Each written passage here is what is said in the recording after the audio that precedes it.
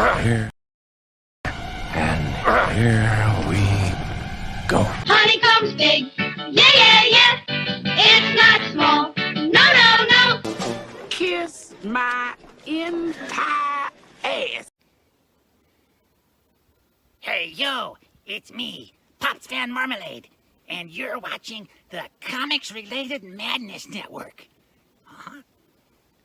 So come get some. CRoM Con. CRoM Con.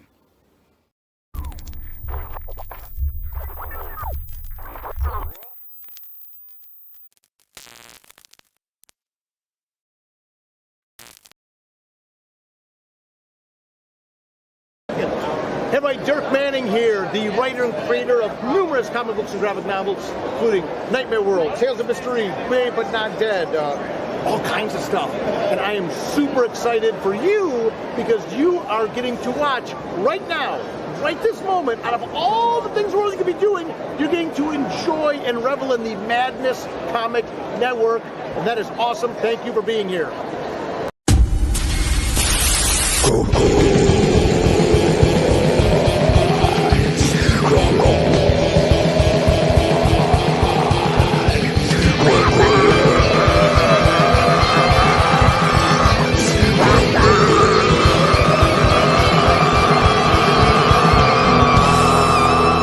Come get some.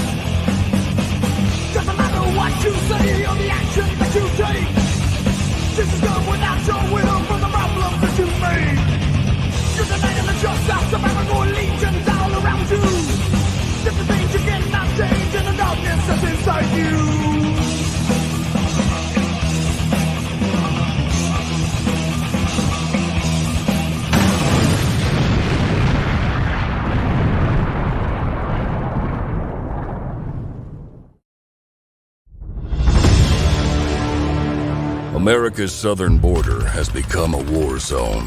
Human traffickers, drug smugglers, and terrorists flow across the Rio Grande with impunity, secure in the knowledge that no one will stop them. A distant federal government lectures Americans on their privilege while punishing overworked Border Patrol agents who were helpless to stem the tidal wave of invaders and determined migrants. Second-generation Cuban-American Marcos Zamora is a military vet, more patriotic than most Americans. No longer able to ignore the chaos at his doorstep, he acts. Joined by his best friend Gus, they hit the border every night, saving lives while stopping violent drug cartels and other opportunists. The government reacts with fury at Marco's attempts to preserve American sovereignty, deploying the full might of their enforcement agencies. But Marcos understands that the only thing the rich and powerful fear is bad publicity, and he records every encounter. Whoever he is, this private American must be stopped. Illustrated by Richard Bonk and written by Eisner winner Mike Baron, Private American is his version of Captain America, and maybe a little Punisher, taking part in this ongoing, violent, and very real battle of good versus evil in the war for American sovereignty. Grab your copy at theprivateamerican.com. We have a secure border, and that is a priority for our administration.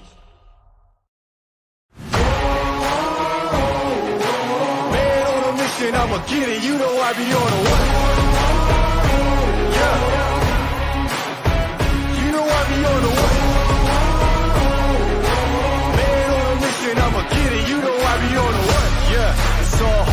fear here.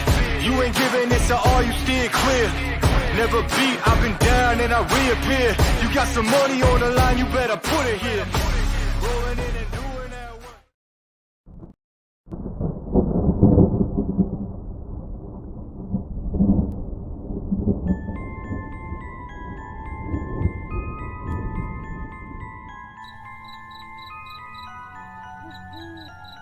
In a world where creatures of myth and legend exist, a covert task force is charged with keeping humanity safe from supernatural threats. And when young Nancy Moon stumbles into the eternal battle between good and evil, she finds...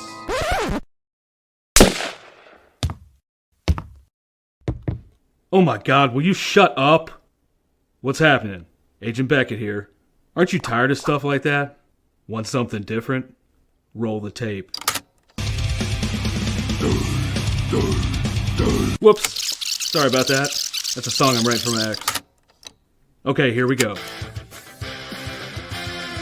Yeah, that's more like it.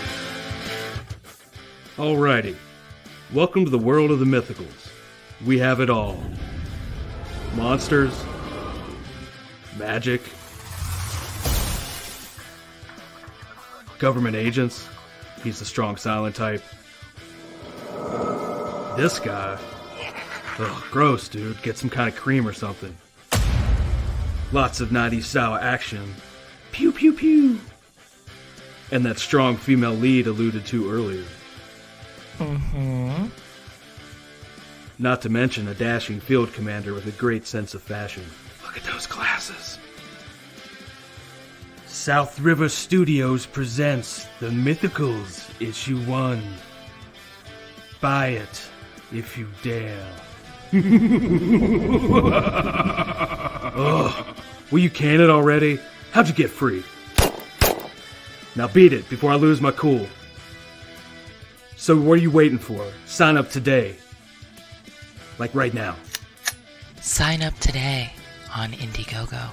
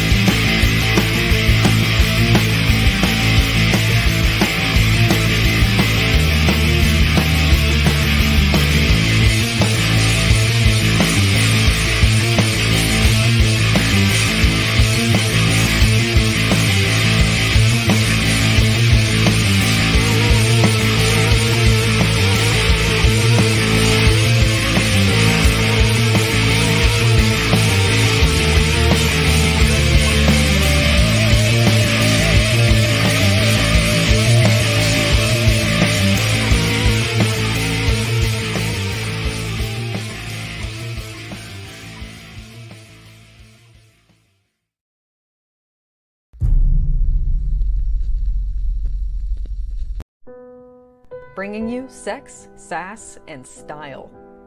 Buckle up and unlock your imagination for a fun adventure with these death-dealing dames. They sail the galaxy in search of spoils, the most dangerous acquisition, and the most fruitful, are the legendary Splinters of Yggdrasil. The Splinters are magical artifacts forged from the Tree of Life that wreak havoc on the universe. The missions are perilous, but the bounty is glorious. Enjoy our hyper-fictional wonderland. How is a pirate ship sailing through space? 'Cause magic. How do they heal so quickly after battle? 'Cause magic. How are they able to communicate through jewelry? 'Cause magic. It's all about the characters. Abo, rough, robotic, ready. Mo, carefree, callous, courageous. Mistress Graven, daring, diplomatic, dominating. Betsy, academic, accountable, aristocratic. Nefara, ancient, assured, adrenaline junkie. Bruto, proud, prominent, protective. Fisty, independent, incendiary, invigorating. Roxy, superficial, scarred, secretive. Once you get to know this diverse crew of mythical miscreants, you'll be anxious to find out what trouble they'll get into on the next episode. Go to abogrizzly.com and order both halves of the first episode today.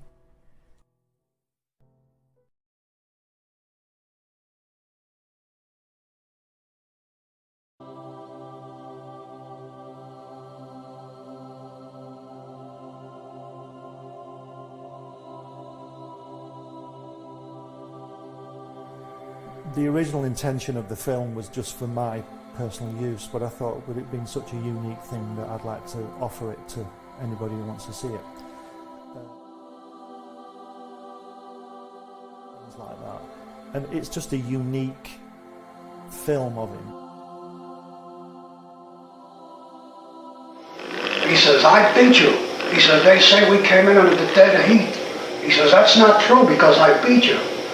And the American said, well, he says, if you like to think so, he says, but I know the real story. He says, I know I clearly won that one.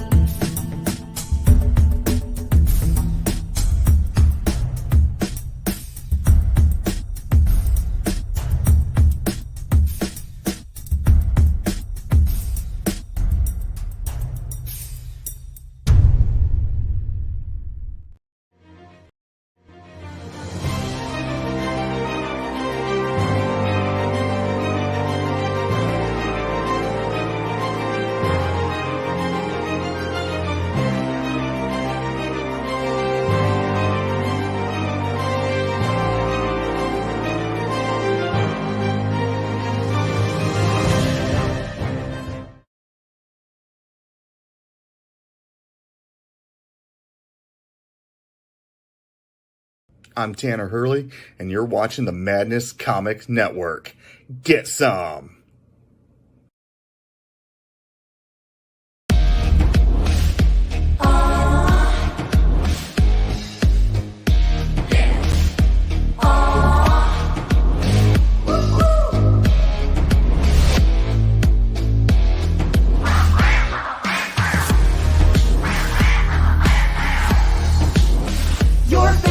Podcast, it's Critical Plus.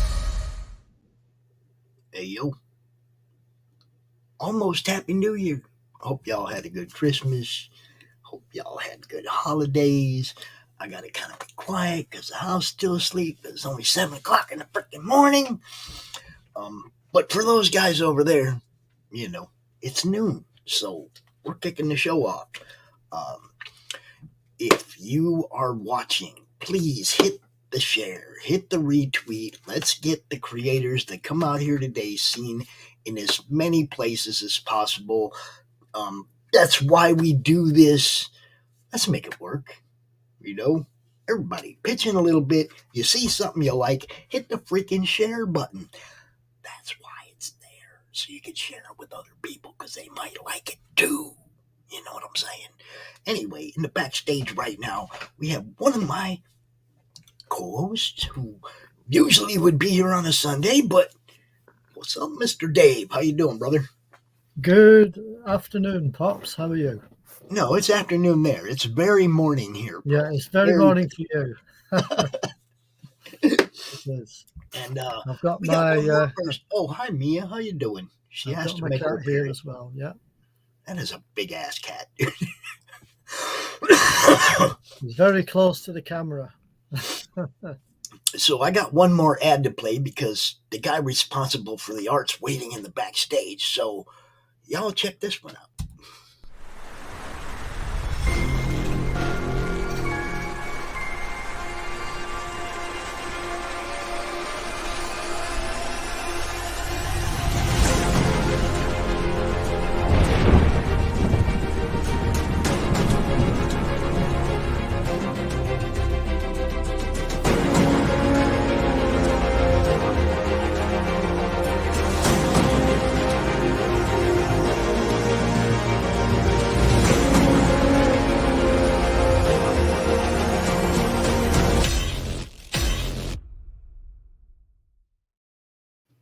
I want y'all to welcome Mr. Michael Burton, the artist of London Gothic. What's happening? Hi, Michael. Hi. Hey, where's your boss, how are you man? doing? Say again? I say, where's your boss, man? Well, I had a talk with him about 20 minutes ago, and he said he was coming on. But he did also say that he heard a big bang, and he thinks some of his roofs caved in. So, but he says he'll be on. Some of his roof caved in? Is that what you Yeah. I don't know. He might be just making something up. I'm not sure. But Fix your roof, dude. Fix your roof. It might rain. It might rain. Yeah, we had an issue yesterday where condensation from our dryer vent was dripping right onto the power box. Oh, no. And it's like we didn't realize it until power flickered yesterday and went to the breaker box to see what happened. And it's like, oh, crap. So we had to redo the vent. And we'll probably have to do it today. What the problem is we have the wrong end, the wrong vent opening on it, so it's trapping too much of the air and causing the condensation. You know, we got the right vent, we can put it on, but I hope. But if by chance I have to hand the show over to Doc for an hour today, that's what we'll be doing, is repairing that on the house. Look, y'all, sometimes real life's got to come before the show, you know. That's true. You know, I mean, sometimes you got to deal with your immediate problems. I get it. We were looking forward to having Lucifer come out today. He sent me a message. Dude's messing with the migraine. He might come out later. Oh, okay. You know, but I'm not going to make him sit there in discomfort trying to be I would. jolly old Lucifer, you know. No, nobody wants Lucifer under the weather. You know, everybody wants Lucifer at the top of his game because, you know, I mean, hopefully everybody wants all of us at the top of our game. You know, my game is doing stuff like this, talking to people like you guys. Dave's been co-host on the show-offs with me for a little over 3 months now. Yeah, it'll be something like that. Yeah, it's been fun. We are looking for somebody to join him on that show, at least as a random guest host, because I can't do that one every week. I can't match Dave. I can't match Dave's collection, y'all. And You don't do too bad though, Pops. Well, I mean, you know, I can go through boxes and stuff sometimes when you're on something I actually have some of, but there's stuff you have that I can't even, you know, hi, look, I got some too. Now there's stuff you got I can't even match. So we need one of those guys with a bigger collection to come out. I mean, I don't know what I've got, but I've got a big collection of some pretty old stuff, good stuff. So maybe I could pop on it sometime. It'd be an experience for me too, because I'll be able to go through, because it's all my dad's stuff that I inherited. Oh yeah, that's right. You were the one that told me you got all your dad. Oh, dude, we got to go through some of that. Yeah, it sounds like it might be quite interesting to see. Yes. Yeah, he was collecting for years. He collected when he was a kid, and then he did the usual teenager thing of got rid of all his comic books because they weren't cool and he were interested in girls. And then, like, sort of in his 20s, he started back up, and then he was doing it his whole life, and spent a lot of money on them. So there's some really good stuff in there. We definitely got to get you to come out as Well, a guest once in a while. I've been collecting comics since I was reading them since I was about 8 or 9 years old, I think. Wow.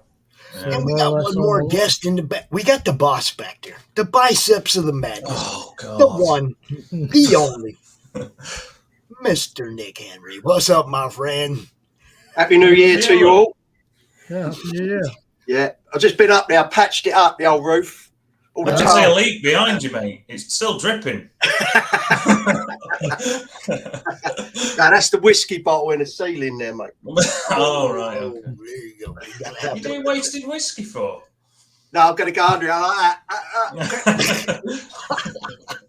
it. Just turn the valve and... It was a bit of a disaster.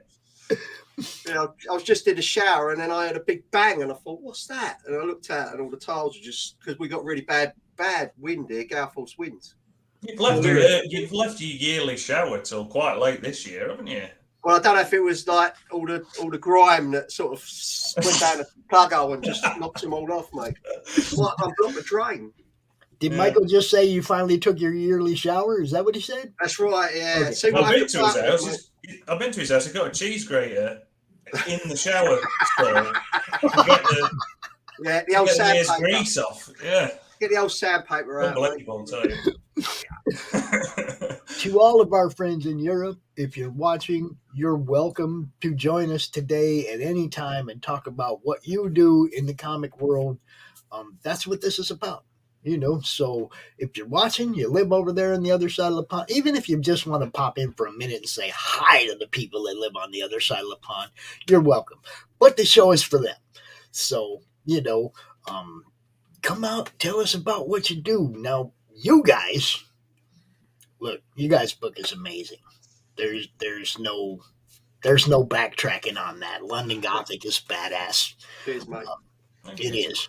And anybody who hasn't gone and checked out londongothic.uk.co needs to go over there right now and check that out. You can read like the first 20 pages, get an idea if you like the product. If you do, you need to just get it because you're good. Look, it's a beautiful book. You know, the physical piece in your hand is beautiful. You'll love it if you back it. I promise you. Cheers, mate. Appreciate that. Thanks for putting this on early as well.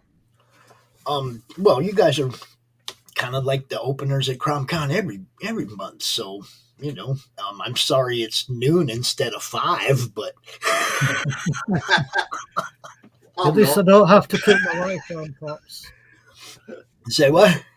At least I don't have to put my light on because it's daylight here just now. Yeah. We're catering to y'all's time zone today, so tell all your friends who are awake. Yeah. Save on the lecky, mate. Stop the Russians. Yeah, it's fully expensive at the minute. Yeah, it's not cheap, is it? No. I've got a lot of hamsters, so they run around the wheels. So I'm going to let you guys go ahead and talk a little bit about London Gothic, what it's about. Nick, you wrote it, and Michael, you drawing it, and it's badass on both sides of it. So Nick, where'd it come from, dude? Well, London Gothic. Yeah. It was in my head for years since I was a kid. You know, I think I've said to you before about when I was brought up. I was like a feral kid in London, running around all the streets and the sewers and God knows what, and just getting into all sorts of trouble. And not much has changed. No, definitely not. And Mike knows that. Mike knows that now because he shared a room with me. Oh, yeah. Don't remind me. One con weekend was all it took, huh? But yeah, so I used to watch a lot of the horror films and stuff like that when I was young, and it just, I don't know, it's always been an interest of mine. I used to invent these characters up, and for years and years and years. And my first one was one called the Sandman before Neil Gaiman did it. And he was quite a nasty piece of work. He used to come around and crawl along the rooftops, and if the kids were awake, he'd go in there and take their eyes and things like that, you know. So when my kids were growing up, I used to tell them stories, and it's no wonder they turned out like they did, really.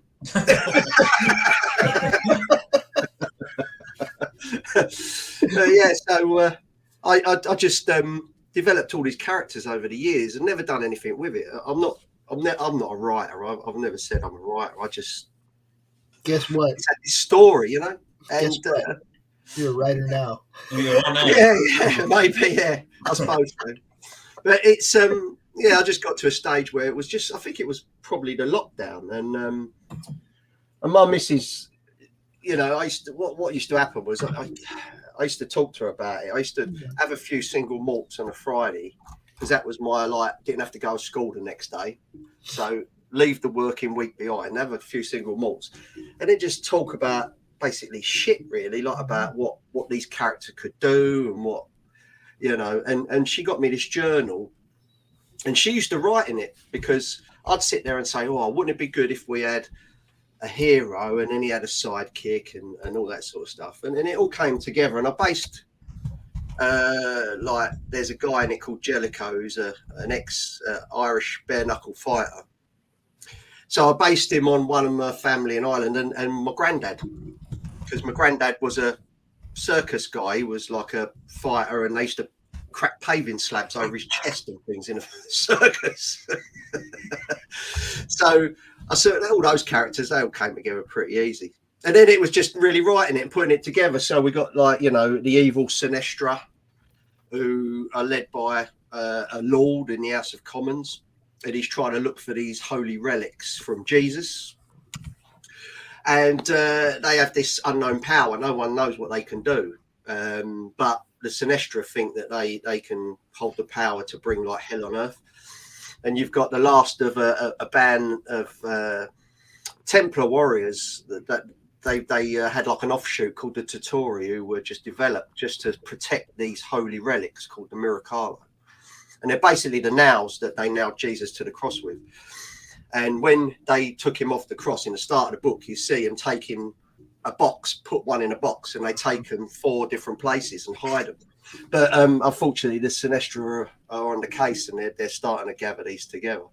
And there's only one Tutori left that we know of at the moment, and his name's the Duke Henry de Montfort. And he's an unknown fighter. He's been keeping all these demons at bay out of the public eye in London. And they don't know anything that's going on. It's all like in the sewers, these demons, and they stay in the sewers. But all of a sudden now, this Lord Phineas Cromwell, he's creating this little army, and he's bringing in some of these what we call super demons.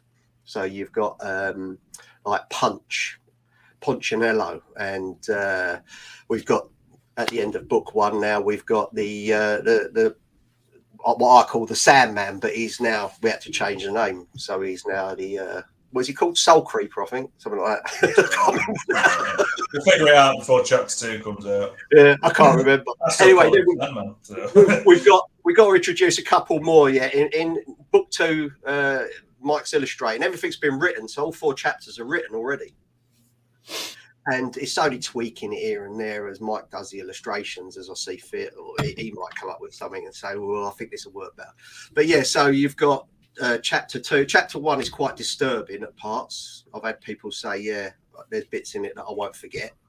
But chapter 2 is disturbing and quite brutal.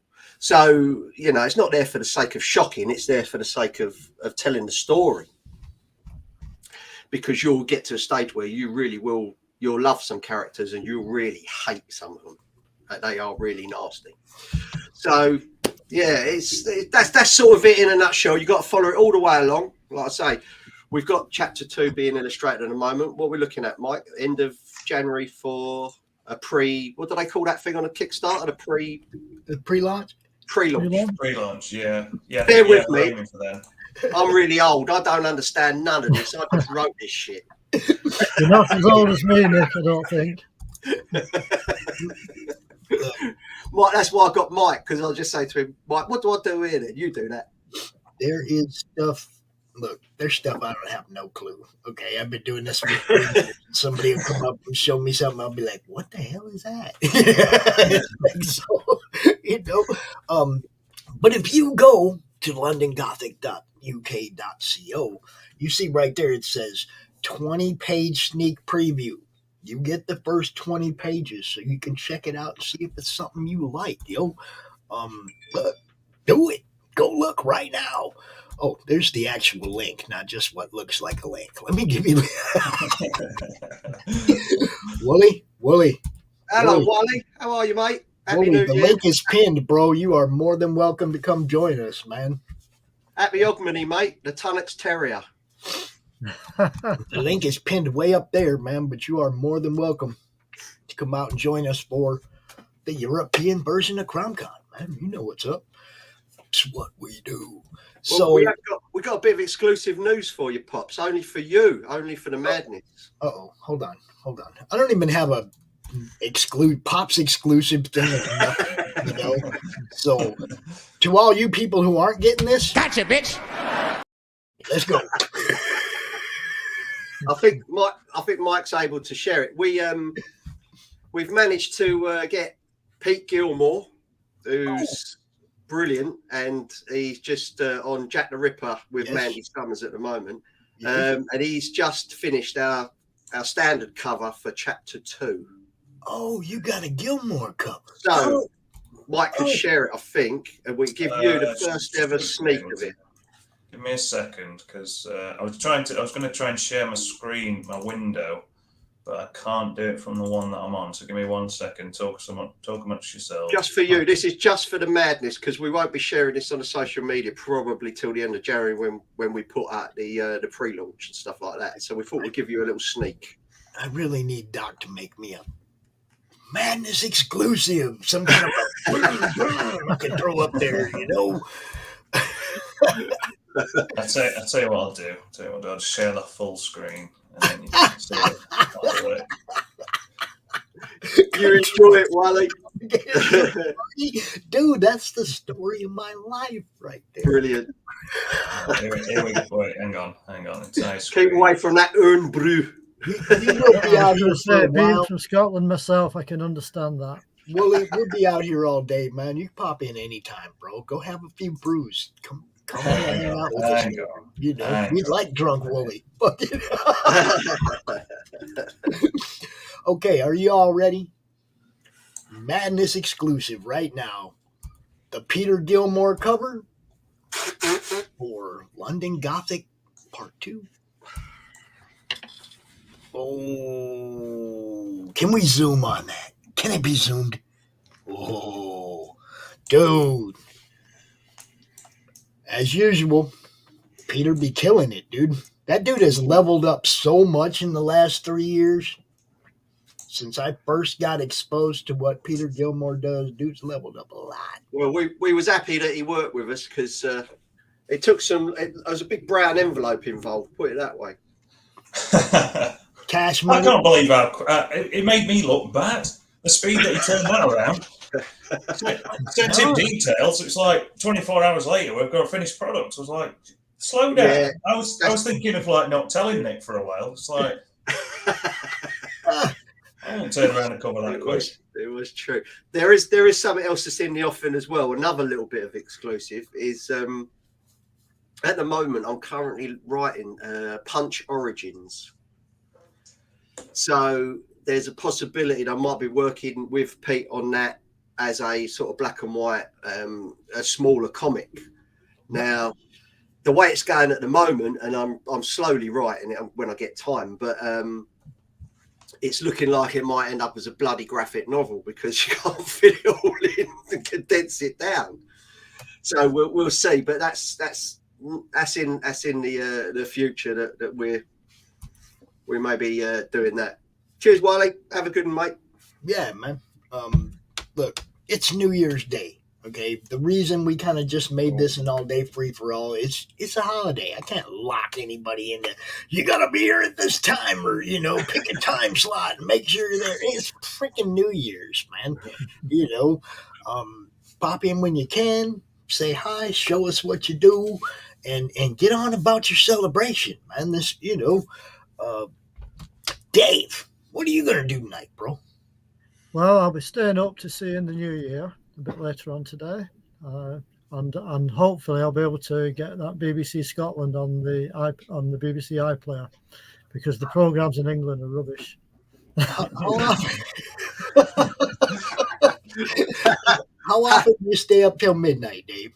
Just once a year, Pops. Just once a year. Yeah, that's it. It is, though, isn't it? I agree with Dave. It's absolute shit on the telly. Oh, yeah. I mean, the Scottish programs are certainly better than the English ones on BBC Scotland, I must admit. I'll tell you what, we was watching. I was speaking to Luce yesterday, funny enough, and how was his health? He's okay. I think he's had the COVID and he's had the Rona. I think. Oh, has he? Yeah. Right. But yeah, he was okay. He was battling along. Me and him have a good chat to start off at like 10 minutes. It goes in about 2 hours, but yeah, he's. I was talking to him and we was going on about all the crap on the telly. Funny enough, and I was saying I watched that. What is it? The Witcher Origins. Oh yeah. Right. Oh my god. Horrible. I'll tell you, it's the most awful thing. It was the acting and everything. I don't know why I spent like 2 hours watching it. I thought it's got to get a bit. I did. I started watching it and then I grew a beard, I think. But yeah, it's but everything you seem to watch, like on there, is not much cop. In a minute. But I mean, I haven't heard a single person say, "Oh, go watch The Witcher Origin. It's good." Not one. Not one person. I'll be honest. It's the first I've heard of it. So. No, don't watch it, mate. Don't watch it.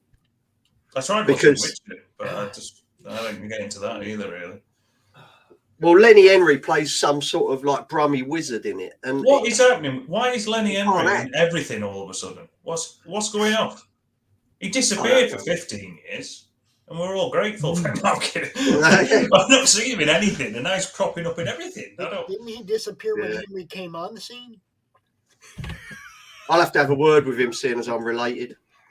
Now that Henry's getting kicked off the scene, he's back. Is that what happened? Yeah, I've never seen them both in a room together. I'll be honest. True. But yeah, I can't even think of anything decent. I mean, me and my missus, we've been watching like all the old ones, like Black Christmas and the originals, and what's the one? Get Carter. We watched the other night with Michael Caine. Yeah. Not a lot of people know that. That didn't take a lot, did it?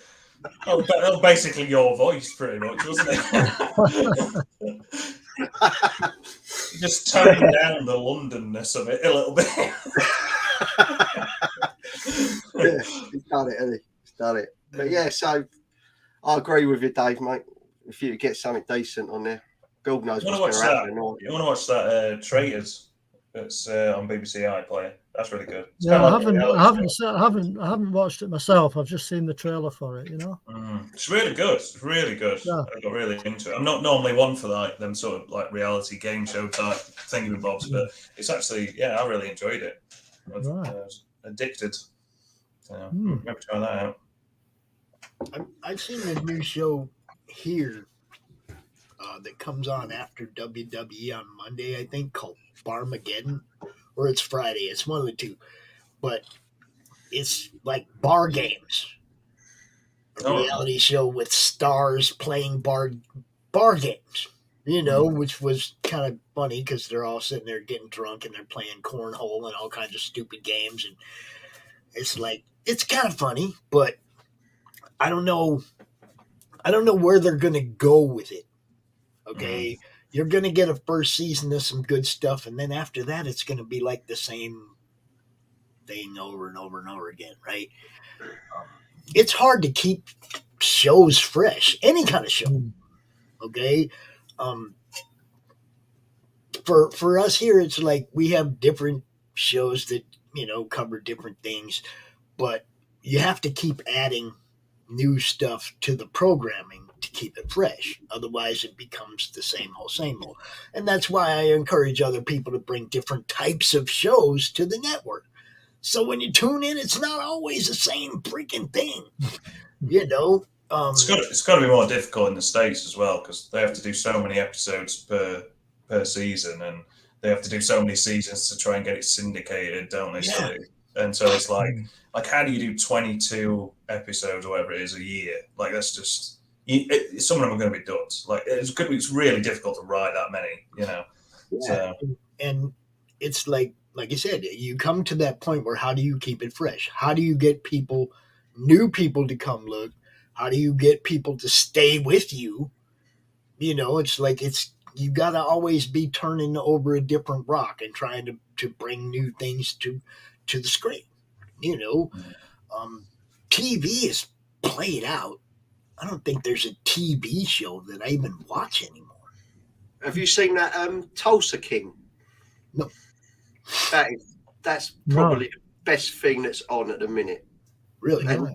And although Stallone can't act anyway, but he plays a really good old gangster. Oh, right. So it's really, really good. But that's the only thing. Really. Good. It gives me something to go check out because I'm just at loss, man. It's like I can't find any. I've been trying to find old movies I haven't seen. That's what I've been looking for.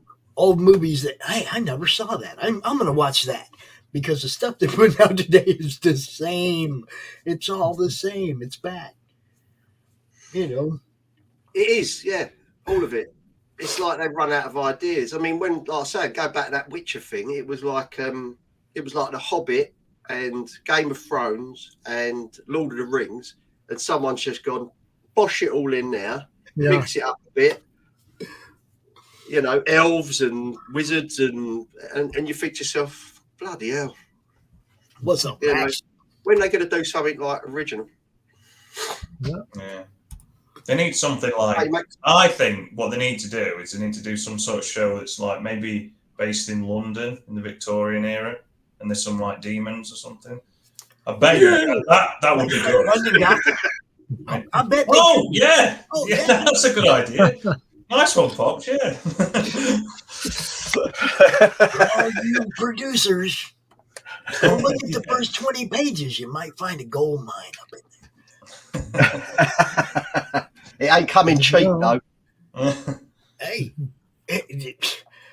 I don't blame you on that one at all. Okay, they're making money off stuff that they're putting less and less money into. Look, they talk about $1 billion budget or whatever, and I'm like, it's CGI.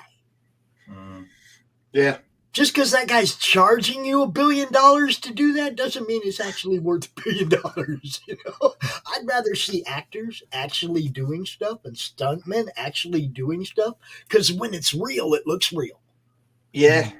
There's a good show on Netflix at the minute called The Movies That Made Us, and it's got how they made like all the old films like Halloween, Freddy, Nightmare, Ghostbusters, all of that, and it's amazing. They go right into the depths of how much money they had. The studios were going to cancel them halfway through. They had problems with the cast and the actor, and it tells you exactly how they did it. And in them, we watched we're nearly done them all now, me and old Mrs. Witch, But we got to what was the one last night? Die Hard, and it was brilliant because they didn't even want Bruce Willis because they thought he was a whelp. They said, "No, he's just a comedy actor. We don't want him," you know. And in the end, they offered it to all the like Arnie and Stallone and all them, and they turned it down. And they had to have him. And it was all like how they did the real, you know, stuntmen. None of this CGI. It was, and it cost them like 30 million, and they made about 180 million. And they were called classics, you know. They were really like the Halloween mask was brilliant. The guy was walking down the road. They needed a mask. And he's walking down the road and he saw this shop. It was like a fancy dress shop. And they had two masks, one Captain Kirk and one a Spock. So he went, and he went and bought the Captain Kirk one. He cut the eyes out, took the eyebrows off, dyed the hair, and that's Halloween mask. And it's like, it cost him $2. But this is the thing. Yeah, this is the thing. And I think partly it can be to do with CGI being able to do anything as well. It's because the thing is that the creativity comes from restrictions. Like you come up with cool stuff. It's like where you might see like a new director comes out, they get a really small budget, they make a film, and it's fantastic because they're working through all these constraints and it forces them to come up with ideas. When you can do anything, when you do absolutely anything, you don't think of anything, or your ideas are crap. Like it's the restrictions that tend to make, and then some directors can do it, but like they're always going to make better stuff if they're restricted in some way. If you can do CGI, you can just we can just have anything happen. You know, it's like like filmmaking, especially, it's all a happy accident basically. It's like when you do a film a car crash. It's like if you do it for real, the car moves and flips in a way you weren't expecting, and you know something cool comes out of it. But if you have to program in how that happens and stuff like that, it just doesn't work the same. Doesn't. There has to be some. It's like there has to be a bit of chaos to it. You know. Remember when they went from scripted shows to reality shows, and then they went from real movies to scripted movies? Yeah. It's like they got it backwards. On both counts. On TV, you don't want to see a reality show. Yeah. Okay, because you know that it's scripted and it's bullshit. So, you know, they're trying to feed us something as real that's not.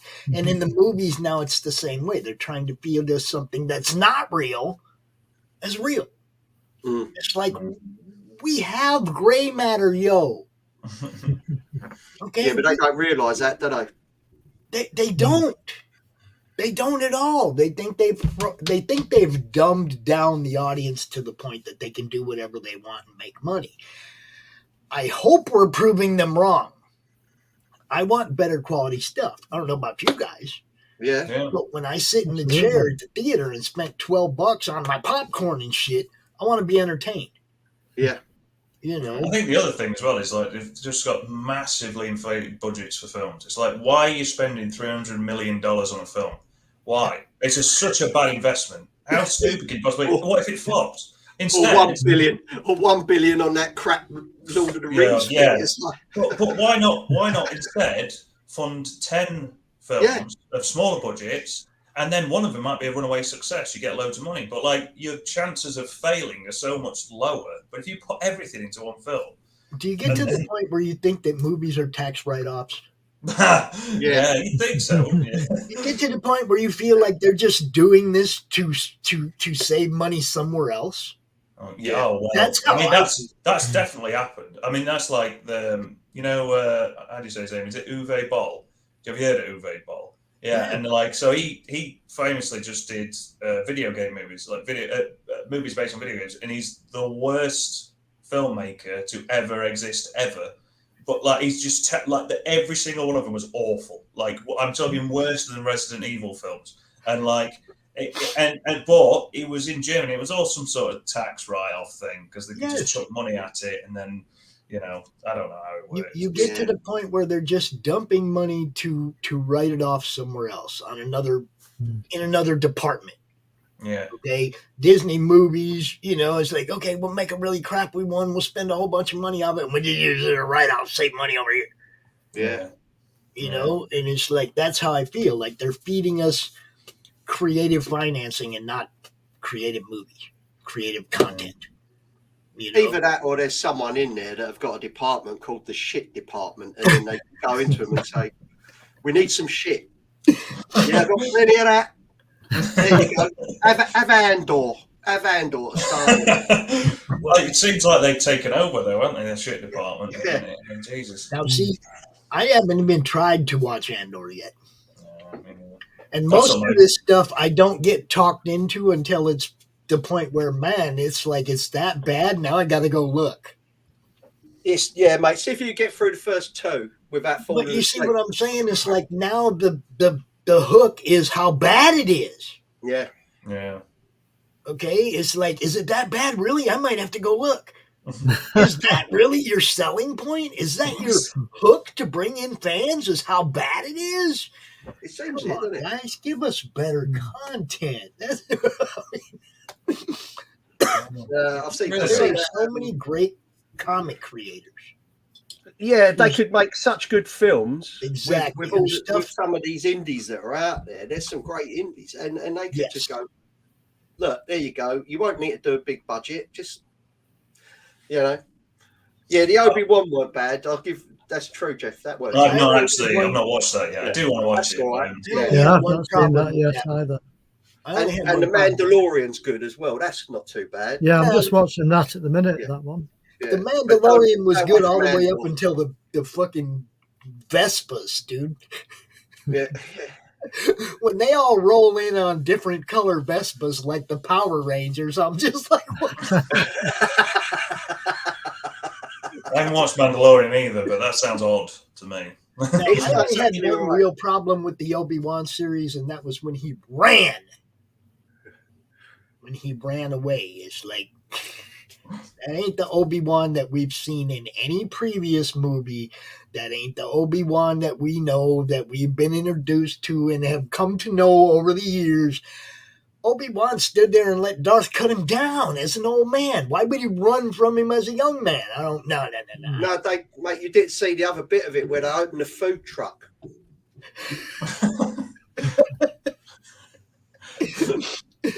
You see what I'm saying? It's like some of the stuff that they're doing could be so much better. Look, I mean, as well, it's a lot of it's like a lot of people don't like the Watchmen film, for example, but I really like Watchmen film. I think it was really good, and I think one of the things that it did really well is they didn't mess with it too much. I mean, they made one change, but to be honest, I kind of like the change. I think it makes it more realistic. Like having the big tentacle monster thing would have been a bit much, I think, on screen, and it would have. I think it would have felt a bit weird. So I didn't actually mind that change. But the problem, one of the problems is these characters have been around 60, 70 years, right? And they are still around for a very good reason. And to think you're a better writer than the people that have refined that character for 70 years, just do one of their comic books and do it word for word, because it's going to be better than anything you come up with. And it's already like it's just handed to them on a platter. It's like, imagine you shop your script around to thousands of people and they all vote on it to say what's really good, and then it gets refined over years, and it's a perfect blueprint to make a film and just stick it on the screen. And instead they go, nah, I know better than this, so I'm going to change this, change that, change this. And it's like, who do you think you are? like you think you're better than everybody else? It's like all these other writers. It's like, no, you're not. You're going to change it, and it's going to end up worse. And see, that's the whole thing. You got somebody who's got history, a character who has years of history behind it, and fans that love that character, the way that character was written and created and originally came from. And then somebody comes along and goes, we can make it better. Yeah. And it's not even like the fans that like it. It's not just about the fans that like it. It's like natural selection. Like the stuff that didn't work, they dropped, and then they brought in something else that worked. So it's like it's been refined over all these years, and then you think you can come in and just change a load of stuff and it's going to be better. More than likely, it's not. You're going to mess it up. Yeah. Yeah, but when they easily seen with Doctor Who. That was working just fine for 20 some odd years, and they had to come in there and fiddle with it and fucked it all up, and then they had to fire everybody and restart it. and fire everybody and restart it and get new stars and get new Doctor Who and another new Doctor Who and another new Doctor Who and another new Doctor Who. They're bringing back David Tennant now. Yeah, that's right. When me and Mike done the Comic Con, when we done that Comic Con, it was all the Doctor Who's there, wasn't it? Yeah. It was like Doctor Who City. And I mean, I don't. The last time I saw Doctor Who was black and white and it had Cybermen in it. But it's not my thing really. But there was loads of them. They was walking past. Who walked past us? What was that? Oh, we only saw Matt Smith walk past as we were setting up. I was like, oh, it's Matt Smith. I tried. That guy's great in the Game of Thrones, the new Game of Thrones movie or show. He's like the best part of that show. Yeah, I thought it was great. Yet either. I haven't tried to watch that yet either because the way they ended the first one was so poor. Yeah, but they run out of ideas at the end. All these things do. When they go on so long, they just run out. Like The Walking Dead. It's like, what we're going to do now? I don't know. I would have much rather that they followed the little girl to wherever her next adventures were going to be than go back in time and do the old shit. Yeah. I'd have much rather that they kept building on that character and built something around her going forward as opposed to go to the past. Why does everybody think going to the past is a great idea right after the first show? Well, they're doing it because there's already a whole slew of books written for this stuff. Yeah, I know, but the books all were anyway. They were all over the place. But when they made Game of Thrones, when they used George R.R. Martin's material, the show was good. When they stopped using his material, the show sucked. So now they were like, we could write new stuff, or we could go back to use this other book series that he's written, and we'll do that. So that way they already trashed the first book series he had written. He should have told them, no, fuck you. Yeah. He didn't write that. Wait until it was done. He didn't write that. That was two of his fans. Two fans wrote that, didn't they? That latest one. Yeah. And that's what I mean. It's like, they spent the first, Game of Thrones, the first 6-7 episodes were pretty good, right? And then it started, you could see where they were pulling away from the story, okay, from the actual books. And so you saw it coming, okay? But now you spent, 8 seasons? Character building. All these good characters. You killed off a bunch of them that you could have done a lot of good stuff with. But the ones that were left, you should have kept building off of. That's what going back in time I was having a hard time getting behind that whole concept when you had such great stuff you could go forward with. At least they went back in time like a long way. Unlike Star Wars, when it was like they went back in time to not just one generation. Obi-Wan and Anakin. And I'm like, you're watching the movie, and it's Qui-Gon Jinn, Obi-Wan, and Anakin. You're like, no matter how much of a precarious situation these guys get put in, I know that Anakin and Obi-Wan are going to be just fine. Yeah. That's the other thing. You take away any suspense for the end of the movie because you know who lives and who died. That was my problem. I loved Rogue One. I loved that movie, but we all knew what was going to happen. See, I thought it was fine. It was fine until Darth Vader scene. We all knew what was going to happen. We knew Darth. But just saw that. I'd be like, that was priceless mission. It was like with the Obi-Wan show. Like, I think they shouldn't have had Darth Vader in there to start with. It should have been Darth Maul. There you go. Yeah. There you go. It should have been Darth Maul to start with, and then they could have brought him in season 2 or 3. If they really wanted to bring Darth Vader back in. The last time Obi-Wan seen Anakin, he chopped his ass up and left him on a fucking lava bank. The next time he sees Anakin, he runs.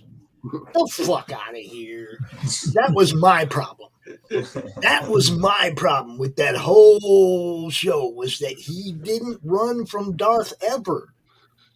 Why is he running from him now?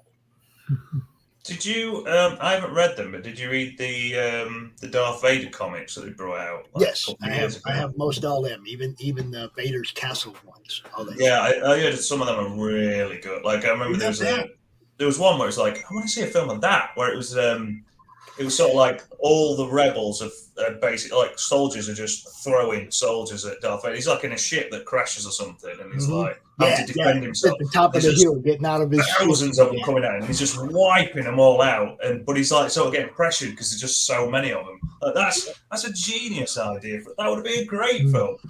They made so many EU books that would have translated to the screen better than the crap they put up there. Oh god, yeah. The Darth Bane trilogy. I listened to the audiobooks. Amazing. The X-Wing Squadron, the Wrath Squadron. You want Starfighter action? Those books were the shit, man. Yeah. You know? I just feel like you want Space Wars? You want Star Wars? Then you get Wrath Squadron and you get X-Wing Squadron and you make a series out of those. That's good stuff. Nah, we're going to do this other stuff that's all feely. Come on, man. We want Star Wars. So, hey, Pops, would you like to see one of my latest books that I just bought last week? Here we go, guys. Here we go. Dave's about to take the show over. Here we go. What do you got? I'll just show you that one. Ray guns and rocket ships. Rian Hughes? How old is that? How old is that, Dave?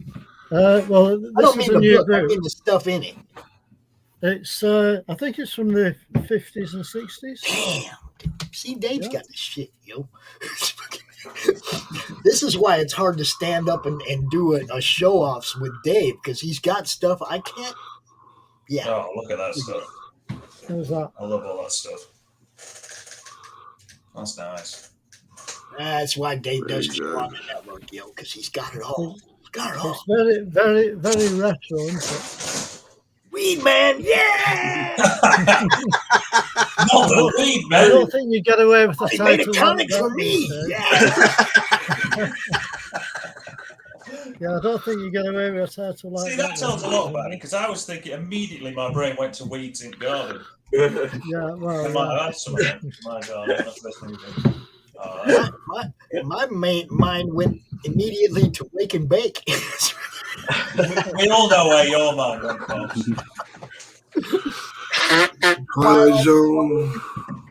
Dude, look at all that stuff. Yeah, it's a nice book, this, Pops. Lots of good Victor LaSalle. Yeah. Dude. Those are all the old sci-fi short story books, aren't they? Yep. Yeah, they are. Yeah, they're all the covers that they used. Back in the day. Yeah. Oh, nice. Good stuff. So we're gonna have a little show off.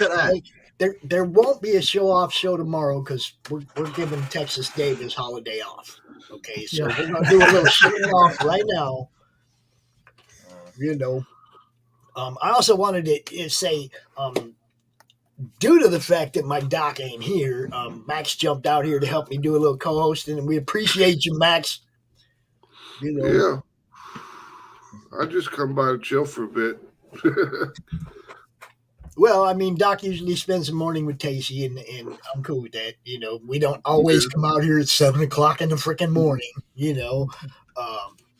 So, I mean, he'll pop out here in a little bit, I'm sure. But it's nice to have people. Oh, Asimov. It's nice to have people to bounce stuff off, and not just me, because you guys know I'm not the most knowledgeable guy about a lot of this stuff. You guys know a lot more about this stuff than I do. I'm just a fan of the stuff that I'm a fan of. You know? Yeah, I only know about titty books.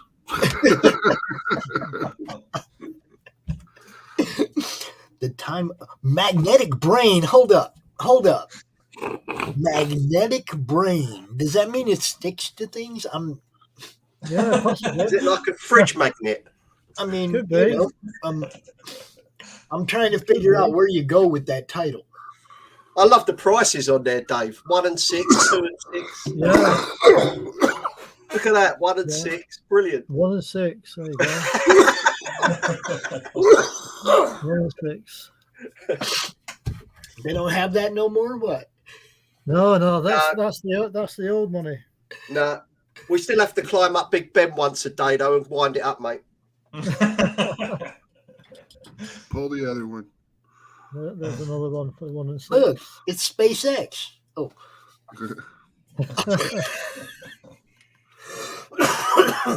Yeah, it's a nice book. There's loads and loads of covers in here. Dang. I just got the Blu-rays of Red Dwarf since we're talking about sci-fi. Oh, nice. Yeah, I picked those up as well just recently. Right.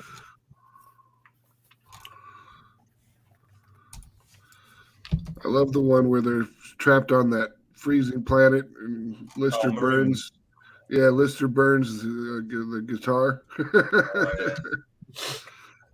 If you are across the pond and you want to come out and talk about stuff or your stuff or anybody else's stuff, the link is right there, man. Childhood's End. See, I read that. I know what that is. Yep. Oh, see, well.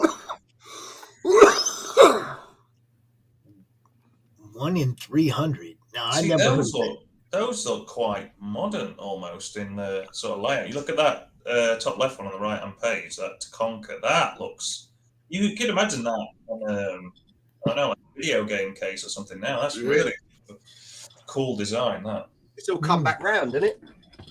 I suppose it has, yeah. Well, it has where you draw it. I don't know about that.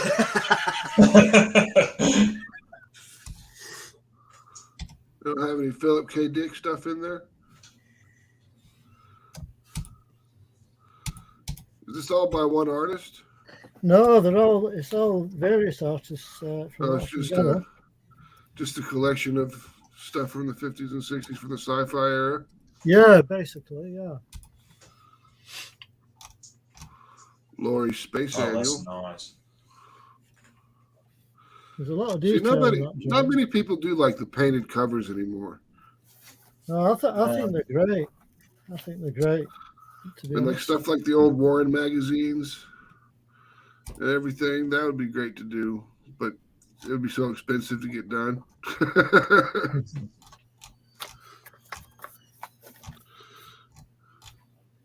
It's all good stuff. Well, there you go. I won't show you anymore because there's loads of pages. I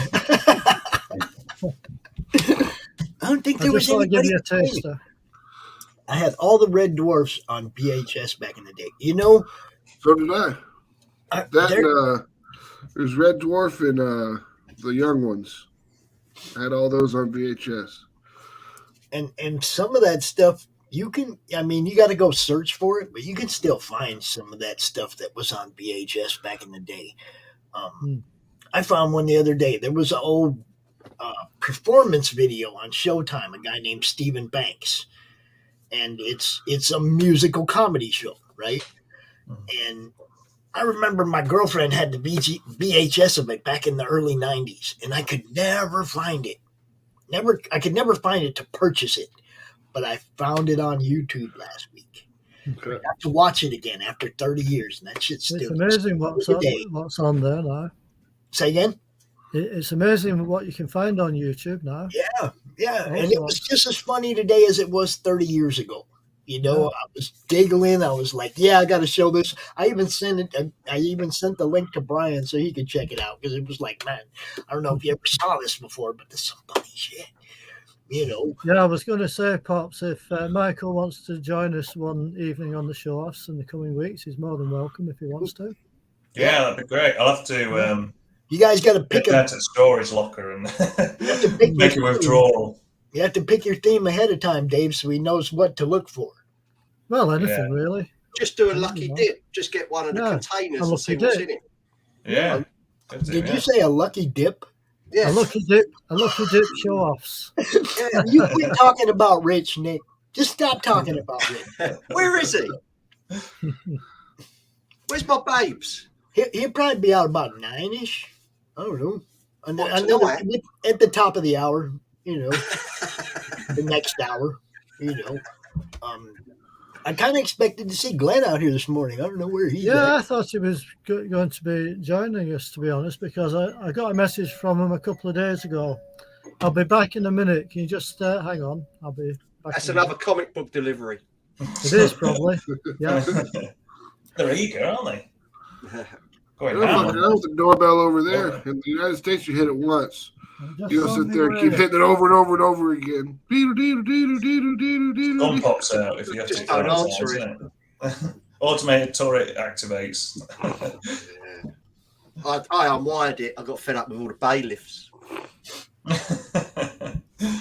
Now, Glenn is working on Hatch 2 right now. And pretty sure Glenn and Dan are going to be getting together to co-produce the CRoM book. So the CRoM book's still happening. Just I'm handing it off to somebody else because it's all their work. It's their art. It's their stories. It's not mine. I just provided a little character, okay, and a little bit of character. Obviously I speak for CRoM, but only in that sense. The stories and everything are all theirs, and I want them to be the ones getting the credit for it. So Glenn and Dan are probably going to be the ones that produce the comic. And this is your little CRoM. It's crossovers. It's crossovers with other people's IPs. They're bringing CRoM to their universe, or whatever, and interacting with CRoM and with their characters in their story. It's not like I'm not writing none of these stories. Look, the first time through, I didn't even want to read them, Nick. I wanted to wait till I had the book in my hand as a fan and read the stories. I didn't want to be the guy editing them. I didn't want to have anything to do with that part of it. That's why I had somebody else managing the campaign.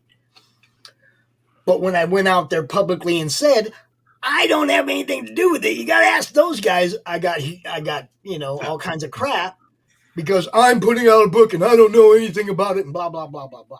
Well, I trusted the people that were running the campaign. Why do I have to do it if I trust them? Mate, I'll put out a book, 4 chapters. I've got no idea how to do it or what it's about. And that was the whole thing. They were like, well, what are the stories about? I said, I haven't read them. I want to read them when it's done. I can't even remember. Have somebody else doing the campaign so that I can wait till it's done and read it as a fan. I got a note back on a page going, this character looks a lot like this character X. We'll call her X because we haven't been introduced yet. This top panel, this looks a lot like this character. Can you make it look a bit different? Otherwise, people are going to get confused. And I was like, Nick, that is character X. We discussed this. It's age. He knows what I'm like. To be fair, it has been a while since you wrote them, but I can't remember anything at all. It's age. I'm just going to change the whole story towards the end and not let him know. And he's going to be like, oh yeah, he'll not even realise. It's horrible getting old, I tell you. It is. Hey, but on bright side, you get to read comic book when it's done. You can read it and you can go, oh, yeah. Like you can be surprised by it, even though you read it. But I don't read it because I've got no span of attention. Well, that's a great advertisement. Can't even retain the authors. Yeah, that looks all right. The pictures look all right. Yeah, that does. I'm back again, but I'm going to have to go, I'm afraid, because I've got some visitors. Visitors? Oh, start the new year off, Dave. Yeah. Get them on, Dave. You what? No, I'm kidding. Bring them on. Yeah. They've just arrived now, so I'm going to have to leave you all, I'm afraid, and wish you a Happy New Year. All right. Happy New Year to you, Dave. Yeah. You So, take care, mate. like I say, Pops, I'll see you a week on Sunday night, yeah? Yep. I'll see you next week. If Michael wants to pop in one Sunday, just... do we want to theme the show now? Yeah? Do we want to pick a theme for the show now? Well, we were going to do Daredevil comics, I believe. Okay, there you go. Yeah, Daredevil. Is that okay? All right. Okay, so I'll see everybody next time. Take it Happy easy. New Year, mate. All the best. Peace Happy out. New Year, everybody. Happy New Year. Bye-bye. Okay, bye, Michael, Max, Bye. and Nick. And Take Pops. care, mate. Okay, bye.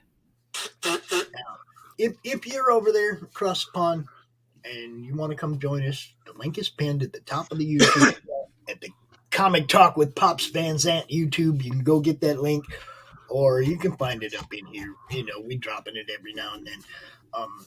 I definitely want the people over there to get coverage. That's why I'm doing it this way. You know, Glenn knows every now and then we do a Europe show exclusively for you guys. A lot of times the time zone thing doesn't work for you guys and whatnot. It's too late at night when we're doing, you know, the regular CRoM Con. So we're catering to you guys. Please come out, show us what you got. That's why we're here. You know, Max, we started a new show yesterday. Well, not a new show, but a reboot of the gaming show, the gaming stream. Yeah. Had a great time. If you didn't see that, you can go check that out. But I want to go into, like, Michael, you've been doing this for a long time. Is London Gothic your first real gig, or do we got stuff we can go back and look at? Nothing I'd let you look at now. Nothing you'd let.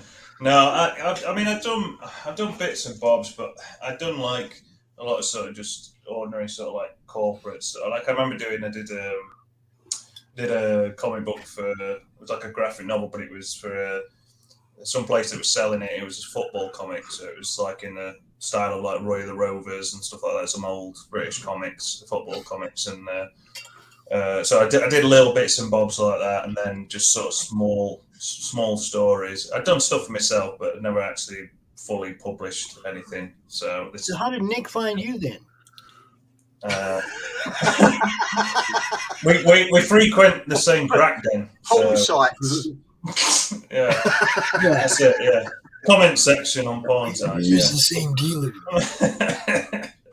We live in the same council estate. No, it was just on a website that you know where you can post for freelancers, and Nick just put a post on about London Gothic, and then I saw it and applied for it, and so you saw him, you went to him. He didn't find you. Yeah, sort of. Yeah. Yeah. You see, writers, sometimes what you do is good enough that the artist comes to you. They're not all. Look, sometimes a writer can be the rock star, man. Especially if it's just been made redundant. Yeah. And we're looking for work. Yeah. Then we're usually desperate enough to work for anybody. The writer is the one paying for everything to get done. It's going through, so fuck it, that'll do. Yes. Yeah, it was a bit like that, wasn't it? A little bit. Yeah. Have you still got the drawing there that you did for me? Have you got that on your computer? Yeah, let me have just yeah. Because I asked. I had about 5 different artists, and I said to them, "Would you mind doing like at the time I didn't want to give too much away about it." And I said, could you just do me like something like, you know, a Victorian scene with, let's say, Jack the Ripper, because Jack the Ripper doesn't appear in London Gothic, and just do Jack the Ripper fighting a demon. And I thought a few of them came back with just an image, like just penciled quick, which were good. Mike came back with a whole strip he'd made up. And that was what I think set the ball in motion, really. I went, wow, that's this guy's definitely on my same sick wavelength. Yeah. I mean, like, especially if he's already coming out with sequentials so you can look at, that's definitely a fucking plus. Yeah, most definitely. But yeah, if he could find it, it was really good. It was I showed the missus and I went, look at what this fella's just done. She went, nah, shit, don't employ him. Yeah, that's exactly what happened. It might take me a while to find. The best thing was when I phoned him afterwards, and I said, yeah, I really want to work with you. And we started chatting. We was on the phone for about an hour and a half, weren't we? And I was telling you the story of what it was, London Gothic. And he was already coming up with ideas to complement what I was telling him.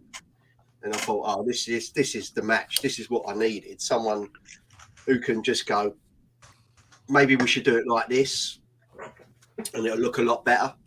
And especially with illustrators, with Mike, I mean, I trust him anyway. He knows what he's doing most of the time. Yeah. Make it seem like I know what I'm doing.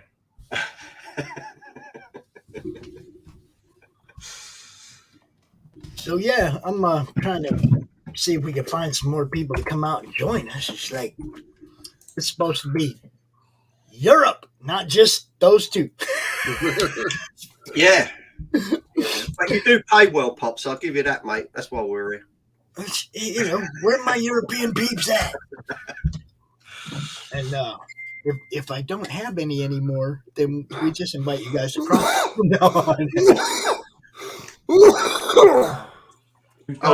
Luce just messaged me. He's not feeling that great. Yeah, I know. I already talked to Luce. He said he's having migraine action. Yeah. I think it's all part of that COVID that he had. Yeah, and Luke, he knows he can pop in anytime. You know, and that goes the same for everybody. You can pop in anytime. There's no got to be here at this time or that time. Just if you want to come out, show us what you got, what you do, talk to these guys about what they do, whatever. That's why we're here. Probably the professor's waiting for me to leave before he comes on. The professor? Yeah. So he doesn't get sexually harassed. No. He's supposed to pop in about 9 o'clock, but you know, Rich, sometimes he ain't even awake.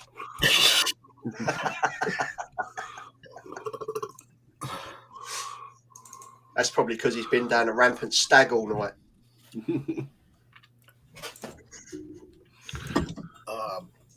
Max, they're asking about avatars over in the Madness RPG. Yeah, I saw that.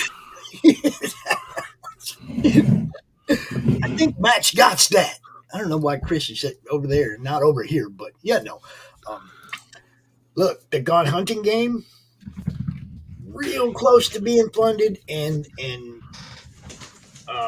radio station over there in Pennsylvania hit Chris up, and they want to interview him this week because they really like the game. They were impressed with what he had going on, so he's got an interview with the radio station. Hopefully, we're going to get that one pushed over so that one gets funded because Gone Hunting is a fun game. Max it. Yeah, it's not bad. It's a pretty good game. I enjoyed it. And we got some new cards and stuff that are going to be miss cards and stuff like that we've developed and added since then. What's your guys' weather like over there? Say again? What's your weather like over there? You had it bad, didn't you? All the snow, -40 and... Well, it was really cold where I'm at, but we didn't get a lot of snow just because of the lakes. It's really windy here, so it just blows the snow from one lake bed down to another. Yeah. But it was below zero with a really below zero wind chill, but just stay in the house. And then a week later it was 65. Oh yeah, it's all melted. It's all melted. Oh God. Yeah, we're getting the tail end of it now over here. That's why we got like gale force winds and rain and God knows what. Yeah, it was pretty bad there for a minute. Thanks for sending it over.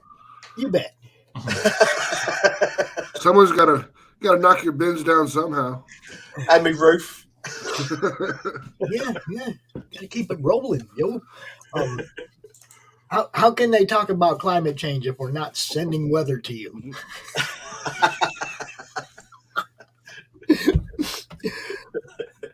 I like how you can get in trouble now for saying the wrong thing about climate control and all kinds of, it's like, come on, man. We've been talking about chemtrails and stuff like that for a couple decades now. Now all of a sudden it's bad. No. Just because everybody knows about it now, that's all. Yeah. So let's go around. I want to know a little bit more. Can't find it.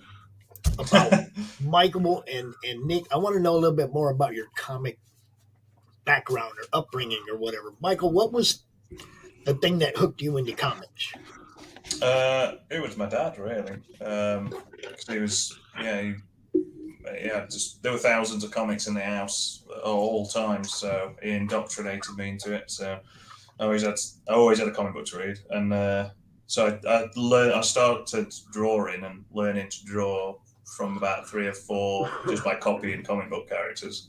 So that's how I learned. So were they like European comics, or were they American comics? American comics. I mean, my dad had a few sort of European comics, but mostly it was the Marvel and DC superhero stuff that he was into. So yeah, it's all the traditional ones and what have you. So, but so that's how I learned everything, anatomy. Drawing anatomy and everything like that was literally from comic books. So, and my dad, he actually did his own comic book when he was 16 or 17. Really? Back in the 80s, yeah. He was the writer and his friend drew it, and they sort of photocopied it and sent it out mail order, and they did all right. They only did 2 issues, but they sold like a couple of thousand copies. So they did quite well. But it was quite interesting because when people would send the money through the mail and the stamp for him to send the comic book out to them, they'd send him a letter, and I've got all the old letters, and they were like, stuff like, I really enjoyed issue 1, I think such and such is great and all that. So they got like fan mail pretty much from it. Michael, reprint this book. Yeah, I've got it. No, look, I'm serious. Put your dad's book back out there. Let us see it, dude. Yeah, well, I've not only got it. I've only got issue 1 and issue 2, but I've got all the artwork was done for issue 3, and it was never released. So, and the artwork got a little lot better. trade in honor of Dad, dude. Yeah. Yeah, just scan them pages. Scan them pages, clean them up, put it out. That'd be easy. Yeah, and we'll promote it. You know that. I'm not sure the first one necessarily holds up. I think it was quite good at the time. I don't think it really holds up anymore. Well, that's why it's okay for his son to do some creative editing and bring it up to date. Yeah. You know, Christopher Tolkien style. You know what I'm saying? It's okay for your son. I don't mind if my son comes in and does stuff after I'm gone with what I've done. That's cool. That means it worked. I got his attention. We did actually, because he actually started writing a script for like to redo it, like because I was going to draw it and he was going to write it. So, and we talked about what we're going to do is have it so that the original 3 issues were like the backstory, basically. Use that to sort of like so the characters had a history, and then the story sort of starts like. Because it was basically like a superhero team, and there was 2 mutants and a guy with like a cybernetic suit to enhance him.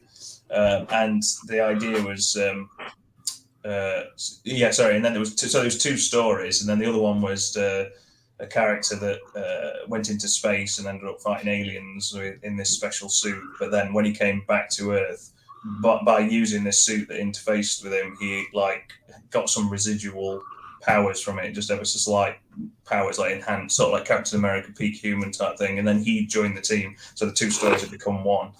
And so, but then the new one would have been set years later, and like the guy that was in the suit was taking steroids so that he could be, because he was trying to compete with these superhumans, and he's gone downhill. They took the suit off him because he's unstable, and he's like, down on his luck. But then there's someone going around killing superheroes. Basically, the superheroes or supervillains. There's basically someone like a serial killer taking them out, and that would be like sort of where the story starts, and the team's disbanded and all that. Nick, get to work. Make him do it. Make him do it. I was going to say that sounds all right. We could work a lot with that. Yeah. But it's kind of there's like, and we even had things in it because the suit in this, I think it was in the 3rd issue that was never released, the guy that was in the mech suit, because this was all part of the story, you could see woven into the story that he was like, he had this inferiority complex, and because he didn't have superpowers and he thought they can replace me at any time, basically anyone could be in this suit, and that's what sort of sent it down the spiral. But like in the 2nd issue, the 3rd issue, the suit was seriously damaged, And even though he's been kicked off the team, no more access to stuff. When it got damaged, he kept like an arm of the suit, and then it sort of just to like the spine part. So like he could go around, you know, and kind of do something, but he's like really vulnerable, you know. But yeah, it was interesting. It's a cool story. Never got around to doing it though, so which was a shame. We'll get that sorted. Yeah, nothing but time, bro. Let's see. Look, I'd love to see both issues of your dad's work from back then, because back then is when I became interested in comics. Yeah. Okay, that's my era. Yeah. I'd love to see what he did back then, and then I'd love to see what you, as an artist, would do with it now. Yeah. You see what I'm saying? I don't know if Nick's your guy, but no, I'm kidding. You know that. I'm pretty sure if you put that in front of Nick, he'd be like, "Yeah, we can do something with this." Well, my favorite superhero serial killer sounds cool. Yeah. Well, if it's a superhero that's doing it, or supervillain, because they assume it's a supervillain that's going around killing all these people. But well, I'm saying a superhero serial killer, someone killing superheroes. Yeah. Or just killing metas, whether they're good or bad, right? Yeah. Somebody I don't want to like reveal anything more, because if we actually do it, it's quite interesting the way the story goes. But my favorite character that he created is called Aaron, spelled Aeron, and his superpower is basically telekinetic, but he can only apply it to very small particles. So he can use it. He can basically control dust, is what he can do. So he's got a very clean apartment. But he can sort of form stuff with it, and like he can fly, but when he flies, his feet go black because he's like using the dust to sort of raise him up, and he has a staff. This is all in the 80s one. It's all really cool. He's got a staff which helps focus his power. So like it's like to help him. Like without his staff, he's got very sort of not a lot of control over his ability. I thought that was just quite a unique type of character, like in power that you're not really seeing in things before. But yeah, and then there's just a speedster.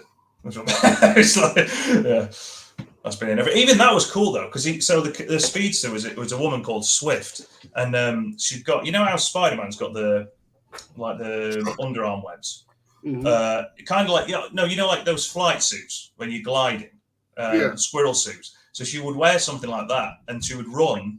This is before anime were doing it. So she'd run with her arms outstretched, and she'd actually turn sort of like a plane. So it was like she could actually because she could run fast straight, but like she needed that sort of like for the wind resistance to try and turn corners and things like that. So it kind of put like limitations in their abilities as well. Yeah. That's good, because you need to have limitations to your characters, because if you don't, you end up with Superman and there's no way to do anything to him. Yeah, then you have to come up with kryptonite, which sucks. Yeah. It'd be cool to do something with it. And then now you just do this sort of stuff. Yeah, gruesome stuff. I can say that. Yeah. We'll get that. No superheroes in that. No. Nice use of color there with the oranges and the reds. Thank you. Yeah, he's going to need a new writer for his new project, though, I think. I don't do superheroes. Maybe that's the right person to do it then. Mix it up a bit, Someone who's not written superheroes before. Maybe they've got a unique vision on it. We could have a child-eating superhero. Yeah. Yeah. Maybe Nick's not the right guy, but whoever's making the new boys now, they're nicking all these ideas and they're going to go away and do it for the next season. Yeah. So what about you, Nick? What brought you? What was the hook that got you when you were young into the comic? Do you know what? I've never really read comics. It's not my thing. when I was young, we used That's to a great selling point, yo.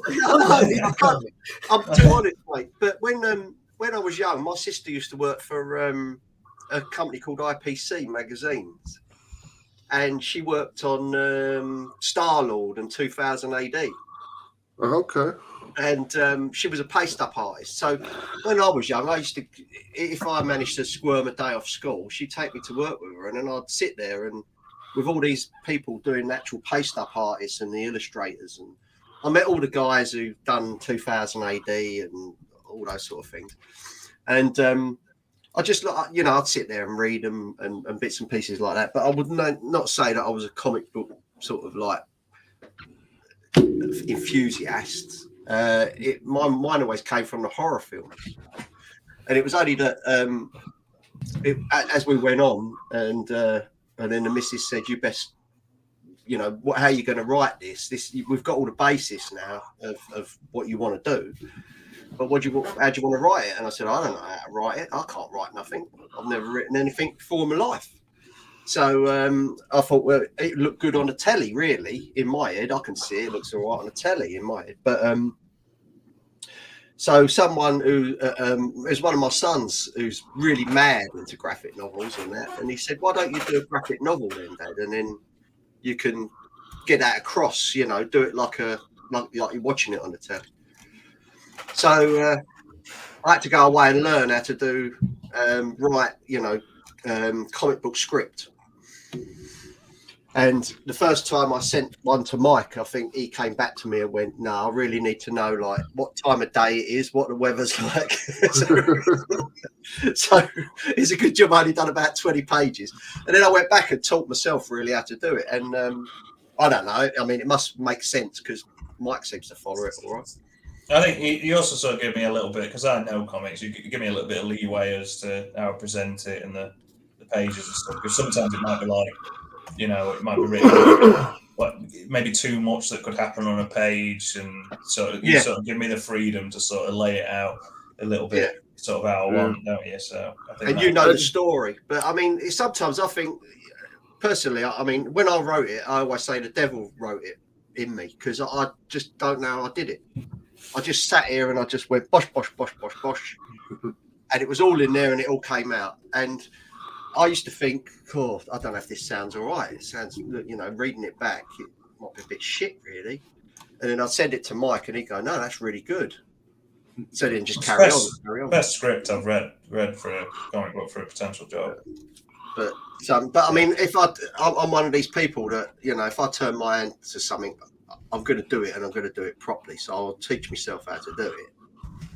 And I think when you've got a story in your head, getting it on the paper, once you've taught yourself how to do it, then you just do it, don't you? I don't know. It's really weird. I mean, the fundamentals of like telling a good story are the same across whether it's a book or whether it's a TV show, film, things like that. The only thing that changes is things like pacing and stuff like that. So I think like with you thinking of it like a TV show, that works really well because like it was comic book and you've got multiple chapters. The way that story arcs go, it's very similar to, and I mean, obviously watching a lot of TV and films and stuff, you sort of picked up that through osmosis almost, without being taught. It's almost like you know what makes something good, and then you were able to apply that to it. So, but it's only now, Pops, that I've really started reading like graphic novels and things like that. I've got a few that I've read, and I've got some ready to go. I've just got a copy of Decade, which is like a serial killer one. I haven't got around to reading it yet. I've also got, I found online Scotland Yard, which is an old DC, is it Dark Horse? Right. But it's just getting the time to read them, mate. I just, because of the business and everything else, that takes up so much of my time in the day. It's just... See, I got it down to an art. I read comics when the power goes out. That's because there's nothing else to do, right? There's no telly, there's no phone, there's no computer, there's no nothing. You turn the flashlight on or light some candles, and that's when you read comics. Yeah. Is that a common occurrence for you then? Yeah, I live out in the boonies. It's like Max will tell you I'll get kicked off in the middle of the show sometimes. Power goes out a lot. That's why I try to always have co-hosts out here that can keep the show running in case I get kicked off. Like right now, if I got kicked off, there'd be nobody here to shut the show down or do anything because my co-hosts are all absent. Yeah. But you get crazy weather out there as well, don't you? So I can imagine that takes down like power lines and stuff like that. Well, one of the problems with living out in the boonies is that when the power does go out, they're concerned with the populated areas first. Yeah. Okay, the more people in that grid that went down, that area is going to get fixed first. Us out there in the boons, we're last in line. So if we get a major outage, we're going to be down for a while once they get around to fix it. Fuck those country fucks. Plus, everything's really far apart for you, isn't it? I mean, it's like in England, you can just sort of like, there's always, if someone needs to fix a power line, they're only an hour's drive at most away from it, aren't they? Whereas, you could be like 5 hours they've got to drive or something to get sort of to you. Well, no, they have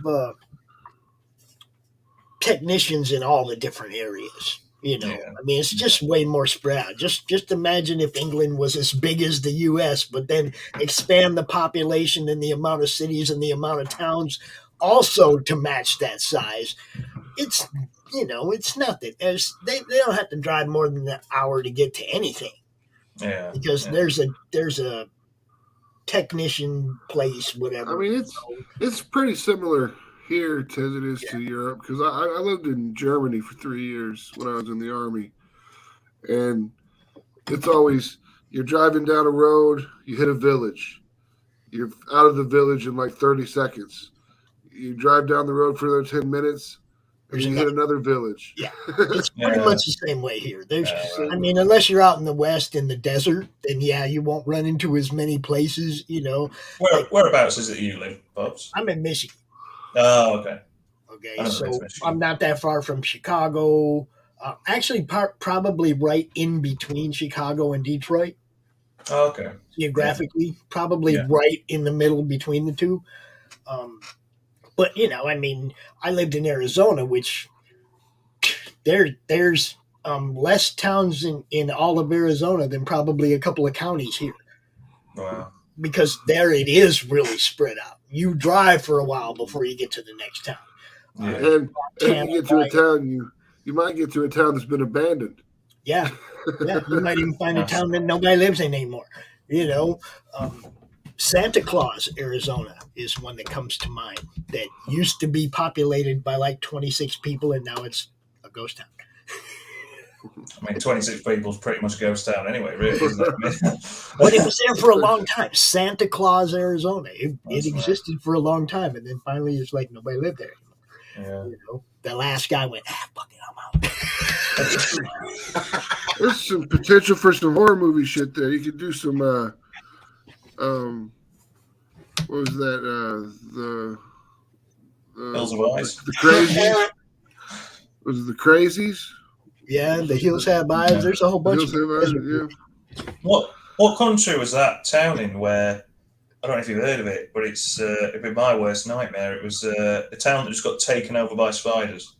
Like, something happened, I don't know what, but the population of these massive spiders just ballooned. And like literally, if on the street, there's just thousands of spiders. And there's still people living in this town. And they're just like, they crawl all over you all night, but there's nothing we can do about it. Where? I don't know. I'll look it up. It's not Australia, is it? Town in Greece. I don't know. I mean, I got Tikio, town in Greece. Well, I searched for Spider Town, and immediately it said Australia, so it probably is. Well, there's one called Tikio Kiliko, a town in Greece, has been taken over by thousands of spiders. Yeah, maybe that's it. Yeah. Oh, bring it up. Share it with us, Max. Let's look at it. Hold on. It's just, I mean, I'd rather die. And for those of you who don't know, that guy right there is also getting ready to drop another book on everybody, Married Machine Gun. Married Machine Gun 4, yeah. Be ready for that. Where can I get them, Max? Because I need to get them ones. I keep seeing them. AtrocityPress.com. You can go to atrocitypress.com, or you can just wait for the Kickstarter. It's going to happen, and it's on the 7th. Look at that! Look at that! Spiderwebs. Now, come on. You can't tell me that a little flamethrower can't clear that beach in about 20 minutes. Yeah. Yeah, but what if they decide to fight back? I mean, they're going to overrun you, aren't they? The napalm. Yeah, like you get get rid of a whole bunch of them all at once. Like Nuke it from orbit. Nuke it from orbit. It's the only way to be sure. Yeah. But that just might spread them even further, irradiate them, and then they'll become even bigger. Like giant-sized spiders. Yeah, that's why I'm just going with the flamethrower. See, I bet you could get a cheap all-inclusive though. Yeah. Oh, this is horrible. Look, we live out in the boonies, and you know every springtime when all them spider eggs hatch, I mean, there's spiders everywhere. Okay, the spider webs all over the outside of the house. When we moved in this house, it looked like the Munsters' house. I mean, we had to, spray and clean the whole, it was spider webs everywhere. It gets that way sometimes, but we used to live in a farmhouse. It was on a race course, and it got infected with. We got them over here. They called them false widows, and they say that they're not dangerous. And I had a big pair of rigger boots, and we used to have it in like the hallway. And I would take the dogs out because it was in the middle of nowhere. One crawled in your boot? I've been there. Well, I didn't know, but I felt something and I just didn't take any notice. And it was summer as well, so I didn't have any socks or anything. I only went out in my shorts and that to take the dogs out. And then when I came back it was about a week later, the whole of my thigh swelled up to like the size of a tennis ball. And I went to the doctors and they said, you probably sprained it. So 4 days later, I was in work and I couldn't walk up the stairs. It was that bad. And my missus said to me, you best go back to the doctors. And I saw another doctor. And I went in there and I said, yeah, I've got this, it won't go down and I can't feel my leg at the bottom and it's really painful to walk. And he just went on the phone. He got the phone and he went, bom, bom, bom, bom, bom. He went, get up the hospital now. The spider had bit me and he gave me a blood clot in the leg. Damn. Oh my god, that's unlucky, isn't it? That's must be rare that to happen. Don't know, but I remember going around afterwards once because I had to have all the injections for the blood clot and all that sort of stuff. And when we got back into the house, I got this. My mate was an exterminator, like a pest exterminator, and he gave me all this proper jollop to kill them with. And in the windows, because they were so old, this farmhouse, it was like 17th century. And there was gaps where they put the double glazing windows in, and there was these big gaps, and I was spraying it in, and they was coming down like the SAS. They was coming down like all dying. Oh my god! And I kid you not, it was all false widows, and they was one of them was as big as that, his body, and there must have been thousands upon thousands of them. I'm never going back in that house. Like, I'm either selling it or I don't live there now. No, I mean, if it were me, I'd be like, well, look, I've lost that house. Sucks, but, I'll start again. Watch me burn this place to the ground. Watch this. Yeah. I'd be worried about that, because I'd be worried about setting it on fire and the spiders going, let's get out of here, and then them all coming at me at the same time. It's just you got to live in the old houses here. We had that same place. We had a load of mice, and when we was in bed one night, my missus said, "Why you keep touching my leg?" I was like, "I ain't touching your leg. I'm over this side of the bed." And what it was, we had mice, and it was infested. We didn't even know because they only came out at night, but they would run across you, and then at night, you feel something in your head go like that, think it's a spider. So I'll be like that, try to kill it. But it's not, it's bloody mice everywhere. So I've got 2 dogs, and one of them is a Jack Russell, the other one's an English Bull Terrier. And my English Bull Terrier is so thick, and Mike's met her, right? She's so thick.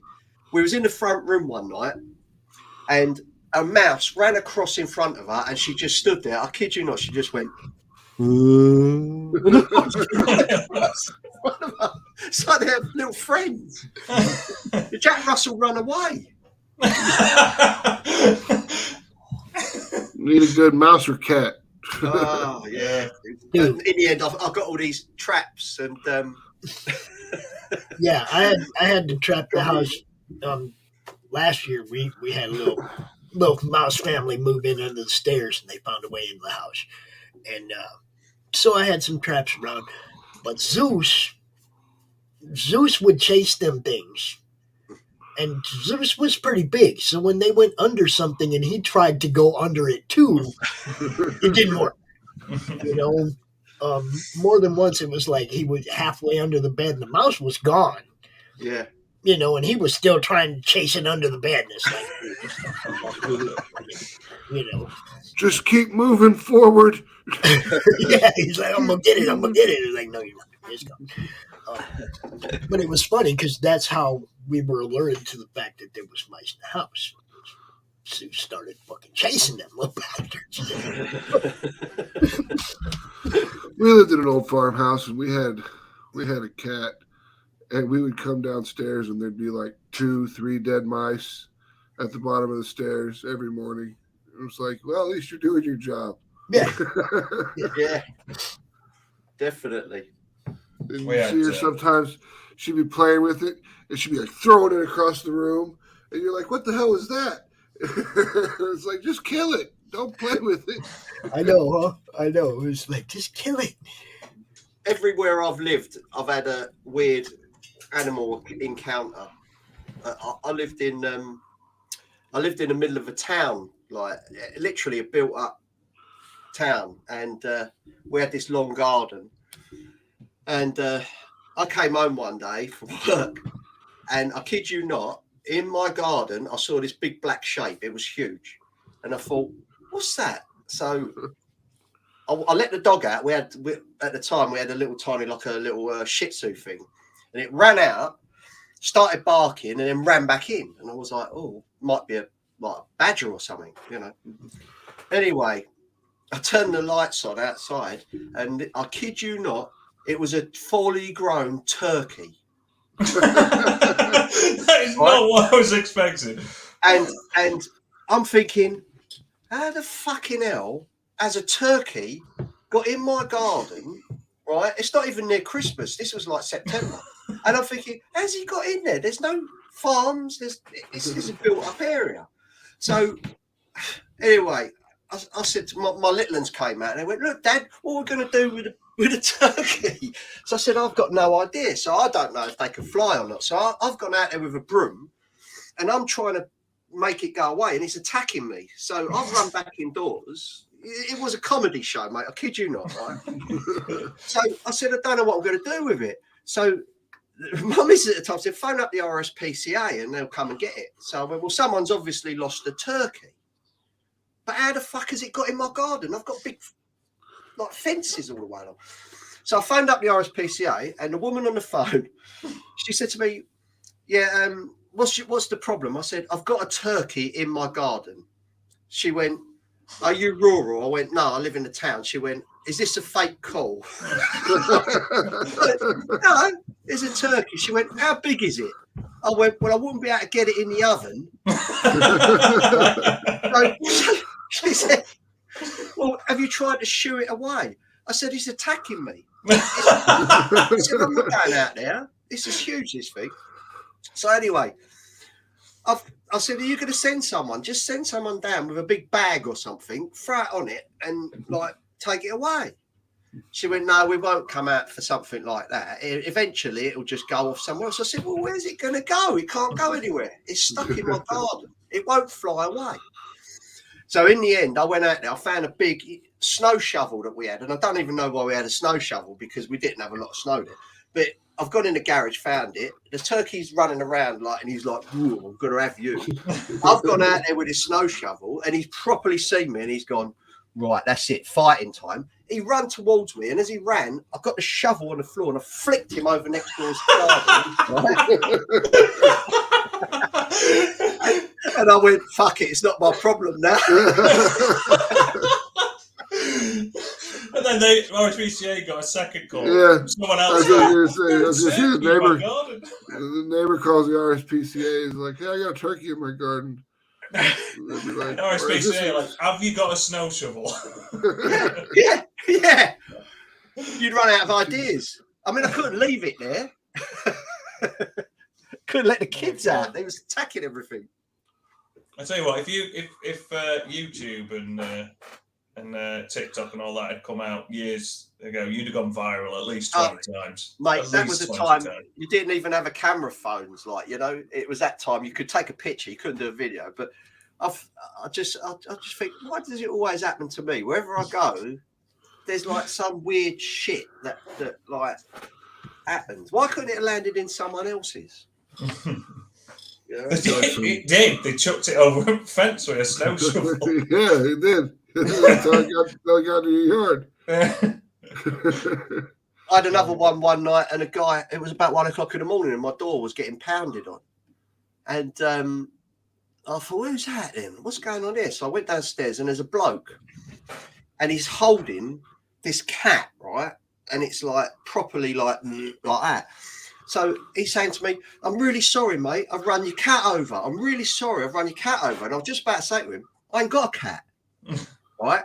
And he went, "I'll take it to the vets." Anyway, he went, and that was the last I saw of him. So I went upstairs, and the missus said to me, "What's that all about?" I went, "Some geezer's got a cat in his hand, and he's standing at the door." He's, "I don't know, he's just gone."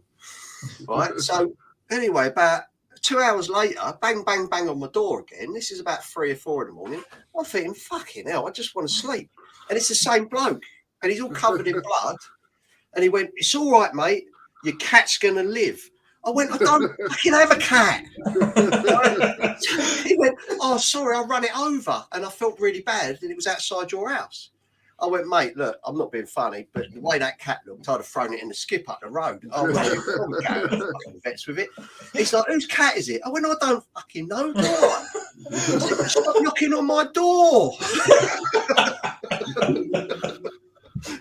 I think it's the neighbor's cat. Don't see them. Oh, mate, always stupid things like that. But yeah, I remember my ex-wife. She when we were first dating, she went and she left the apartment and was going to throw something away, and she threw something in the dumpster. But when she threw something in the dumpster, she also threw her keys in the dumpster. Right. And she went to look in to get them, and there's like this whole family of raccoons. Oh no! Living in the dumpster. And they're all pissed off and mad because she's disrupted their little habitat, and she's got to get in there to get her keys.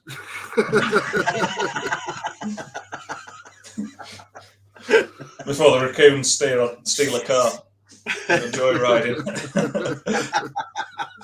Yeah. Come out at night and nick your car.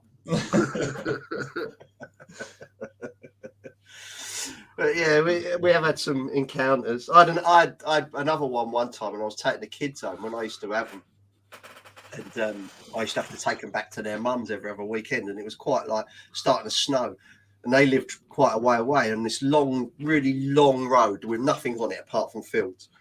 And I'm driving along, and I had a great big Land Rover, and I saw this black cat, and it was in the distance.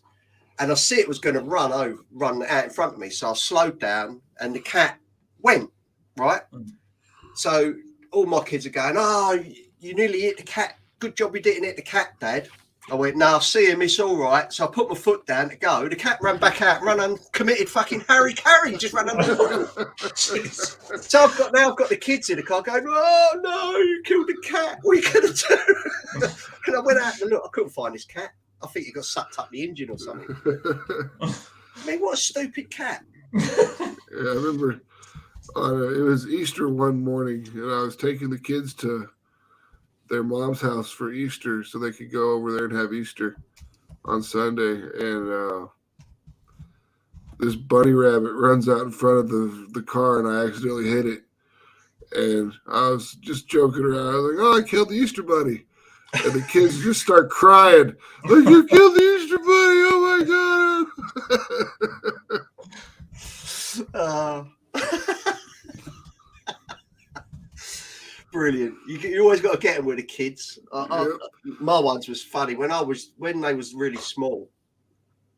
The first Spider-Man film came out, so I let them watch it, and I convinced them that I was Spider-Man. And that at night I used to go out and fight the Green Goblin.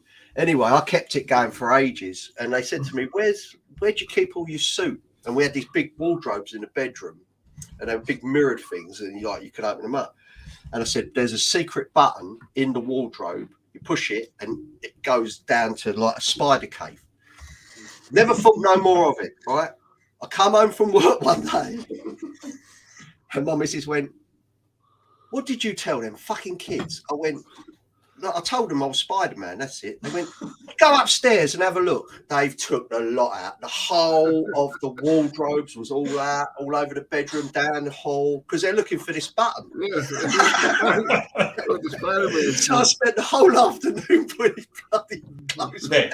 Nick, you know what you need to do now, don't you? You need to invest. I don't care how much it costs, but you need to invest in a secret compartment behind your wardrobe with a Spider-Man suit in there, right? Trust me, because then when you die, right, and they're coming through your house, and if they find that button and they open it up, they'll be blown away, and they'll always remember it for the rest of their lives. That would be so, mate. When we make millions next year, we're millionaires.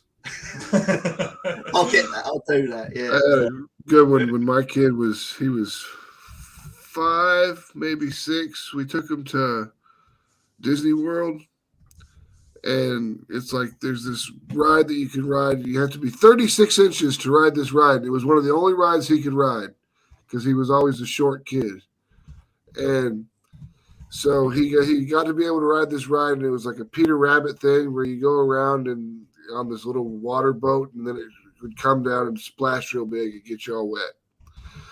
And after we got done getting, we're done riding the ride, and he's like, I gotta pee. I'm like, all right. So we go to the bathroom, and we go in there, and he walks up to the urinal, whips it out, and starts peeing. And he looks at the guy next to him, and he's like, hey, guy, I'm 36 inches. The guy looks down at him. He's like, you got me beat, kid. Oh, brilliant.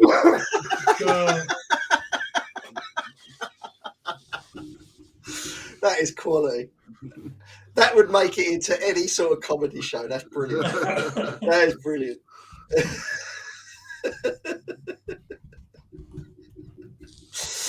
It's like my kids, we had the youngest, I already had 2 boys, and then we had the youngest, and we didn't know what to call him. So we said to him, right, you can pick a name for him. What do you want to call him? One of them went, I'm going to call him Toilet. So while he was still in the womb, that was his name. Toilet, yeah. I mean, it's more sensible than some celebrities give their name for their kids, isn't it? I mean, Toilet Henry. It's got a ring to it. You can see him, can't you? Yeah. The new star of Game of Thrones. Toilet. Well, Lou for sure. Yeah, Lou for short.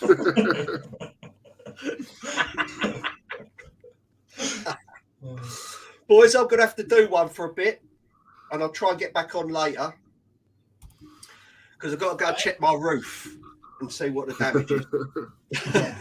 You do that. You'll go make sure you're not drowning over there. Well, I've heard the missus come in. I've totally ignored it, so she's just come in, so I know that she's going to give me the one down. So what's happened? Because I opened the door when I heard the big bang. I opened the door, looked around the corner. It was so windy and rainy. I went, nah, fuck that. I'll go back in. We'll check it out later. I might try and get a little bit later with you. I don't know how long we'll be out here today, but if we're still live, you're more than welcome. Jump back in, bro. Okay, mate. I might say I'll have to wait for old Rich because I've got a special present for him. His bus will be there in a few minutes, and as soon as he gets home, he'll be on. So 30 minutes or so, we'll have Rich. Okay, mate. Yeah, I'll try and jump on a bit later then. All right, brother. If I don't see you, have a great New Year. You too. You too, my friend. You take care. See you soon. You bet. Sarah. So, I want to look at Mary Machine Gun a little bit, Max. Okay. But what I want to do is I wanted you to give people a recount of what got you to book 4, so that like a catch up, like a little synopsis. Okay, so you want a synopsis of what's happening? All right. So that people have, like maybe spark some interest and somebody wants to go get number 4. Well, in book number 1, you meet Mary. She explains the organization that she works for, the Templar Order, and how they work with the Catholic Church to move their agents around the world so they can do things that they need to get done. They're undercover as priests and nuns. So that way the Catholic Church can be like, well, we just put this priest in this new church. And then the priest goes out and it's really a Templar. And she begins hunting this pack of werewolves. And that's the beginning of that, the beginning of the story. And then book 2, she's hunting the werewolves down, and you run into Charlotte for the first time, really. I mean, Charlotte makes an appearance at the first book, but you don't really get to see much of her until the second one. Right. And she shows off how badass she is. You get a nice combat scene between her and the guy who's considered the best swordsman in the organization that went rogue. And she ends up waxing that dude, and then they see after that one. I don't want to give up too much of the story. No, don't go into 4, but give people a reason to want to read it. Yeah. I'm just trying to. I don't want to like take away from people's enjoyment of reading the book either. So, she at the end of book 2, Mary gets killed. And she gets killed by Charlotte. And then when the Valkyries come to take her away, they're like, nope, you can't go yet because you're the only person that's good enough to, or like, good as in pure enough to cleanse the order of the corruption that's inside of this order, this Templar order. So they don't take her away. They bring her back to life. And in book 3, it's mostly Mary training with the Valkyrie, and Charlotte goes around and starts taking care of all the werewolves. She finishes off the werewolves and everything just to prove that she's better than Mary. And then that leads us to the 4th book, where Mary is fully recovered from losing her fight, and she continues training with the Valkyrie. And then Ophelia, she's the head of the Imperium Magistratus, which is literally Latin for the internal police. So they're the ones that police the interiors of the Templars. So like that's why she was hunting that one guy down that went rogue. It's because Charlotte is an internal police officer inside of this Templar order, and Mary's a Templar agent. So there's a lot to it. I mean, these books aren't short. They're like Mary Machine Gun books are like the first book is 36 pages. The second book is 44 pages. And then the next book after that was another 38 pages or 36 pages. And then this final book is 40 pages. So we've got some serious amounts of pages that tells a lot of story. Sounds cool. The artwork looks awesome as well on that one. Yeah, we've got solid art. Fernando Cordero is the the main artist for the book, the sequential art and everything, and he does a cover. We always have our sequential artists get to do cover A, the standard cover for the book, because like I hate buying a book and seeing this sweet art on the outside of it on the standard cover, and then like the interiors of the book just look like trash. So we wanted to make it to where the standard cover is done by the interior artist. That way you know exactly what you're getting. Yeah. I mean, variant covers, yes, they'll always be different. They're variant covers, you know. So that's where we got, like, John Royal did a variant cover, and for Mary 4, we've got Fabio Simeo did one. What else we got? We got Diego Garcia, Fabio Simeo, Gardinio, John Royal, Mariah Benez. Got a ton of badass artists working on this book. We've got like, it's the most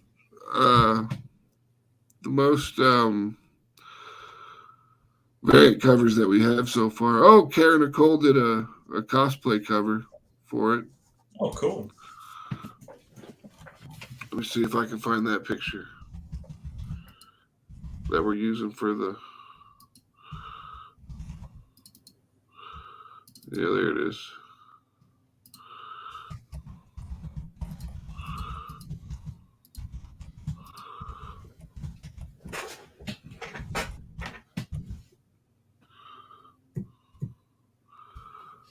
There you go, Pops. You can show that off. Oh, it's Karen Nicole. Yep. We know Kara. We know Kara. She's cool. Yep. So we did that cover for that one. Let me see if I can. Oh, my bad. I hit the wrong button.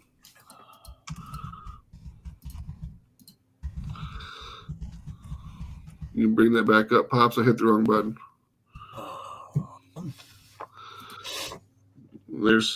These are the prints that'll come with the cosplay cover. Nice.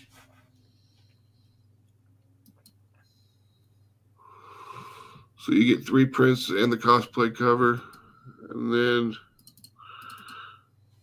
let's see, we got.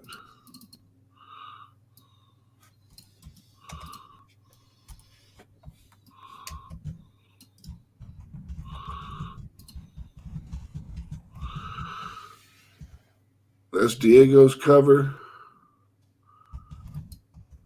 There's Fabio Simeo's cover.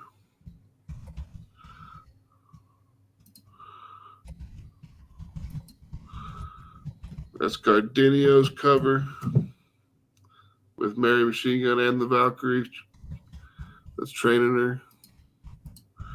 That's John Royal's cover with colors by Ula Moss.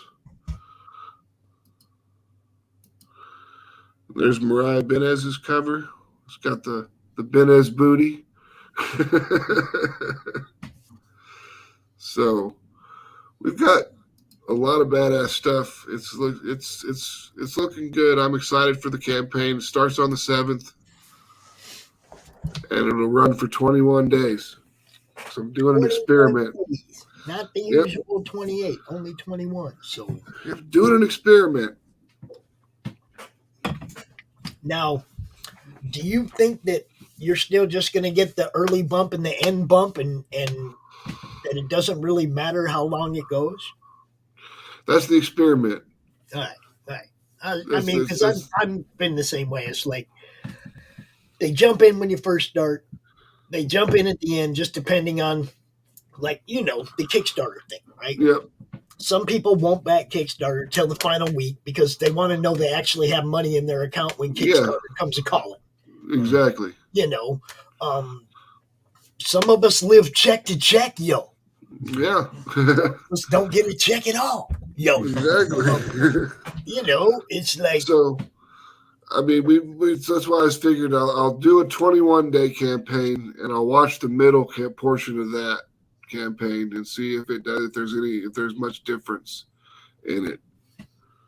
And really, it just comes down to how much you promote. Okay, this is when I'm launching. This is when it ends, and how much you're out there telling people it's about to be over. We're about to kill it, and how many other people are sharing and retweeting and telling people, look, everybody's reach is only so long, but everybody together has a reach that's huge.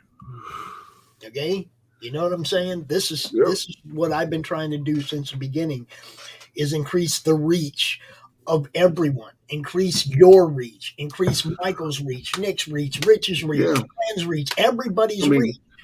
That's one of the main things that we look at when we look at, like, one of the problems that we have to overcome is just eyeballs on the product. Because, I mean, the art sells the product itself. It's just, the art's just fantastic. I mean, I think I've got some pages.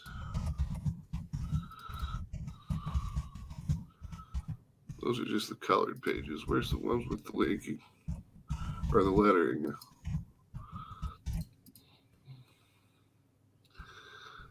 Before Kickstarter covers.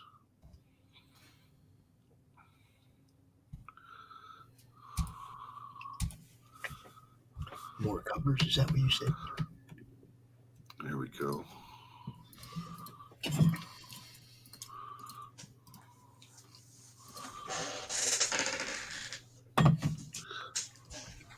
So you've probably been asked this a million times too, Max, but what was your hook?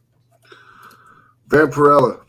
Yeah. When I was a kid, my dad had a big magazine box downstairs that had nothing but Isaac Asimov books, Ray Bradbury books, Philip K. Dick books, Vampirella magazines, and Shudder and Creepy. Nice. So I dug into that when I was about, I'd say probably 6 or 7. And I started reading all the Vampirella comic books, and that was kind of like porn to me as a child. And then the Creepies and stuff like that got me into the horror stuff. And then they came out with Creepshow, the movie, when I was a kid. And that movie was fantastic. Yeah. And then that got me into looking for Creepshow comics, and I got into the horror comic stuff for a while. And then after that, I went and I got this from Continuity Comics. There's a comic book called Samaree that was drawn by Mark Beecham and Ed Benez. And I read that and I loved it. And that just kind of re-sparked that whole Vampirella thing with me. And then I started buying more Vampy books. I started buying everything that was Bad Girl comic related. It was just, I was buying it all. And now you write. Now I make them.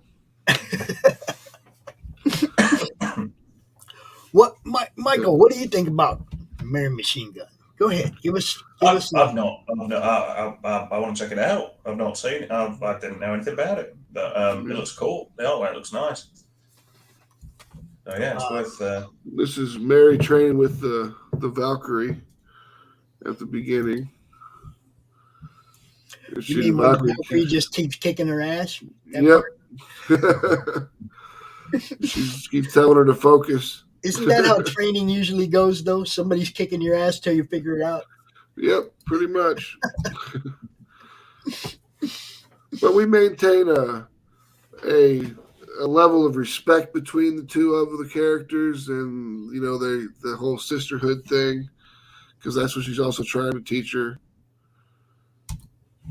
And then there's Charlotte, who just came back from the Amaranthian pool and had her skin dyed gray, and she's upset about the fact that she looks all fucked up. She's like, Ophelia is the girl in the green.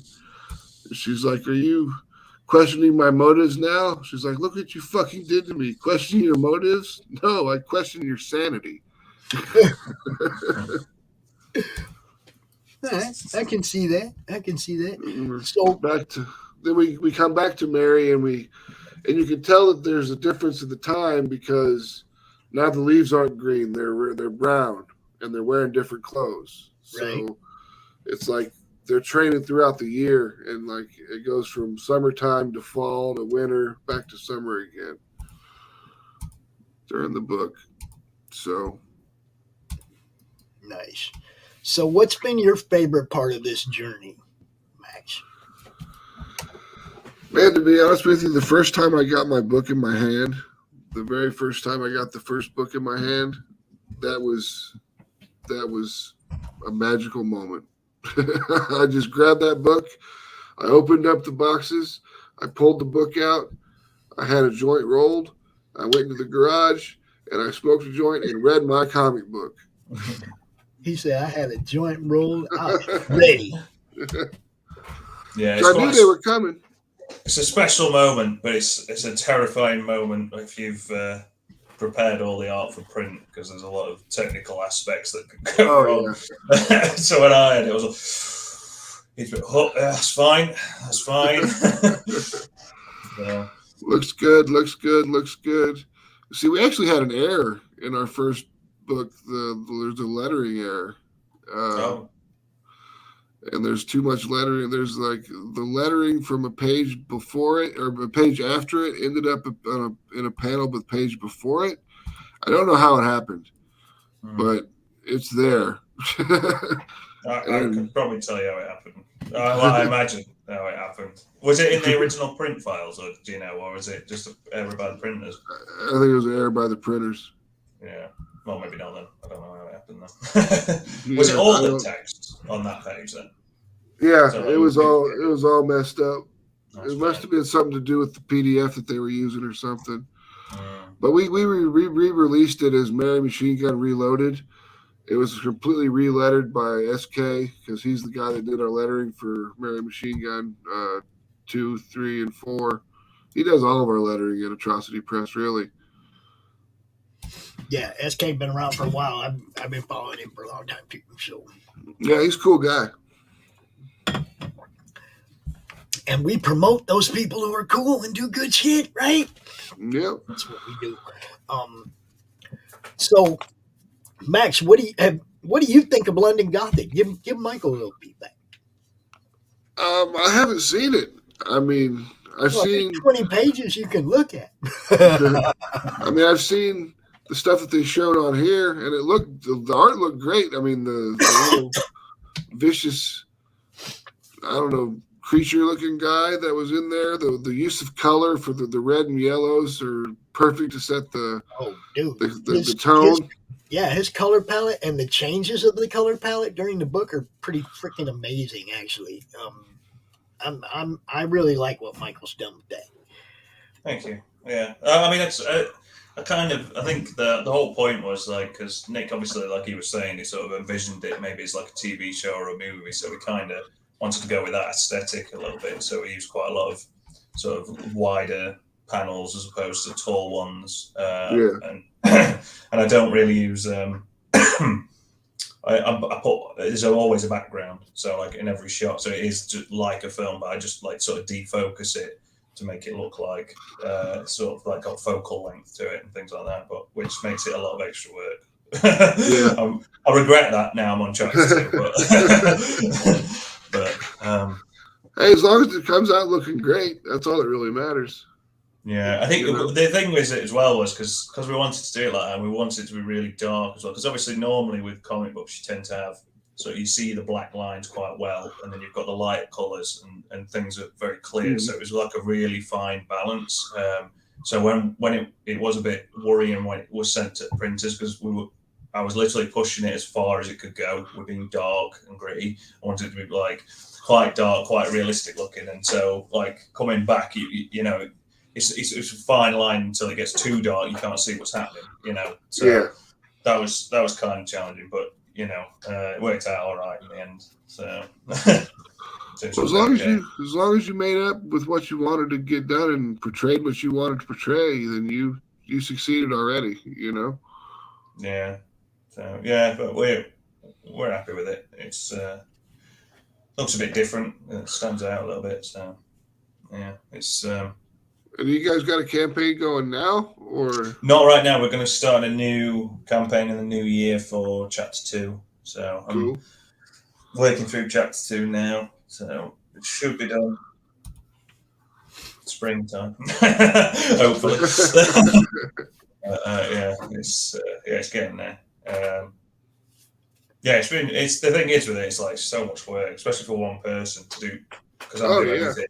Do pencils, inks, colouring, and lettering. So and having Nick ride your ass. I know. It's gotta be hard. Yeah, Fernando does on Mary. He does the pencils, the inks, and the colors. So, and he's got it down to a kind of a system. He does, usually you stick to 6 panels a page. So he does like 3 panels a day. And then once he's done with all the pages, the panels, the pencils, and the inks, then he will go back and color them all. And it takes him about a day to color a page. Sometimes he can get out 2 if he's really motivated. Yeah, that's the thing. Motivation. But he knows Photoshop like, I mean, I don't even he knows all the keyboard shortcuts, everything. So he's just like, we'll get on a chat like this, and he'll be like, let me show you what I'm doing here. And I'm like, okay. And it's just like, you can hear him typing and clicking his mouse, and he's selecting shit and spinning stuff around and making things all different. And I'm like, I don't know what you're doing, dude. You're going to have to walk me through this shit. Yeah, it definitely helps if you learn all that stuff. I know some of it. Well, he's been using it forever. So yeah. What's up, Rich? Oh shit.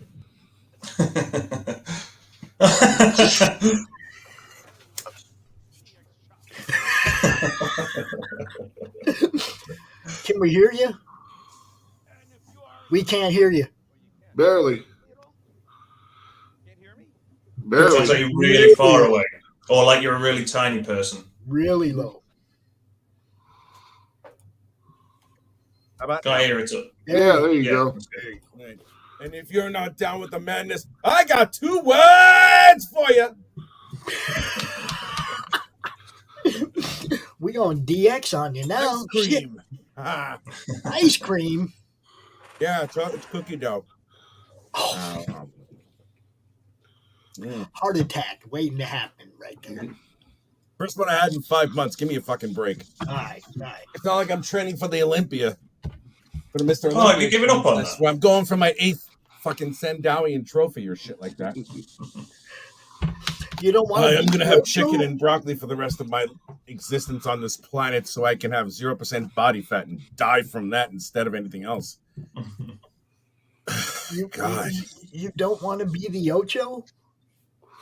No, I don't want the Ocho because too many bodybuilders are now taking all the supplements that have been used of late with the advances in modern science and dying because they have no actual water content in their body just so you can get ripped. I'll take this over fucking death any day of the week. Yeah. Yum, yum, yum. Okay. What? I said, okay. So, for those of you who don't know, Rich Perotta, host of the Madness Open Draw Stream and co-host of Monday Madness. That's right, also. Look, we are getting ready to embark on a different journey as far as the network goes, Okay. Everybody who's been paying attention knows that we're talking about going to Roku. Yes. Okay, and taking all of our shows and merging with the Dorkening and all their shows. That's great. All the Roku. Okay. That doesn't mean that people aren't still going to be doing their shows on the YouTube channel.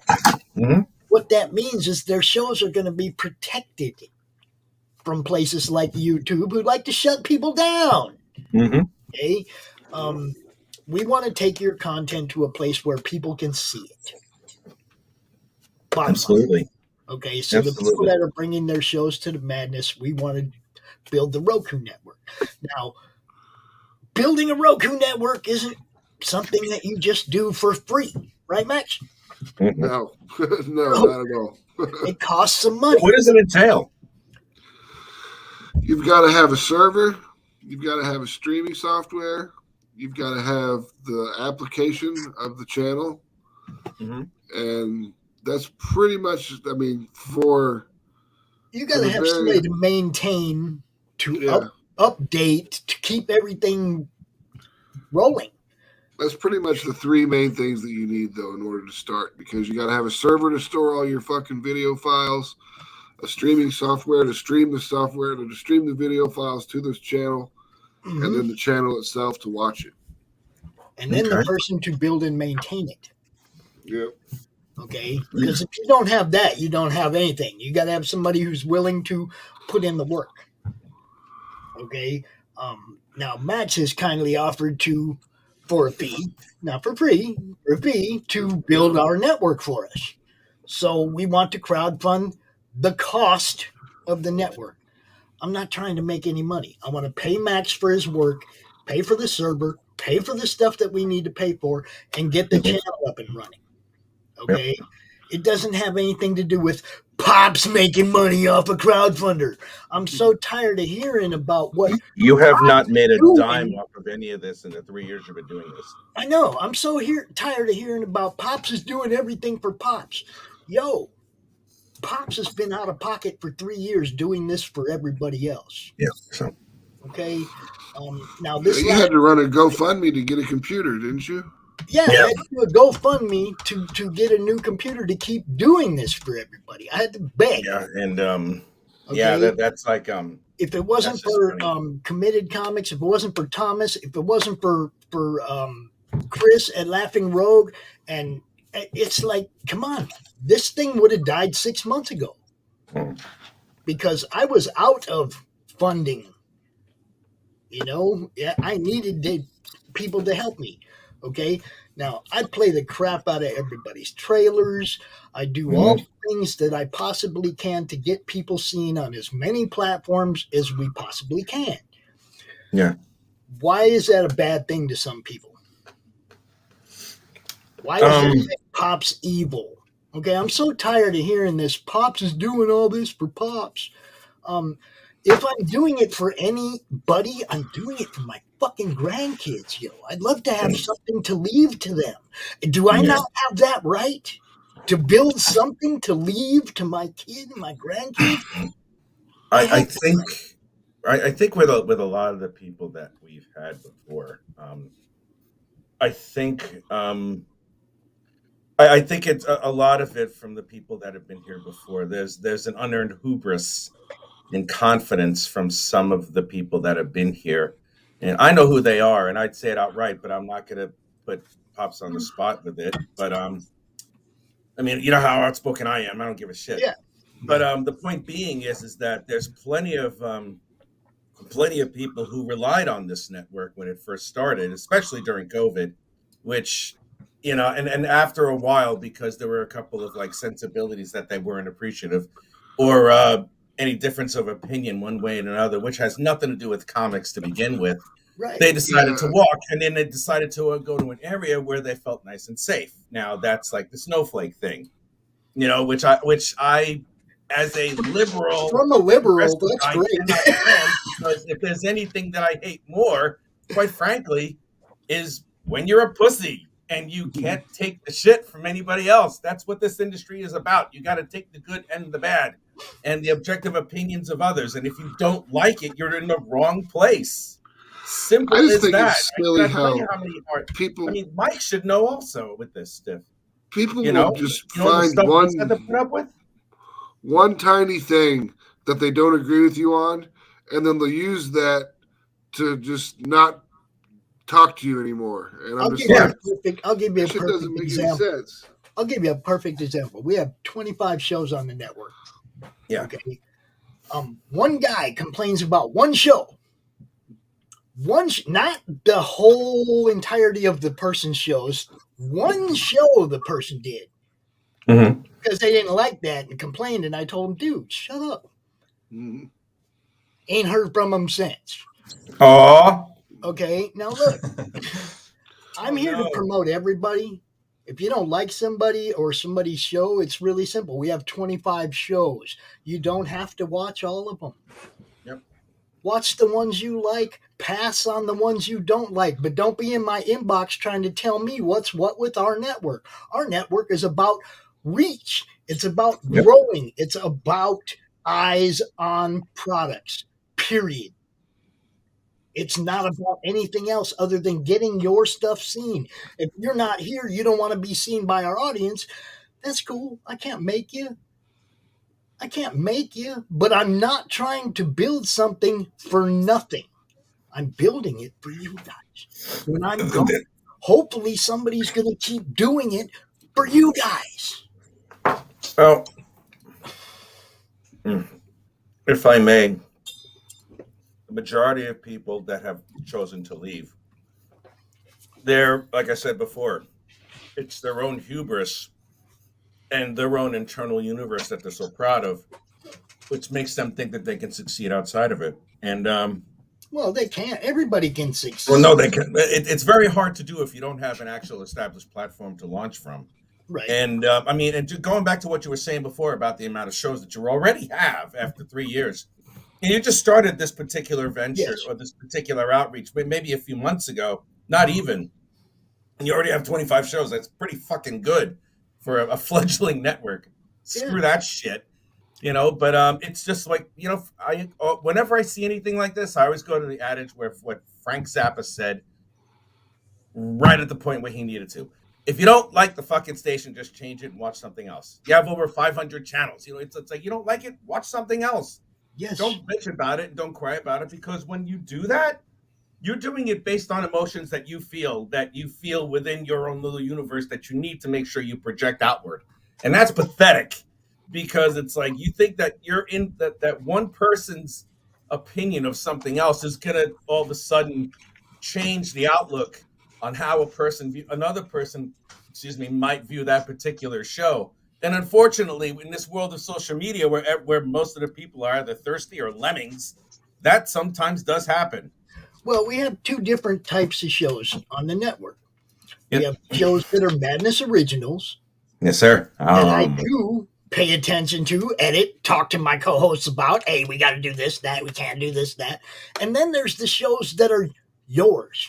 And I don't have shit to do, like Roland's Silverline shows. I have zero to do with those shows other than I'm making a platform available for them to show them to you. That's all. That's all Roland's. All the Silverline shows are Roland's. People come to me and they're like complaining about other people's shows. No, don't complain to me about shows that I have nothing to do with other than I'm giving them a platform. Now, if the Madness shows, the shows that are Madness Originals are bothering you and you come to me, I'm going to tell you same thing I'll tell anybody else. Just don't watch that show if you don't like it. Just don't watch it. You know, you're not going to hurt my feelings unless you're out there telling other people not to watch it. Then you've become a cancel culture clown and I will slam you. Yeah, and don't here's another thing. Don't say that you're going to take a couple of weeks off and then appear on another network. Right? You know, David Letterman pulled that shit. Regardless of whatever the fuck he did, how successful was, he pulled that shit. You know, so fuck him and fuck Jay Leno and fuck all those other guys. But you know, I mean, that's the same person who thinks that because she talked to a really good artist for an hour that she's ready for comics, or the other person that I know of who is that guy? Who is that person? I'm not going to say guy. Who is that person? You know, the one who draws the undersea creatures and everything, and it thinks he's a master in animation, which I think is funny. You know, so it's like, oh, too bad. Oh, how about the other one with the lesbian bestiality comic book? That's great. Look, If you have a questionable book, don't say shit about anybody else's. I'm not saying anything about anybody. I didn't identify anybody. It was just an example. No, I'm not talking to you. I'm saying if in general you have a book that is questionable, do not say shit. Especially one that was refused. Especially one that was refused about 3 different shows because of the nature of the subject matter. You know, the bestiality, lesbian porn comic. It's like this. If you're going to go out and publicly say something about somebody else's yard, make sure yours is clean. No, my yard is as dirty as a junkyard. My yard makes a junkyard look like a pristine lawn in the middle of the United States. Trust me. I'm proud of the shows that we have. I'm very happy with the people who have brought their shows to our network. They're all good people. You know, yeah, they are. You know, they all bring us good content. The shows are fun to watch. Like I said, there's some that I don't watch, guys, because I just don't have time to watch everything on the network. Okay. But that doesn't mean I don't want to go catch that replay or catch parts of that show, especially like the stuff that comes to us from the Dorkening side. Okay, those guys catch a lot of crap from my fans. Y'all need to leave those guys alone, because without those guys, we won't have a Roku network. That's true. Okay, be nice to the people that are providing content for you to watch, and if you don't like it, just don't watch it. You know, everybody's opinion doesn't have to be plastered all over social media about everything. But it is, unfortunately. Leave the other guy alone. Talk about your stuff. It's like I wish politics was. I wish people would talk about the good things about their candidate instead of the bad things about the other one. Build up your guy. Don't tear down the other guy. Build up your project, your product. Don't tear down somebody else's. It's really simple. It's so basic. It's based. Don't mess with somebody else. Worry about you. Didn't your parents tell you that the whole time you were growing up? Don't worry about your brother's doing. Worry about you. They meant that. That was a lesson for you to learn, to take into adulthood. Don't mess with the other guy. Worry about you. Worry about what you're doing. Promote what you're doing. Talk about what you're doing. And leave the other guy alone. What the hell's Doc?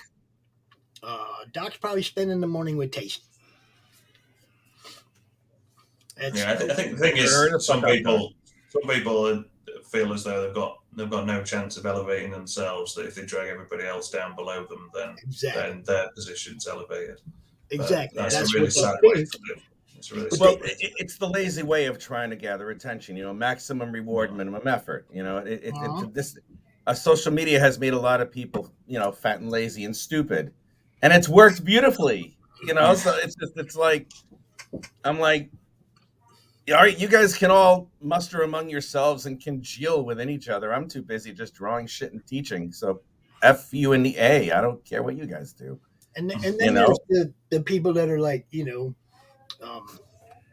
you have to protect your brand as well. Okay. That is true.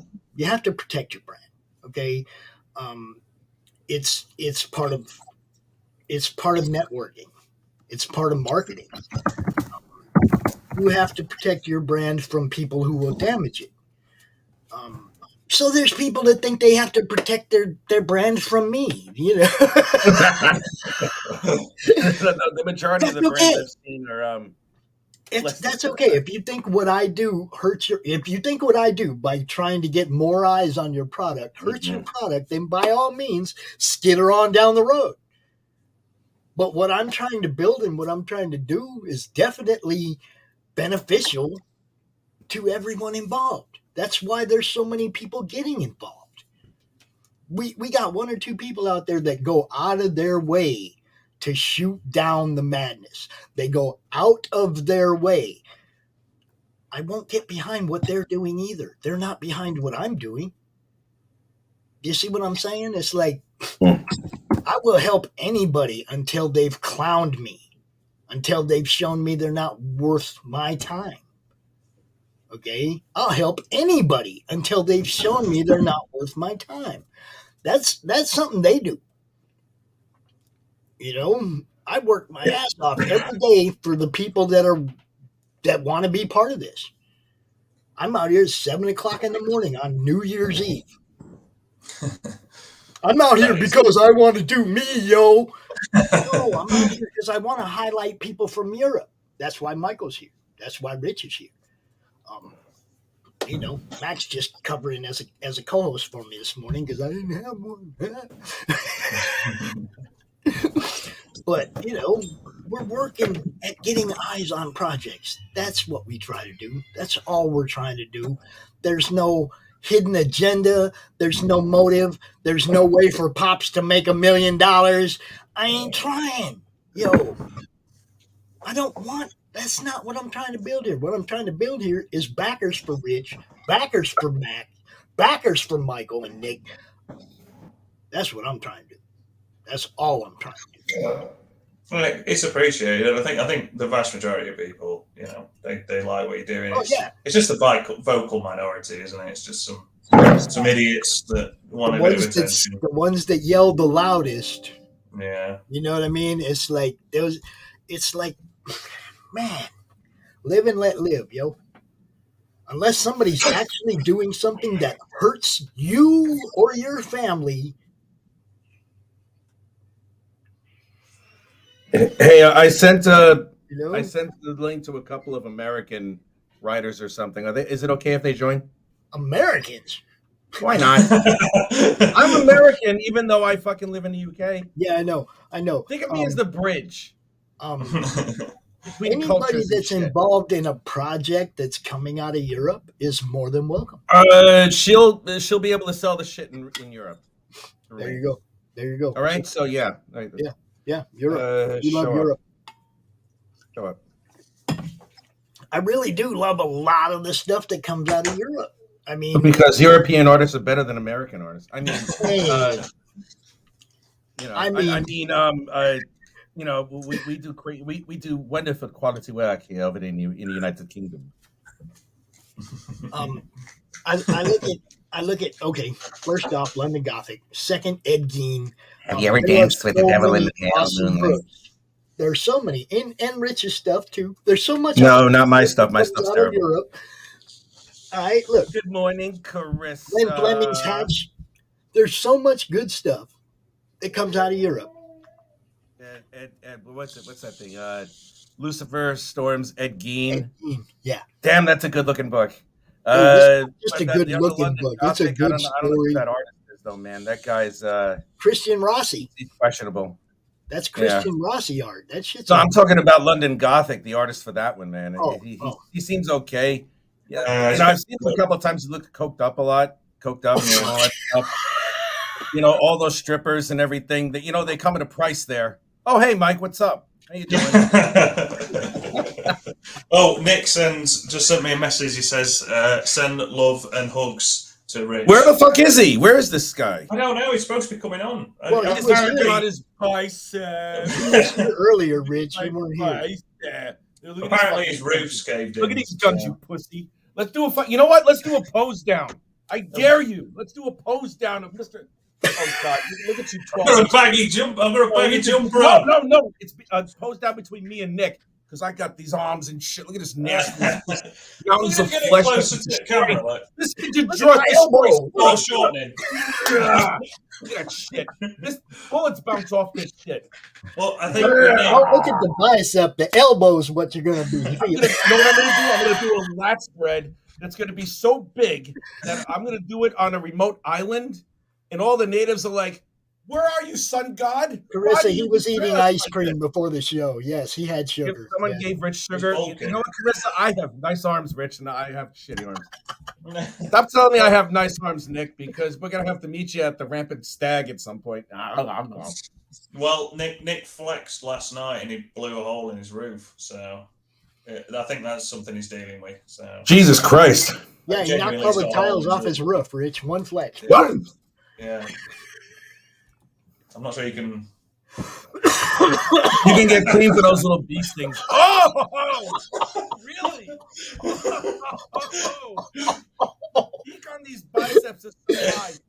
Did that mosquito hurt, Rick? Down this mountain of muscle that I have. It's like snowing on the top of my arms. It's so big. Why is your right bicep so much bigger than your left? What have you been up to? Well, I don't know why. I mean, I usually just I take care of other extracurricular activities with the left hand usually. So I don't know why the hell that happens. Are you left-handed? No, I'm actually, to be honest with you, I'm ambidextrous, but I never usually use that ability. I don't know why. I should. Yeah. You know, I'm ambidextrous in sports. I mean, I'm playing baseball. I can bat left and right-handed. I can't throw left-handed. I can throw darts left and right-handed. Yeah, I would go to the bar. There's certain things that I can do throw left-handed. darts right-handed and win money. And then when they get mad, I'll be okay. I'll play left-handed and give it to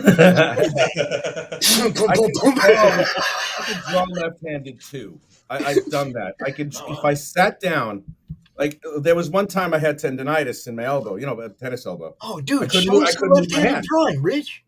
No, I couldn't draw. I couldn't draw with my right hand, so I had to use my left hand. And after about a week, I was able to draw just as good with my left hand as I was in my right hand, but it felt really unnatural. So I was like, "Fuck this! I'm okay. I'm gonna use." I'd love to see you drawing left-handed sometime. Shit you not! I drew a face exactly like I had a 3/4 pose of one face.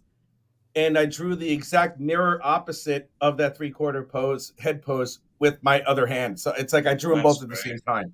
Dude, that's insane. I don't know if I want to do that again because that actually freaked me out a little bit. I was that like, is an open draw stream show right there, dude. Yeah. My ass. I'm not gonna do that shit. You know. I'd love to see you drawing left-handed. That's some Da Vinci shit. Like, exactly. That's when you show both sides of your brain, yo. Yeah, but he used to draw like separate images. I'm showing them I'm getting a lazy lob. No, Nick, I'm gonna make you. I can't help it that you find me so beautiful. He purposely didn't shave or comb his hair so that you wouldn't get all excited. Well, women have ovulated walking by me. You know, it's not my fault. You know what I'm saying? I just exude madness. Nick had his yearly. Which had you had what?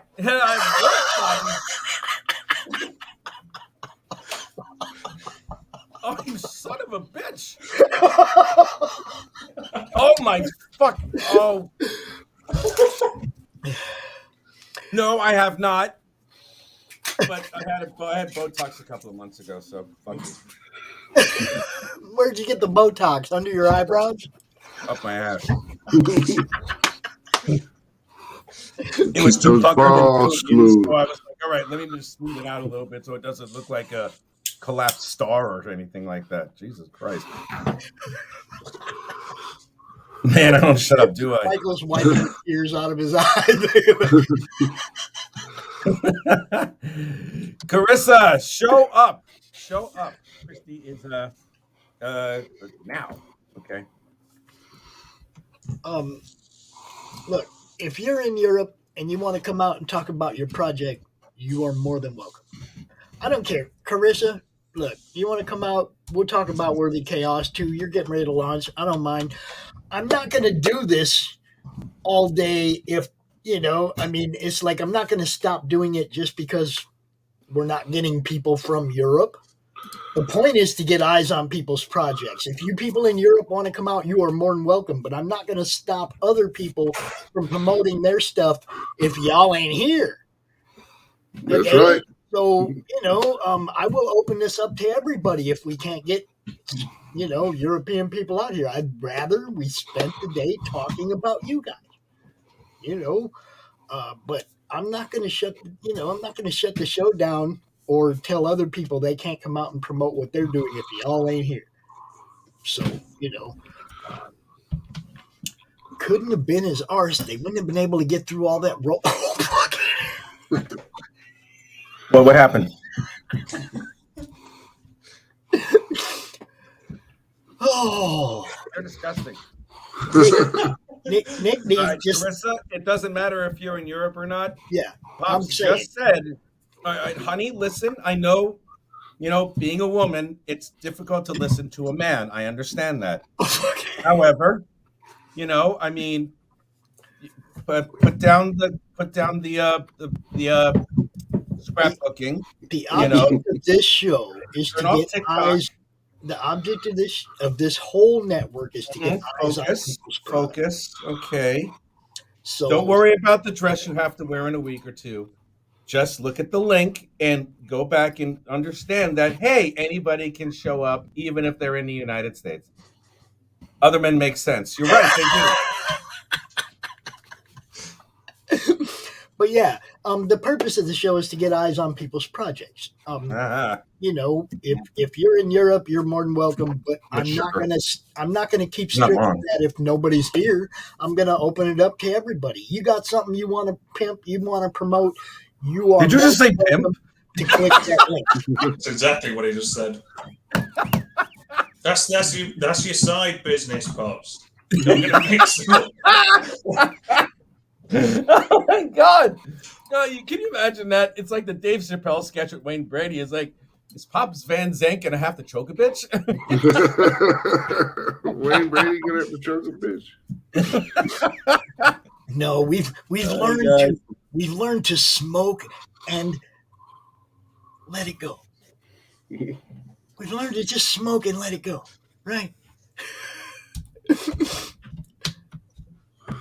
Yeah, I know. He loves me. Oh. Yeah, he loves me, all right. I don't blame him.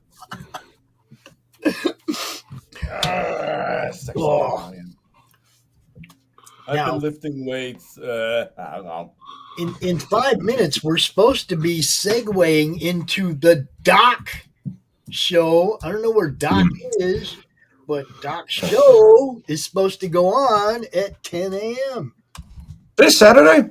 It is Saturday. Yes, right. We're supposed to do it as part of CRoM Con. Well, whatever, we'll wait. He has other things to take care of. No, he doesn't. He's retired. That's right. He probably doesn't. He's old. He's old and retired. He doesn't have shit to do. He's old and retired, and he drinks coffee all day. You would think that would actually be a stimulant for him. I guess the cell structure just doesn't respond to any caffeine anymore. Just he's adapted and overcame. That's right. Exactly. He has yet to go up. He has to have his next stage of on far, whatever the fuck that is. So hopefully he'll be able to walk and erect for about 5 minutes and show up. Because the other erect option just doesn't. It's not there anymore. I mean, you don't want to be doing that on the online. We're the chaos at the stream. There she is. What's up? I'm here because I like Michael and Max. What happened? I said I'm only here because I like Michael and Max. I don't blame you. I'd hate me too. I didn't bathe yet. I mean, that was us, Pops. It's not all about Pops, yo. It's not all about Pops. Hello, Carissa. Hi. How are you? I'm good. Half awake. I mean, you've got a Shaun of the Dead poster, so I'd say that makes you an honorary British person. So yeah. I did a what now? The poster behind you, Shaun of the Dead. Oh yeah. Oh, that one. Yay. Best movie. I met him in person. He's awesome. I love him. Simon, I'm sure he is. I liked Hot Fuzz. Yeah. That was a good one. That was a good one. When I saw him on Space, he was playing Resident Evil 2. So I absolutely adored him. And it was like the first time in my life that I wrote to someone, an actor or something. So I wrote to him and I sent him a Resident Evil foil card with Leon on it. And 10 years later, when I went to meet him in person, I said, "You're not going to remember me. I sent you this card." He goes, "Oh, yeah, Leon." I was like, So, that's cool. Maybe you do remember me. Freak. Yeah. That's so awesome. But yeah, I have an autographed picture he sent me. That's cool. How's the campaign for your next issue going? Let's see. My very first campaign, when I started, I pre-launched for a month and I had 25 followers when I launched. And right now I've been pre-launching for 3 weeks and I have 74. So Awesome. little better. Nicely done. Yeah. So it's a little Nicely better. done. Yeah. That just shows that book 1 was good. Yeah.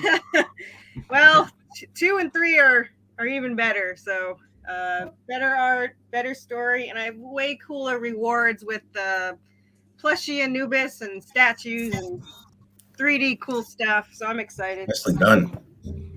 Yeah, I'm excited. I want. As you should be.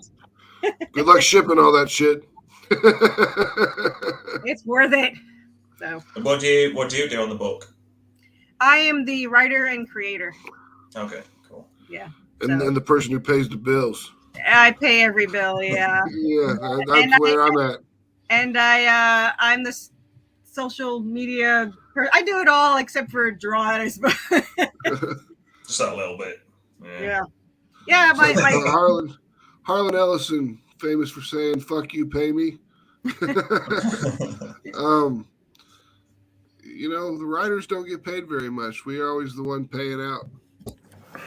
Well, to be completely honest, I'm okay. I want my artist paid, and then I get to see my work be done. So I guess it's okay. No, it's cool. It's just I'm saying that like I would like to be paid. Yeah. It wouldn't be a bad thing. No, I wouldn't mind getting paid. So, and I was watching this video yesterday that said they wanted to charge indie creators for going on their shows. I saw that tweet. Yeah, I was like, I can't even afford to produce my comic, but I mean, I get it. We are, going on the show to pledge, so I'm not completely against it. It was just the way they were saying it. They were talking about the publishers getting paid, and I was like, I agree. If there's a publicist, then it should be shared with who's ever, post. Well, the publisher should be the one who's sharing the cost. That's what I'm saying. The publisher adverts and the fulfillment and everything. And wait. Do you guys not have to pay Pops? He charges me every time I come on. Oh, yeah, we totally do. Yeah. Oh, good, because that would be terrible. 50 quid. Yeah. Actually, only 50. What? Oh. I was gonna get a publicist, but I decided I'd rather pay my artist. So. Yeah, don't get a publicist. They kind of suck. Yeah. Well, he was booked till like March, and I was like, I'm not waiting till March. I might be popular enough by then. Here's hoping. But yeah. So I don't know. I wrote to some people to be on podcast. I'm not really good with asking people for things. So Pops is just the best because he's just like, do it. So I just come on Pop's show because he lets me come on and rant. Look, so the whole point is, like I keep saying, getting eyes on what you guys do. Okay. I need a bath. We get people to watch the show, to share it, to retweet it. Then we get more eyes on what you guys do. I'm going to offer this platform to comic book creators for as long as they're going to come out and show off their stuff. Yeah. Yes.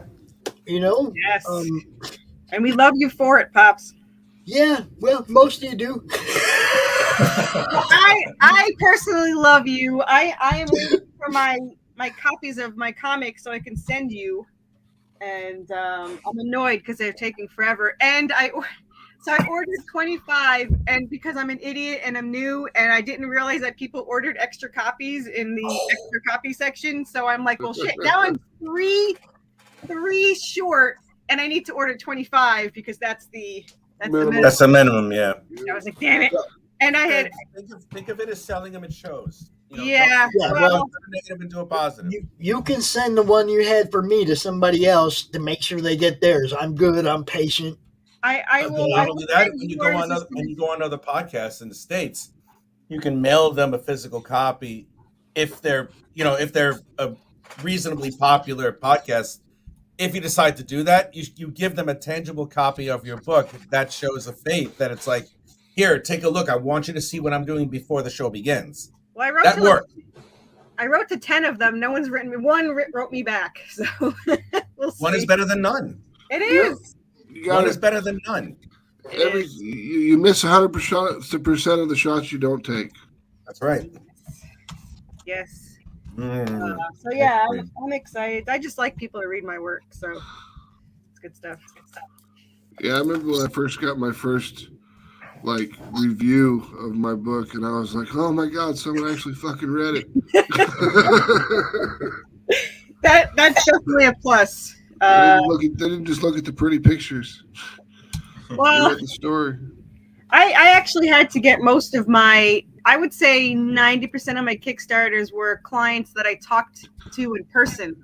So they either did it to agree, so they shut me up, or they liked what I said. So either way. But they didn't shut you up. They liked what you said. Oh, okay. So they liked what I said. They did say I built an incredibly unique world. So that was a bonus. Yeah. So think of yourself as unique. You are. So, just take it the way it is. Rich to flatter me. What happened? That's why I come on, for Rich to flatter me. Which is funny because I'm not even trying to get down your pants and I'm still flattering you. So that means it's genuine. It's because you're too far away. It's hard. It's heartfelt.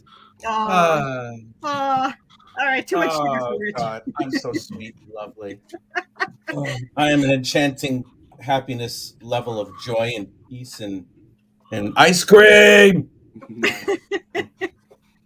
La la la la la la. What's up with you, Michael? Say again, sorry. What? What's up with you? A bit miserable, to be honest. Well, that's not good. No, I'm kidding. No, I'm just talking to him instead of me. I'm working on chapter 2, London Gothic.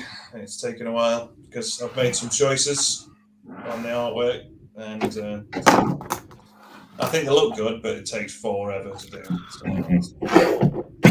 I can't wait for chapter 2. Say again. I can't wait for your chapter 2.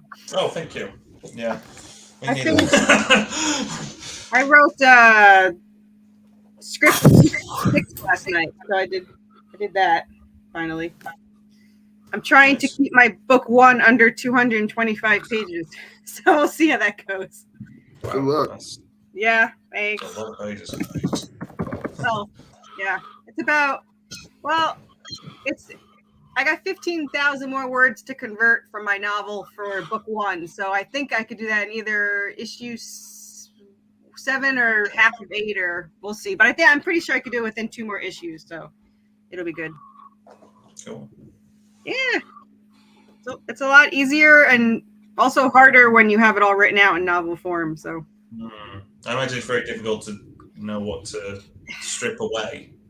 The worst part is the dialogue. Like, I had to cut out, I saved it for later, but to make it 32 pages, I had to cut out some of the dialogue, and I was like, I can use this later. But I mean, when you're writing a novel, you could say anything, anytime, as much as you want. And you get your point across, and plus you can write about how they're thinking, and that portrays their connection. So now we have to do it with pictures, and it's a little bit harder. So it helps to have the story. It's just a lot harder to convert it into pages. And I learned the hard way because my issue 1 had to be redone like 17 times to make it fit 1 issue. I was like, I think I had to cut it in half and then expand the pages to fit like dialogue and stuff. So yeah, the other thing as well is you've got to kind of change the format somewhat, because it's much easier. You can fit more text in a comic book if it's sort of monologues. So if one person talks for quite a while, then the next person talks for quite a while. But you find sometimes if one character's saying one small thing and they reply, instantly you're increasing the amount of panels that you've got to draw, because there's ways around it. There's ways around that. You have to think about the composition of the way the page is laid out to begin with. You also have to think about how the panels are going to lay out also, and who's doing the primary speaking. There's a whole crap ton of ways to do it. It's just a matter of finding the right one and then placing the text bubbles in the right pattern so as to read it, from in a Western style from left to right. It's not easy. It can be done. The one thing that I would suggest is if there is a monologue, make the monologue less words than a monologue would usually have, but make sure that each word counts. Yeah. That's what you have to edit yourself at least 4 or 5 times before you publish. Easily. Because it's when I wrote my first issue of Incantessi, I went over the script about 4 or 5 times, and then I had about 2 people proofread it for me just to make sure that I wasn't fucking up. Yeah. And I still found errors afterwards. You know what I mean? So it's being a writer is far more difficult than what most people think. You know, I mean, as an artist, if I'm drawing on the bus or the subway, you know, some idiot will be like, "Oh, can you draw me He-Man or something? Can you teach me how to draw?" And I'm like, "Yeah, sure. If you have about, I don't know, 5 or 10 years, maybe." I don't know. I can teach you how to draw. I teach at the school here, and you can enroll, and then you can take my class, and I'll teach you how to draw. Editing as a dyslexic is not easy. It sounded right when I was thinking it. And the sad part is I'm a pretty smart person, and I somehow know all these huge words in my head, and I can't spell a quarter of them. And since Google has been amazing for that, but when I was a kid and I had the spell checker, I could not write the word well enough to the spell checker to understand it. So it just sucks that I have to actually half the time dumb down my own writing because I can't spell a word or pronounce it half the time to ask whatever thing is in my phone. Because sometimes if I can pronounce it, I can ask how to spell it, and it helps a lot. I mean, this thing is like golden, but if I can't even pronounce it, then I'm like, all right, it's a dumbed down word. So fortunately, I have a thesaurus in my head. But it's just annoying because I know all these cool words. But fortunately, in the comic book, I don't need to be all fancy with my words. I know the big words. They have more than 3 syllables. Yeah. Say hi to Adam Smith in the chat. What's up, Adam Smith? Adam Smith, yeah. What, my Adam Smith? Yeah, you're Adam Smith. Yeah, my Adam Smith. Where the fuck has he been? I don't know. I showed him the link. He can join us. I'm drawing some shit, you fucking slag. Pops, I will be back. I'm going to take off for a bit, grab some breakfast. So, all right, brother. Peace. Thanks for coming in and helping me out, bro. Appreciate you. No problem. See you, Max. Y'all, look, Max is a working motherfucker, man. He built the Jibber Jabber social site. Yeah, he's insane. He built Hart Fisher's Roku channel, both of them. He's going, on top of 4 different comic titles. And look, that dude's a working motherfucker. Yes. Max, on a professional level, Max is one of the most proficient publishers that I've known in the indie world. What are you doing here? What are you doing? Hey, hello, my little shoot friend. How are you? Hello, my sexy little concubine. Carissa. Put Carissa between Nick and I. Put Carissa between Nick and I. We're gonna have a Carissa sandwich. No. Yes. I'm not subjecting Carissa to that. No. Yeah, you want? No. Oh, that's nice. Damn it.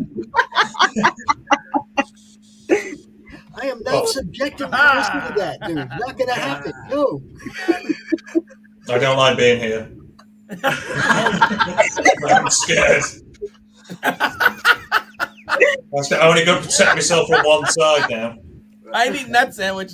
Yeah, you don't want to be. I need that fucking meatsicle. No, thank you. How are you, Carissa? You all right? Hi, Nick. How are you? Yeah. I'm gonna keep my Nick. I'm gonna keep my mouth shut about Carissa being passed over all over the place because that's really mean and horrifying. I wouldn't say that. Thanks. Nice one, keeping that to yourself. Nice one. I respect that. Oh man. What you had done there? What you had done there? What happened? What you had done then? You look really handsome today. I'm always handsome, you bastard. You just never fucking noticed. Where's all the wrinkles going? You're so obsessed with your own goddamn beauty that you never noticed me. You know what? You're a selfish shit. You know that? You are emotionally unavailable. You are a narcissist to an nth degree, and you don't love me. You know what?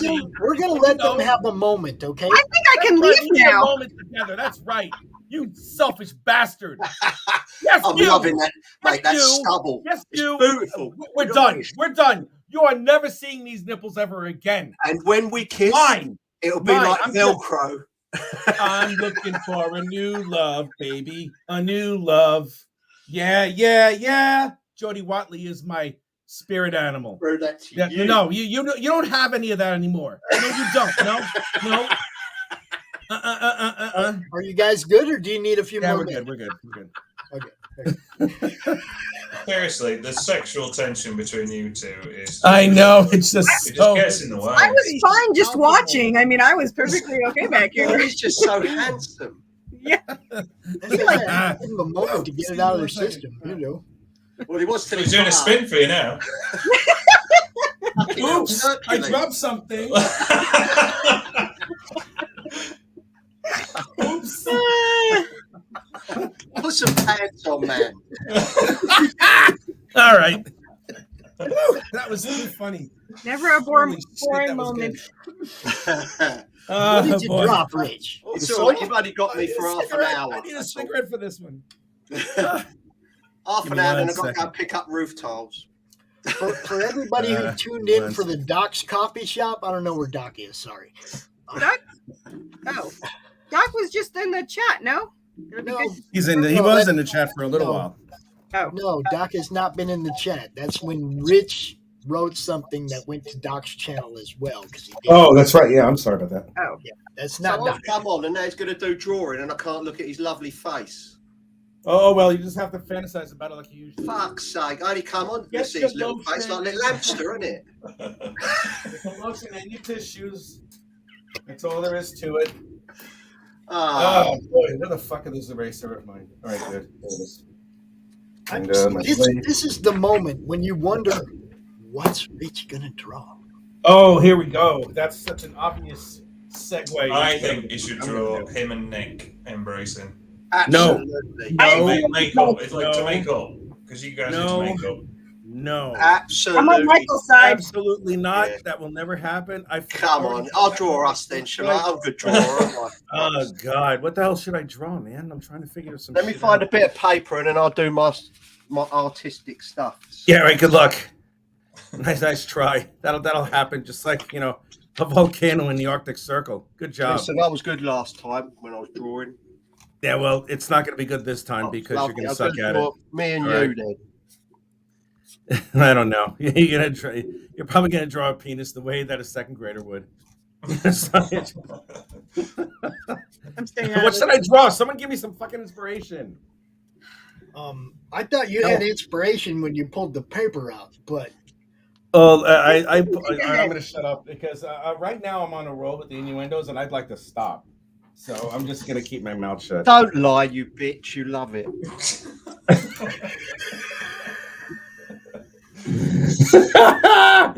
Oh my God, help me. How about Danger Mouse in prison? No. All right, it's New Year's Eve. Yeah, every day is Christmas. And you have every been night to is Times Square. Christmas. I want your version of the ball dropping.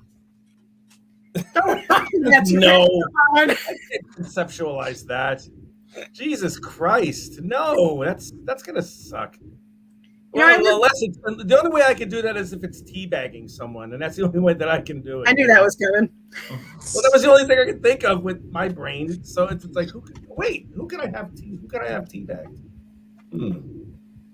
I don't know. Right, I'm gonna have to disappear, guys. What happened? You're leaving? I'm gonna have to go. Don't leave me alone with Rich. You've got to see this. You'll Mike, survive. You need to see Let me this see it. first because it's going to put you at your sacked, mate. This is me and Rich. Okay. All right. Hit me. Hold it. Oh my God. Jesus H fucking Christ! That's What is that? amazing. That's fantastic. I think you've done your biceps too small though. Yeah, you need more biceps, Nick. You've got the chin and I can see him there though. You got the Rich good though. Yeah. Wow. Yeah. Look at the eyes. You're good. It's That's uncanny. awesome. And the missing hand. A little bit more hair because he's very hirsute. And no feet because we've never seen them. We don't know if they exist. Oh boy. Who the fuck am I gonna? What am I gonna draw? I think you should do your version of that drawing. Yes. No, I'm not doing that. Oh, No. come on. No, it's gonna devolve into really horrible porn. The answer is no. I just know me. With the avenues that I would take and the severe lack of impulse control, forget it. That would be the end. I would be doxxed and banned forever. I would be sitting right next to Andrew Tate, or what the fuck's his name? Is it Andrew Tate? Yeah, that's what it is. You don't want to be sitting around with Andrew Tate. I'm just saying. I don't want to be sitting around with Andrew Tate at all either. You know. Okay. All right then, guys. Thank you for having me. Bye, Michael. You bet. It's great to see you. You guys go check out London Gothic. Check out Michael's art. It's fucking awesome. It's epic. Thank you. Happy New Year. Happy New Year. Happy New Year too, my friend. We'll see you around. Bye. Bye. Do that again, Nick. Do that again. Nice. Yeah, there it is. There it is. Yeah, that's the stuff. Everybody say hello to Rich's friend and mine, Mr. Adam Smith. What's happening, Adam? Hello, Adam Smith. Adam. Hello. I don't know Adam Smith, but hi. Hello. Hi. I met this gentleman over at the first convention that I was able to go to after COVID kind of sort of ended. He's a remarkable artist in his own right, and it's been a bit since I've seen him. How you doing, man? Better. A lot better. Not long got over a broken collarbone, so I haven't been able to do anything. Jesus. Holy shit. That's the way. I can't even imagine how painful that is. Jesus Christ. It was horrific. The worst that ever happened to me was a as separated well, so. Say again, Adam? It was my right arm as well, so it was the one that I do all everything with, so because I'm right-handed. It is. So basically, you've been on the shelf for a couple months. Yeah, I've basically just been sat there out of action for 2 months, waiting for everything to set and repair itself. Well, damn. But, yeah. How did you do it, if you don't mind us asking? I decided to try and take on gravity. You never win, man. No, I should know this. I'm a Dark Souls player. Yeah, so I normally take a bike of mine up to the local crosser track, and as I was going round, there were some of the new guys and everything who had never been to that track before. Now, this crosser track has a downhill section that leads into a sharp right-hand bend that is on a pretty nasty incline. And the other side of this nasty bend, where the mound goes up and over, is the car park. Well, one of the new guys was ahead of me, and he lost it and ditched it in the corner. And the only way to avoid running over him and bike was to go up the high-rise part of the mud bank. But my front wheel dug in, I went up over the top and landed on the concrete shoulder first. Jesus Christ. I can feel it. Yeah. Did you not have any brakes? Well, that was it. He lost it in front of me, like as in I was following down, and he went over. So the only way for me to miss him was to go round. No time to brake. So I went up and over. Plus, on mud, whacking the brakes on, you're gonna skid anyway. But no, I sort of up over the top and down. But it is what it is. So did the dude get up and come help you? Yeah. I mean, he sort of like stood up and kind of had that oh shit kind of reaction because he saw me go up over the bank and land, and he knew it was concrete the other side. He wasn't hurt? He wasn't. No, he wasn't. I missed him. Completely missed him. Should have ran over him. Fuck him. Yeah, I mean, in hindsight, yeah. But no, he sort of ran over and everything, and sort of like, oh my god, I just saw you go up over the top. Part of me was thinking, he was like, that was so fucking cool, but are you hurt? But you know, because it was just he was more panicky than I was. He was honestly he was shitting himself, and I was just like, nah, my shoulder just feels really cold, like epically cold. So of course we got all the gear off and everything, and put my thing down. And what had happened is my collarbone had obviously snapped, and the one bit had gone over the top of the other. So I'm sort of like about 2 to 3 centimeters shorter on the one side now, and it's repaired as a big sort of clump on there. Luckily, it wasn't breach, so it didn't actually come out of the skin, but it done enough to leave its mark anyway. How long did it take to heal? 2 months, basically. It was about 8 weeks in a sling, and then they ask you to take the sling out and do little exercises over the next 2-3 weeks. But to fully heal and everything, it's only 2 months. It's not actually that long at all for a collarbone. Plus, I was drinking a crap ton of milk and dropping vitamin D tablets like they were Tic Tacs. So yeah. You have full range now? No, well, I don't have full range in a sense of like reach. Like I can mobile, yeah, not a problem at all. I got mobility and rotation, but as for straight hand reach, if I try and reach above my head, the tips of my right hand fingers come to about the wrist where my left hand is. I'm about a hand's width shorter on the right hand side. But it's just because of the way it repaired. Obviously, one bone's up over the other, so it's not a full strength. Well, whenever a bone heals, there's more bone material where the break occurs to make sure that it's. Well, that was it. It's a big clump of bone there at the moment. And he said that it's better to let it repair bone to bone because we could plate it, but then we're drilling towards your lung. And I've already had a collapsed lung on the left hand side, so I ain't risking another one. Yeah. So yeah, he said we'll just let it repair. It'll be fine. Wise choice. And yeah, it is. It's all good. It's all gravy. So hopefully. Do you say you're shorter on one side, Adam? Now. Yeah, on the left. On the left. On the right hand side, where I've had where the collarbone and everything broke, the bone snapped and then slid slid over. So rather than say, for instance, like your collarbone is about a ruler's width, mine broke. And one bit of the bone slid over the top of the other one. So rather than being a full ruler's width, it's probably only about 20-25 centimeters now on the one side. So I am slightly shunted in on the right hand side there. You could speak to Rich about that because he's shorter on one side. Because his lucky left bollock weighs so much it weighs him down. Yeah, I've heard it. Yeah, but that's because it's made of gold, not because he's got a defect. But on the other side, foot. That's right, fuckface. It's made of gold. Fucking. Yeah. So you're on the mend now, are you, mate? Yeah, well, I'd say I've actually mended as much as I possibly can. Like, I don't think I'm going to get any better.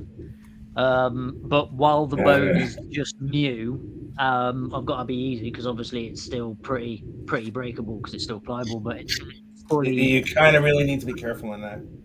Yeah, but I'd say it's repaired. Get to that stage of getting better. Yeah.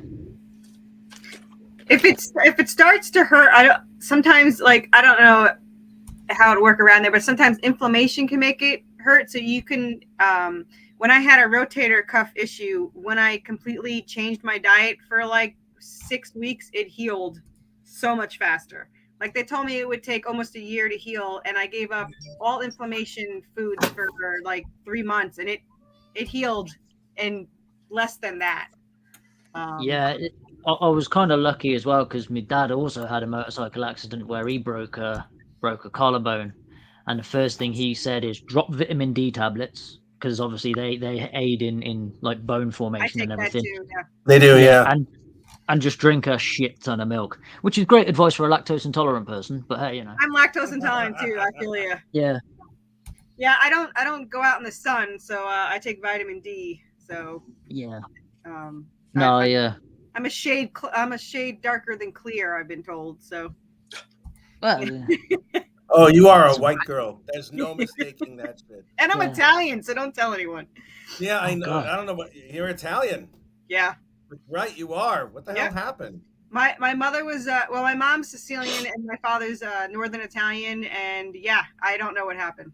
So sad, really. So be nice to her, or you get an horse's head. That's right. You tell him. I was going to say that's the bit that surprised me the most is when you say, "Oh, I'm Italian." Normally, it's like, "Oh, very exotic." He was like, "What the fuck happened?"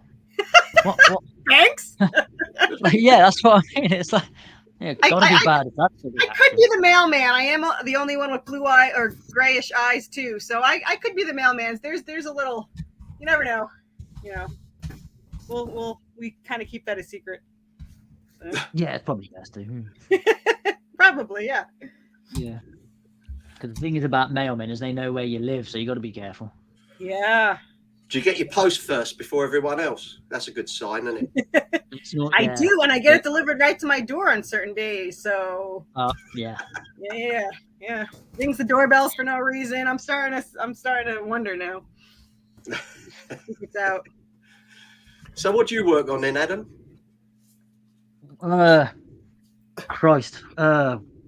He draws fantastic fan art with full color rendering. I would say but yeah. The only thing he needs to do is turn the fucking camera around so we don't have to look at it like we're trying to peer over his head. You know, what is everything he draws is in reverse. It's like it's from the head up. You know what I mean? It's like reverse. It's because I draw with my laptop in front of me. Oh, you can't do that. You gotta get a camera thing, dude. Get one. Yeah, I need to get a camera thing done, really. Yeah, you do. Get a GoPro and staple it to my head. That's awesome, Rich. It's just a start.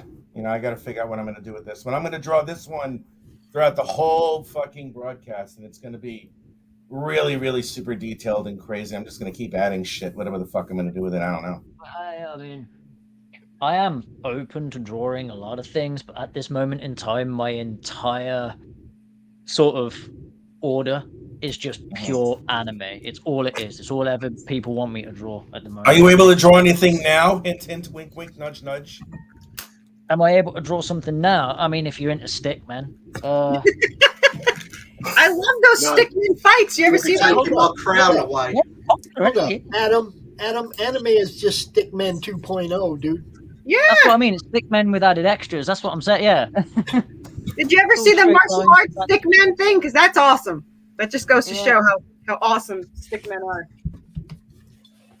There's fuck all wrong with stickmen. That's as good as I can get. That's right. I don't know. That Rich you just did was pretty good. It's good. Yeah, I know that was fucking hard. Quality, look. That was beautiful. That's what you call proper art. That's like fucking. That's like Keith That's frame worthy. Yeah, that's Keith the only problem with that next year's Christmas card. Yeah, the only problem with that is we can tell it's Rich, but we can't tell it's Nick. You need to put the biceps on. Only because my wife says that I've got a pea head. You got a wife? Wait a minute, you got a wife? Biceps on there, so we know it's you. See? Yeah. Fuck, I didn't know you were married. Yeah. Don't make Rich jealous. Oh, mate. just ruined it, Nick. Crushing him. And she's a pagan witch, so you have to be careful. I bet she is. Yeah. Yeah, that's right. You just ruined it, Nick. Now he's going to run. How dare she try and take my man? That's my man, bitch. That's my man. That's my man. That's not his baby, Eva. That's not his baby. That's not his baby. I know that because I took genetics in high school and something, and there ain't nothing matching that. Because that baby's ugly and my man is gorgeous.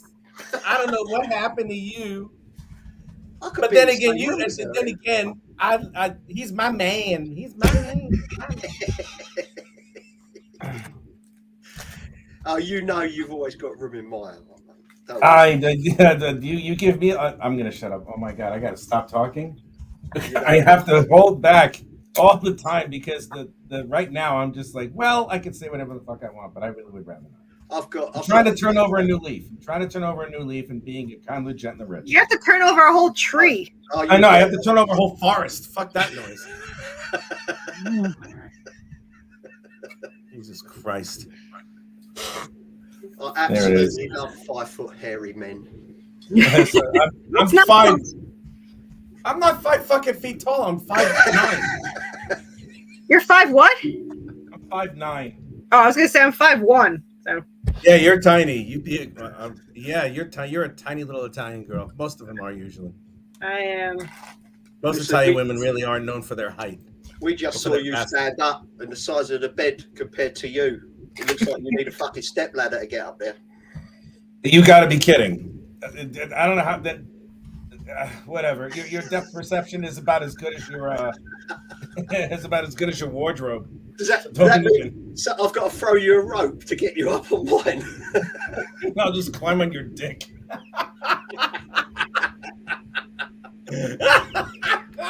Jesus Christ. Oh man, I am smiling broadly today. Thank you, Nick. That is just too damn funny.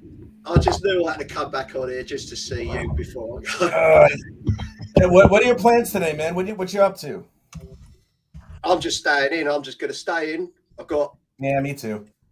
Nothing really planned. I'm going to watch the football. Later, okay. And then all right. Get stuck into some single malt, and that's it. What about you, lot? What are you all doing? I'm here all day. I have nothing else to do. I already took care of about 6 or 7. I think 7. I took care of 7 formative assessments that I have to do for my year 1 students. I have another 35 to go, I think, maybe a little bit more, but each one is about maybe 20 minutes worth of evaluation and time that I have to submit. And then I don't have to hand all of them in until January 9th, which is great. You know, if I had to, I can chop them up daily. But after I finish today with you guys, with everybody after midnight or something, I'm probably going to do a few more just to get it out of the way. Yeah. You know, because I received an email from the immigration department, and they wanted me to annotate some of the expenses that were in my PDF bank account statement. Now, the only things I really had to mention and use reference for were anything over 200 pounds.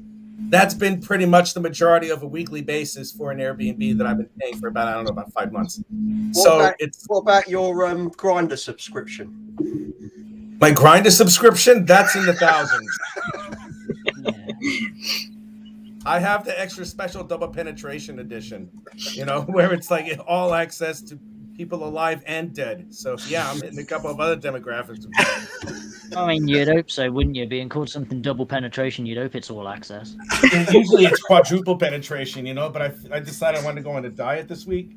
So I figured, why the fuck not? Let's go easy for myself, you know, because human tissue can only stand so much impact. I mean, Nick should know from all the bruising on his mouth on a constant basis. No wonder he had difficulty talking. I thought you sounded a bit hoarse today. That's what he's been working with. Yeah.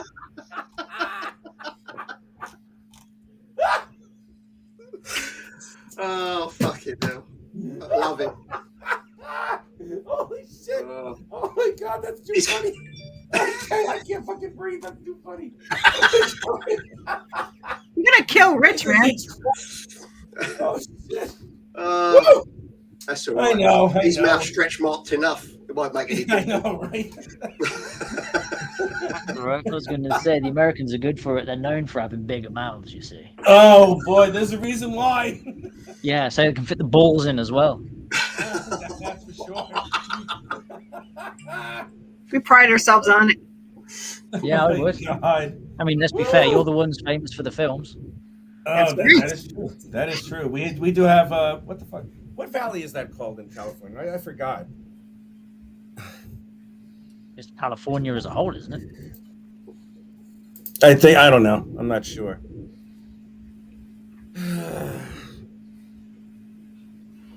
Pops, look what I got for Christmas. I got a microphone for Christmas because I'm on your show. Oh, okay. I don't know how to use it yet. I was just taking it out of the box. But my husband said since I get to do these shows, I should probably sound somewhat, I don't know, professional. You know, they did the same thing to me. They give me a new microphone. Do I sound any different? No, I don't know. No. Today, from last time since I've heard you? No, I mean, you know, back before when I was using my camera mic before I had a mic, it's like, to me, I'll watch the old shows and the audio's no different. Yeah, I don't think, I mean, I obviously would know. I haven't heard it otherwise, but I do know when I was upstairs, it did not sound great at all. It echoed and everything. Now that I'm in my own little dungeon, it actually sounds pretty good. I mean, it comes off sounding right? Yeah, it does. It's a very clear voice there, by the way. The one thing I will say about the new mic is it's because of the directional aspect of it. It doesn't pick up so much of the background noise. Yeah. The other mic, you could hear everything going on here. You know, Now it's like it has to be something pretty loud for you to hear it over. The kids can get loud. I don't have any noise here, so I guess I'm good to go. So I'll just tell him it was a good present. I don't even need to plug it in. So Adam, when you gonna be ready to draw again, bro? I don't know. I think it's gonna be just a try it and see thing. I've got a couple of things I know I still have to finish off. I haven't finished that freezer that I did for a while. I haven't finished him off. I need to do all the background and the scenery on that one. Luckily, the last thing I did just before breaking it, literally 2 days before breaking a collarbone, is I managed to actually get one done and sent out, done and sold. So, luckily, I managed to get that one done. Well, I just want you to know, as usual, the Madness Open Draw stream, you have an open invite to come out and show Rich up anytime you want. Yeah, please do, because I suck these days, and you can fucking. I don't know about show him up, but you can definitely fucking show me up now. Being a teacher has diluted my skills considerably, because I'm too busy showing all the little younglings that I have yet to kill with a lightsaber how to draw better than I do. So which is not difficult to do. It's the easiest job in the world. So you can come on anytime, man. You're always invited, dude. Always invited. One thing I have to point out is that Rich is a great artist, but when somebody else is out here drawing with him, he's twice as good. Yeah. Seriously, when you have somebody else out here and you guys and you have somebody to I don't want to say compete with, because that's not what it is, but when you have it's never a competition. That's one thing that's for sure. But when you have somebody out there drawing something awesome, that brings out more awesome in you. And I can show example after example of that over the last year. I'm inspired with people who are creators who know what the fuck they're doing. Adam is definitely one of them. Yeah, that's why I was like, yeah, show up, because it's like, but there are people who show up, and you know who they are, Pops, who like showed up, and I'm like, hey, so you're here to draw? Oh no, I just wanted to stay and be here for a bit. I'm like, oh, okay, bye, and then it's like you just cancel them and stuff. You're like, get off the fucking show. I've done that. That's actually happened. You should have seen it, Nick. It was brutal. It was just like, oh, okay, bye, and then I fucking clicked her off. It was great. Did they ever come back, Rich? No, she never came. It never came back because it was too busy drawing the bestiality porn comic. No, I'm sorry, bestiality lesbian porn comic. God. There are some things. Okay, you try to be all inclusive. You try to promote everybody and what they're doing, and then somebody will come out and they'll start attacking somebody else's stuff when their own yard is pretty messy. It's like, that kills me, man. It's like, don't come out and talk shit about somebody else when your shit is questionable. Just saying. Just ride that questionable wave next to that person. Don't try to put it down underneath you, because it don't work that way. No, it doesn't. When did this all happen then? What did I miss? Well, the kicking off. Oh, it's just a historic thing that's happened, over the last year, where somebody whose subject matter is just as questionable as anybody else's, or as her have the the right to judge.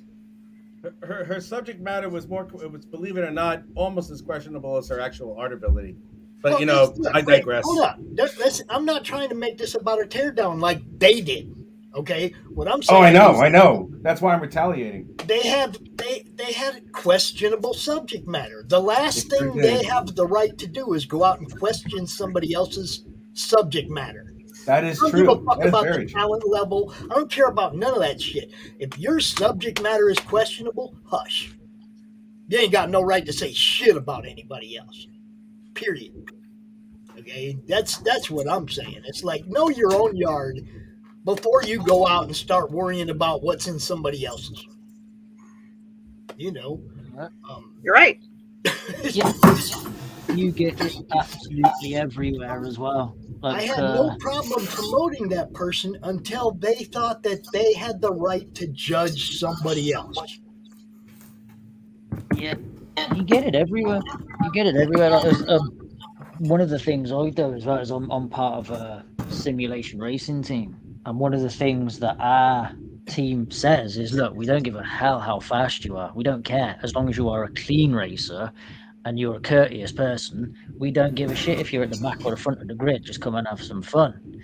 Yeah. And we had one guy come in and he started poking fun at the people that he was slower than. And anyway, one of the guys got on to me and he was like, can you say something to this lad? He's going around saying you need to do better here and better there, and it's not, nobody wants to race with him. So I went into a race, kicked his ass by about 15 seconds and kicked him out the fucking crew. And having it. Good job. Don't shit on other people for being slow when you ain't quick yourself. Exactly. And it's like you were saying, don't do that. It's not fun. I was a bit disappointed I've not been let back in that group. But in fairness, right? And this is like the only issue I had with the lad. Just don't point out other people's mistakes if they're like you like actually. And everyone can see them. Like he knows he's not fast. He's never said he was fast. Right. To have somebody sit there and just go, "You're not fast. You're not fast. You're shit." It's not helpful. Oh, I hate people like that. Jesus Christ, especially ones that are actually not talented at all, but they do that shit to other people. Holy fucking that's it. Fuck. He wouldn't say anything to anyone else. Unfortunately, that's life, though, isn't it? It is actually, Nick. You know, there's a lot of people who use their platform to put others down, and that's like that deserves a punch in the fucking face for real. You know, it does. Every single day you get people like that you bump into or meet or whatever. It's just. Yeah, well, I hope one of them bumps into me. That's for sure, because I'll fuck them up, punch them boys in my fucking face. What? I love when Rich gets all riled up. I am riled up. I'm angry. He's so sexy. It is sexy. Yes, he was very glistening in the sunlight.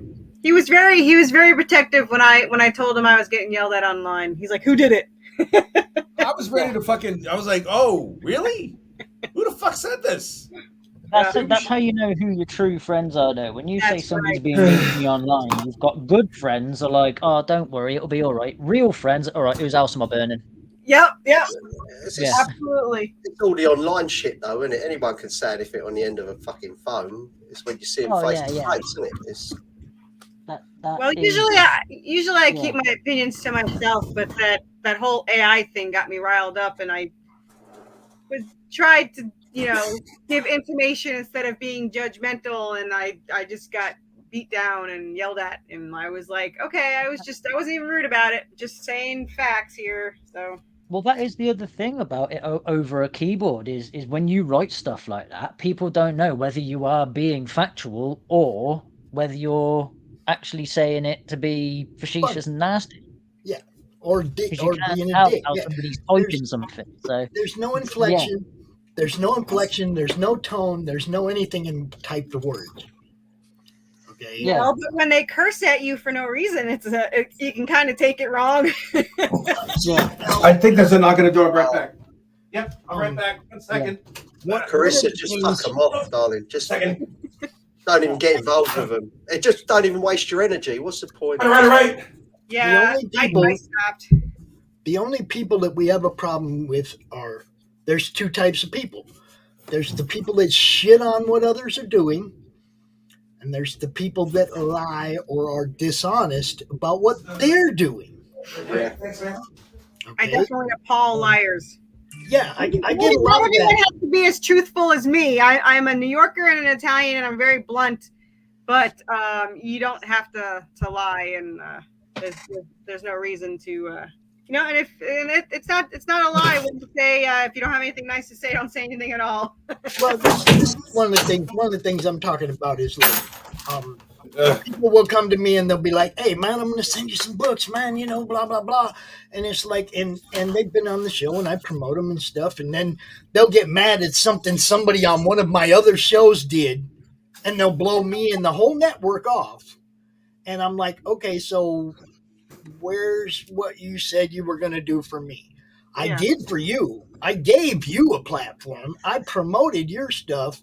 All I ask for is that you're honest with me. I don't ask people to give me anything. But if you tell me you're going to send me A, B, or C, and it goes to somebody else, I'm probably not going to promote you anymore because you weren't honest with me. It doesn't have anything to do with anything else. You were not honest with me, which means you won't be honest with the other people in our network. Why would I promote somebody who's not honest? I'm super excited to send Pop stuff. I have pins here and keychains, and I'm waiting for my 1 through 3, and then I hopefully will be there by the end of January because I want Pops to open it and see it and like it. You see, and this, look, I don't ever ask anybody for anything, and I so much am appreciative of everything people send me. I unbox it live, I show it off, I talk about it. Don't I, Nick? Yeah, mate.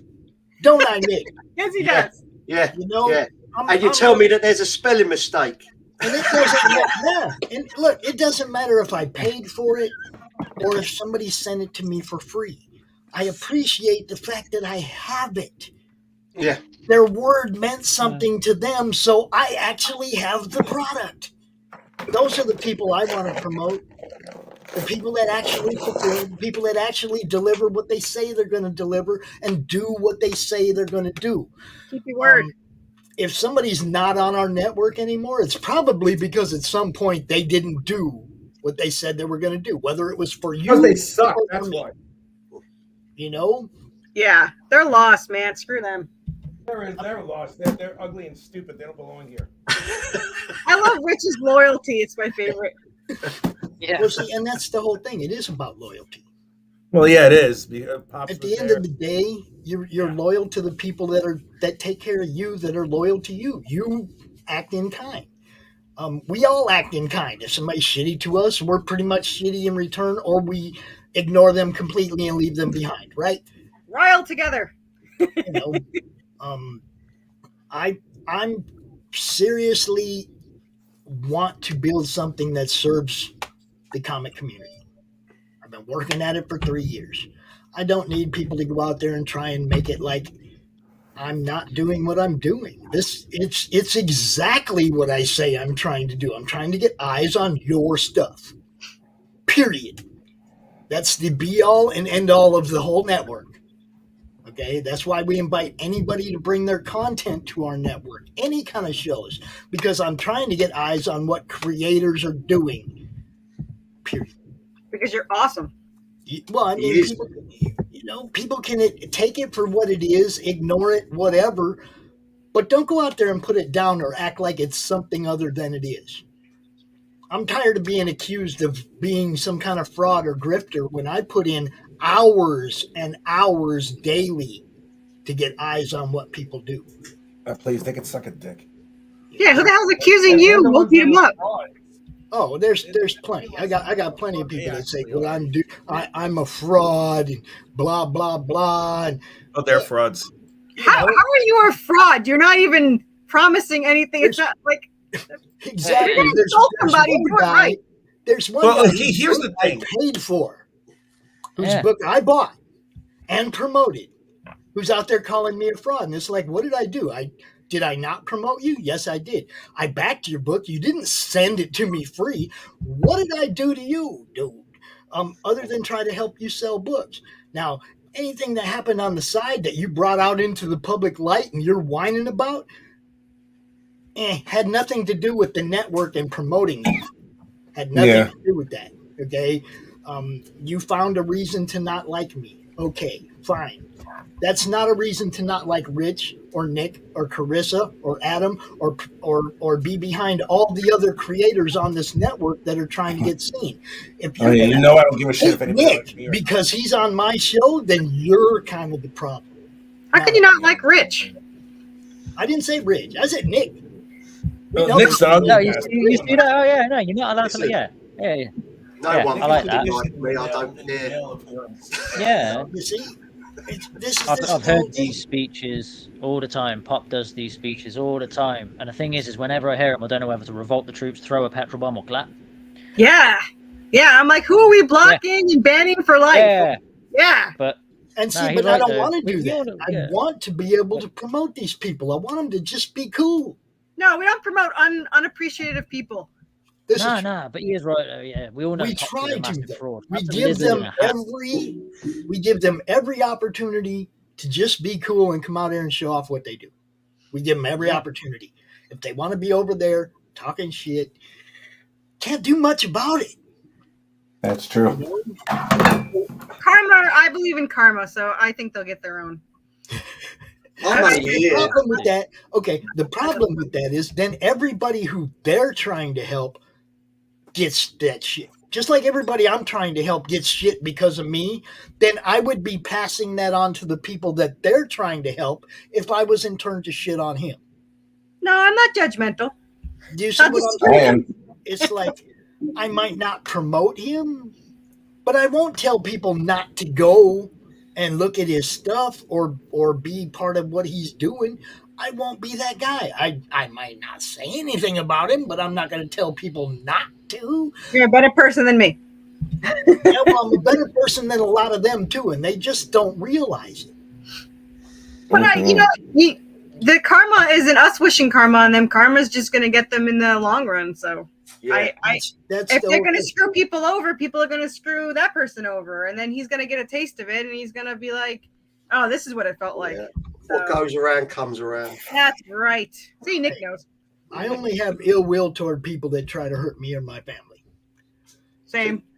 Now, my friends are my family. So if you're coming at my network where all my friends are trying to promote their stuff, I'm probably going to be a little upset with you. Deal with it. You came at me. Well, I'm only here because I'm a massive fan of Willie Nelson. Me too. That's what I mean. When Rich goes to me and everything like that, I'll introduce you to Pops, and you can go on his show and draw. As soon as he come on, I was like, "Man, hang on a minute, I know that guy. I can't seen him before. Country music. He's Snoop Dogg's friend." Yeah. There's very little country music that I can listen to. Very little. Toby Keith is my fucking spirit. Willie ain't one of them. I'm just saying. What's country music? That like banjos and all that? No, that's fucking. That's Deliverance. That's different. Yeah, it's 100% Uncle Cracker. That's country music. If they say the words honky tonk, it's probably country. Yeah. No, the only crying way in their beer. You know how you have a country music song? It has to have these specific elements in it: your truck, your blonde girlfriend with a short mini skirt, your dog, guns, your dog. Jesus, more trucks and beer, and the USA. You got to cry in your beer about your dog and cry in your your truck. beer about the blonde girl in the short miniskirt who dumped you for your best friend, who is now driving the truck that you used to own, going to the same church as you did, and using your gun He's or driving his the gun. truck you bought for her. I'm in Tennessee. You're not wrong. So yeah. I'm in Tennessee. So He's you're driving the truck that you bought for her, and your dog's in the back. Yeah, and the kicker of all this is that guy is his brother. Okay. Yeah, that's the kicker at the end. It's all family. The moral of this whole thing is just be cool. If you can't be cool, just be quiet. And I can be cool. You see what I'm saying? Hey, guess what, everybody? It could be time for... So just sit right down, relax, open your ears real wide and say, "Give it to me straight, doctor, I can take it."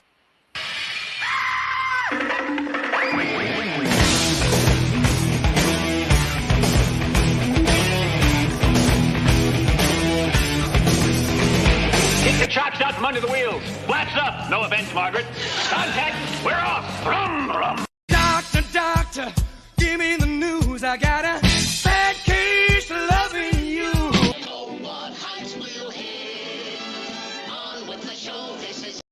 And here we go. Hey. Finally. What happened? So Pops went bald. What happened? So we're under a thunderstorm here. My power's been out. My co-host calls me. He goes, "Oh my God, I overslept. I just woke up." Like, screw it, man. Here now. Well, actually, Doc, it's the top of the hour. Do your show. Yep. We're gonna do that very thing.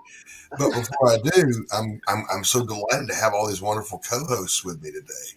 And I'm here too. And you. We love you, mate. Don't go anywhere. Adam, come back. We lost Adam. You scared Adam away. That's on you guys. You do that to people, though, Doc, don't you? I always get a bit worried, like you're going to give me detention or something. Wow. That was good. Hold on. Where's my intro for my show? That's not it. Where I is just it? started playing it and it stopped. It's down toward the Here we go. Honeycomb's big. Yeah. It's not small. No. Kiss my entire ass. Oh, my darling. Not 3 times on the ceiling if you want me. I'm gonna get a cappuccino soon. I'm gonna strangle somebody. You know, this is, excuse me, a damn fine cup of coffee. Damn good coffee. And hot. Listen to me very carefully, because I'm only going to say this once. Coffee. Black. This town needs an enema.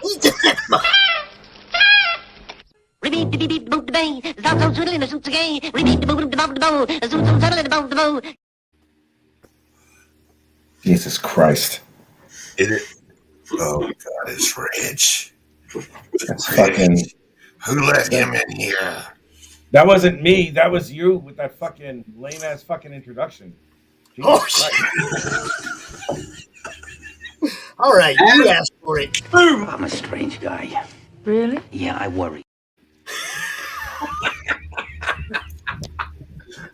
It's good to see everybody this morning. I hope you're doing good. And you, mate. Nick, always a pleasure to see you, my friend. And How you, about mate. over in the Jolly Old. So we have the coffee shop from Europe today. That's right. And me. I was going to drink tea. I just couldn't. Wow, I couldn't bring myself to do it, so it's coffee. Nick don't drink tea, do you, Nick? No. No. No. If I do, it's not tea bag tea. It's just proper ground. Yeah, there you go. Good man. It's not Good tea man. bag tea. None of that tea bags. Welcome back, Adam. Hey, how you doing? Hello, Adam, mate. are you on the toilet? What the hell? Yeah. Yeah.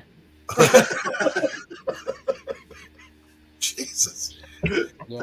So, guys, welcome to Knox Coffee Shop. This is the only podcast that's guaranteed not to rust, buzz, collect dust, kink, stink, turn pink around all the seems rainy season for 90 days of your money. Oh boy, here we go. Hey, shut. If we ain't got it, we'll get it. When we get it, we'll funk it, ram it, jam it, damn it, pack it up, and take it out to your car. And no tipping allowed, especially for Rich. I don't want any fucking tip. Damn. He only ever gets my tip. This coming from the guy who drinks some other kind of milky substance instead of tea. I don't want to hear his shit. Weather's out there being all warm and you know, like it wasn't trying to kill us 3 days ago. Fucking nasty weather. And then it turns into a thunderstorm. I didn't know this was coming. It's raining here too. We had negative 9-degree weather last week, and now yesterday was 58. Yeah, And we were in the pretty. single digits, and then yesterday it was almost 70. Yeah. You gotta love global warming, don't you, kids? Yeah. Well, you've thrown all your stuff over to us because all my roof tiles have come off now. Really? Oh man, that blows. I'm sorry. I'm supposed to be going to pick them all up before it gets dark. You don't get to do that, Adam. If you're going to hold it up, you got to show it, bro. Oh, sorry, I'm sorting them out. My bad. I saw art. What did I look at? What did I see? Show me. What Show did you me. see? You probably saw Shadow. All right. Nice. There we go. But it's in my long stack of things that I need to sort out. So, like, you know, Breezer, he still needs finishing down the bottom there. That looks awesome. With That's the amazing. rocks. I've got Tails. He was my favorite. He's off somewhere. I think he's off to my nephew's at some point. Hi, Amy. And then obviously Broly, he needs to go off somewhere. Luckily, I went to another Comic-Con place. We went to the Telford one, and a guy told me where he goes and gets really good quality but cheap prints done. So I might end up taking him up on that offer. There you go. As you should. Yeah. As you should. How was the Telford show? Adam. How was the Telford show? It was. I must admit, it was a lot better than I was expecting, because normally it's the Wales one, and they do it at the university. But this year they couldn't do it there. So, yeah. There you go, buddy. Okay. So instead they hired out the Telford Arena, and it was incredible. Like, the arena was perfect size for it. They could fit loads of people in there, loads of artists and stalls, but not like at the Nottingham one where they stick all the artists and the stalls and all that up around the edge, and then the main areas. Yeah, that show sucks. Never two going there rooms. again.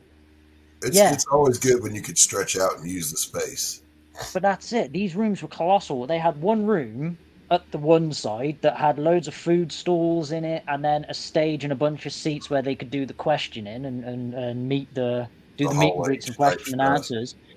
And then all that separated that from another massive room that was full of people like yourselves doing their art and showing it off, and then having the tables for the stalls and incredible amounts of Funko Pops and whatnot, was a door that they had fully opened up.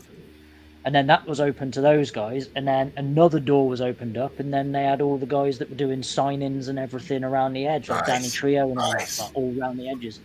And you didn't feel like you were having to go through a million places to go find caused them to move the venue? Yeah, so they moved the venue because the university wasn't available, but so many people liked Telford that now they're like, can we not just have it here? That was. Yeah. But nobody wants to go back to Wales now. Nobody wants to go there. Not just because it's Wales. Like, just for the sheer fact that, like, it was in a university. The place was tiny. Like, the room they were fitting it in was basically like a basketball court. Yeah. And the car park facilities and everything were terrible. Telford's perfect for it. So everyone's just saying, we'll just go there again. So, yeah, it was a wonderful show. Sounds great. Well, yeah, I went to the Telford show last year, and it was fantastic. I got the VIP. I was given the VIP access, and I ran into Summer Glau, and holy shit, nice, so much hotter in person. God damn, I was like, well. She's Summer a beautiful Glau young lady, standing right next to me, and I'm that's like, River Tam from Serenity, if you guys, or Firefly, if you guys. Yeah, we'll go it. Yeah. Ladies and gentlemen, it's that time of my show when I'm starting a new segment called Mostly, Partially, Absolutely True Stories. So you may have to adjust your volume a little bit on this one, but here we go. Hi, kids. It's your old pal, Doc, with a mostly, absolutely, partially true story. So this story happens back in 1985 while I was stationed at Parris Island, South Carolina, serving as a corpsman at the Field Training Unit. Anyway, I was sitting in my ambulance observing a training event called the One Day War, where two forces of recruits pretend to assault each other through the jungle all day long. Suddenly, my radio crackles to life. Some window licker has his head caught in a microwave or some shit, and I begin to get my butt over there. I fire up the big ambulance, turn on my red lights, check my mirrors, and start to back up, when suddenly I felt some resistance and heard a crunching noise, followed by a Marine screaming his head off. I didn't notice the screaming Marine at first. This was Parris Island. Marine screaming is like saying water is wet, but this one seemed to be screaming at me. I had squished his personal vehicle, which I point out was parked directly behind me in my blind spot, in spite of warning signs saying no private vehicles in training areas, and on my ambulance saying stay back 100 feet. So anyway, I figure I'm screwed when PMO, that's like MPs but more so, shows up. Imagine my surprise when he doesn't even speak to me. He just writes the Marine tickets for illegal parking, obstructing an emergency vehicle, and some other shit. Dude was pissed. I mean, even more than the situation called for. Turns out it was his wife's car, and it was his birthday. So, in fine old Marine Corps style, all the drill instructors involved in the training come out and start bellowing happy birthday to him. Anyway, I never did find out what happened to the idiot with his head stuck in a microwave. The moral to the story, kids, is, well, there's no moral. It was just some funny shit that happened to me way back in the day. Bye now.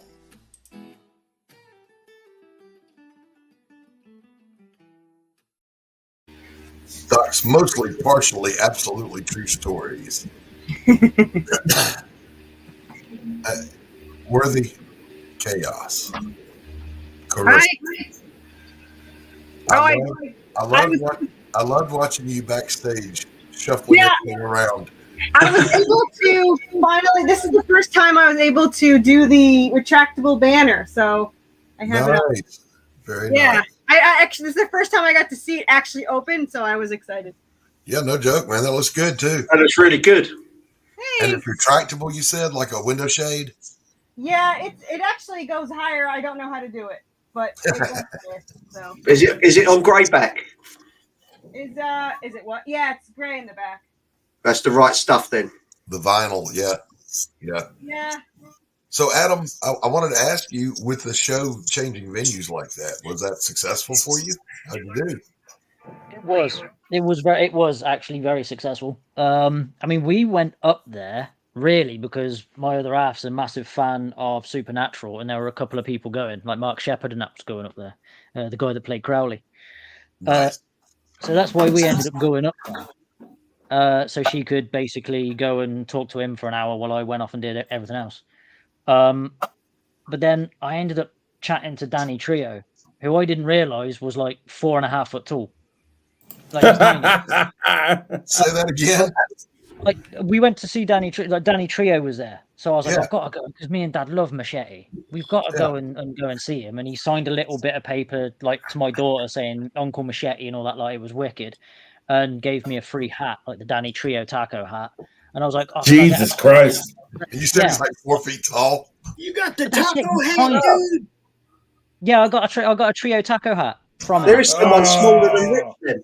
Yeah, but that's the thing is he stood up to take a photo and he put his arm out. Now I'm 6'3", so I'm sat there like, I'll just lean. Like, that's the problem. He stood up to have a photo, and I had to crouch down to get in this photo. I look like I'm taking, you know, like when you're going in for a scrum of rugby, or like they're just about to do 2 seconds of play in the NFL, and everyone hunches down. I look like that. I look like we're right out of place. But wonderful bloke. But yeah, he ain't exactly. Never meet your heroes for a surprising reason. There, they might. I would 100% meet him just because he is an amazing guy. But I didn't realize getting a photo with him was going to be so awkward. Like when you see them in film and you see them doing this kick-ass stuff, they look like they're massive and muscular, and then you meet them in real life, and you're like, "Where's the rest of you?" Yeah.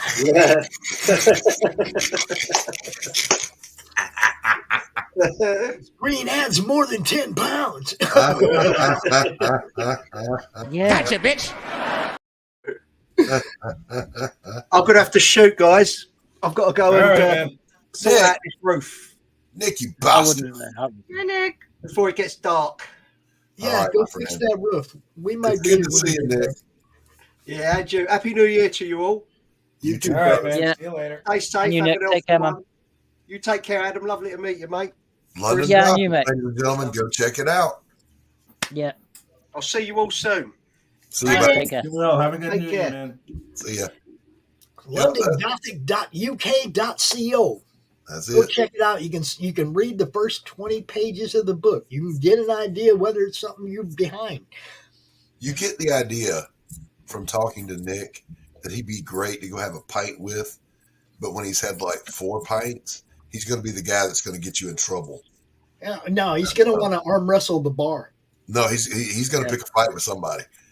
That shit's going to happen. Oh yeah, but that's just your typical. Yeah, he already knows. We just call that Friday, right? Yeah. Nah, he already knows who he's going to pick a fight with and everything before he ever starts drinking.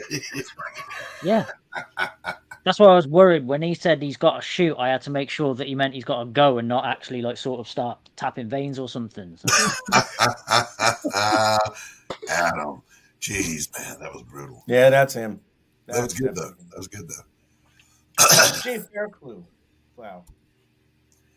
So I didn't load up my memes because I didn't have the opportunity to. So we're not going to do meme review today, and we're in the wrong studio anyway. Actually, I got a couple. Well, we're in the wrong studio. Can I change that up top? No, we just added in here. So if I click over to, I mean, you can change it. It changes the color and the background and everything. There we go. There we go. It's my show right now anyway, so we're going to do this.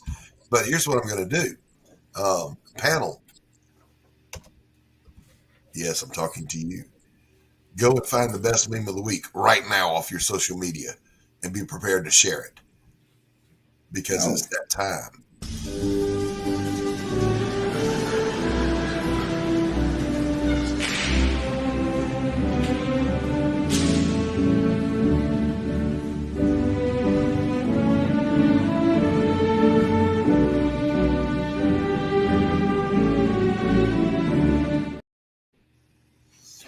Ah, yes. Meme review time. Pops, what you got for me?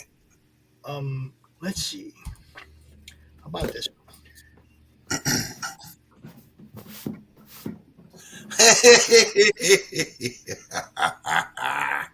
Jesus Christ. That's actually good.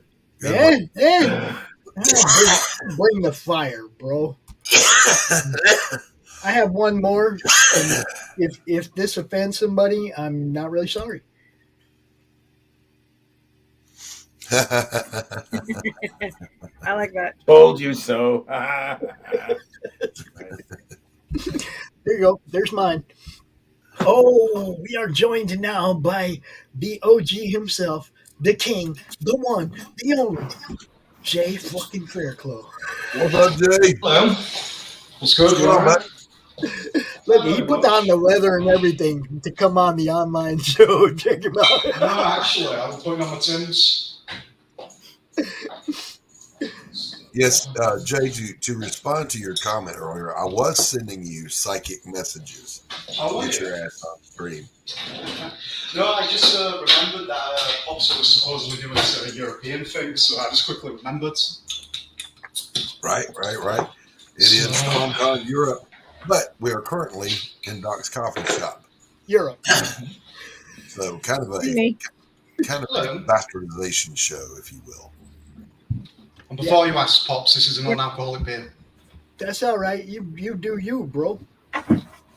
You know. I am off out soon for the New Year's. That's why my hair's all nicely gelled. I've grown That's what I was going to say. What's with the glamour, man? I've grown it back. I got bald. I was bald for 2 years. So I just thought, grow it back. Not bad for 2 months, growing it back. We've got that pleasant rolling thunder happening now, not that loud shake the house that was happening earlier. So I think we're out of the work. I like it all. So. Did you all have a fantastic Christmas? Oh, had a good, wonderful holiday so far, man. Considering power outages and freezing and. I heard about the snow weather. It's really bad. Oh, I only found out because I was gaming with some of the American friends of mine, and they were like, "Yo, the snow's in it. It's really bad." Yeah, it was pretty freaking cold up here last week. It was cold everywhere. What's it doing over in the UK right now? I have a nip on. It's that cold. Roger that. It's going dark. That's about it. Especially in the north, it gets really cold up here. Yeah. Oh, you're in the north. Mm-hmm. Okay. Not across the. Are you across the Hadrian's Wall? That's further up. Okay. All right. That's one of the things I want to see before I'm done. I got to see Stonehenge. I got to see Hadrian's Wall, including that fort they found last year. You see that? They found an old Roman fort on Hadrian's Wall, excavated it.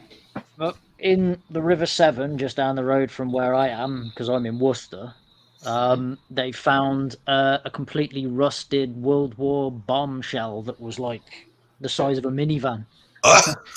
So they've closed off the whole of the riverside. Yeah. Unexploded and ready to go. I bet that's going to go for a pretty penny, isn't it? Oh, yeah. Yeah, could you imagine found that. being the farmer who's out plowing his field and you find that shit? It's like, well, honey, it's been nice living here, but we've got to move now. We got a whole ass. There's a bomb the size of a bus out there. We got to go. Yeah, Don't you just call the bomb squad, though? You don't need to harvest your own field if it goes off. It kind of harvests itself. Yes, self-harvesting crops. Don't you just call the bomb squad when you find explosives, though? Yeah, you would. Rich. Yeah. How are you, my expat friend? I am good. I'm just, I finished putting my visa together, the amendments that I had to correct, and I'm going to send them in tonight. Very good. Oh my God, is that Rich? Hello. Hello. And that's for for the training stuff you showed me? Yep. Cool. Yeah, well, it's what it is really I got a notification from the immigration department, and they asked me if I can annotate the notes on the PDF regarding my bank statement, because they want to get a better idea of my my spending when I was in while I'm here. They want to make sure that they have an idea of how much I was making. RJ, I've never had subtitles. I don't know how to turn that shit on. Subtitles. I'll be right back. All right, Chris. RJ's over there like, I can't understand a word Jay's saying. Can I get subtitles? He doesn't speak the King's. Oh, I speak King language. Hey, shit, You don't want to speak our King's language. He's Greek. Do you see what happens? I can't make this joke. I feel bad for making it. Did you notice when Liz Truss shook the Queen's hand, she magically said, "Fuck it, I'm out," and died? Yeah. Wait, say it again, Jay. Yeah. This. I mean, she did go down in history as like the smallest time as a prime minister that we've ever had. It was something like 40. Oh yeah. Yeah. She got outlasted by a fucking cabbage. Yeah. 35 minutes as prime minister. It's embarrassing. Like they were at number 10, and they were like, "Yeah, don't bother moving the." Even the Cadillacs. Fuck it, I'm out. Yeah, she's like, "I'm not doing this. I gotta go." You gotta admire the truthfulness and the honesty behind that. I'm not into politics, but I'm just laughing at the cabbage outlasting her. It's like, yeah. Yeah, that is a good. When you've been in office and the cabbage has outlasted you, you can't just leave. Not even just politics. Just You've go. been beaten by a vegetable. Yeah. Exactly. Yeah, we got beaten by a vegetable, and then another one took charge. In hindsight, though, doesn't that make her the second best PM ever?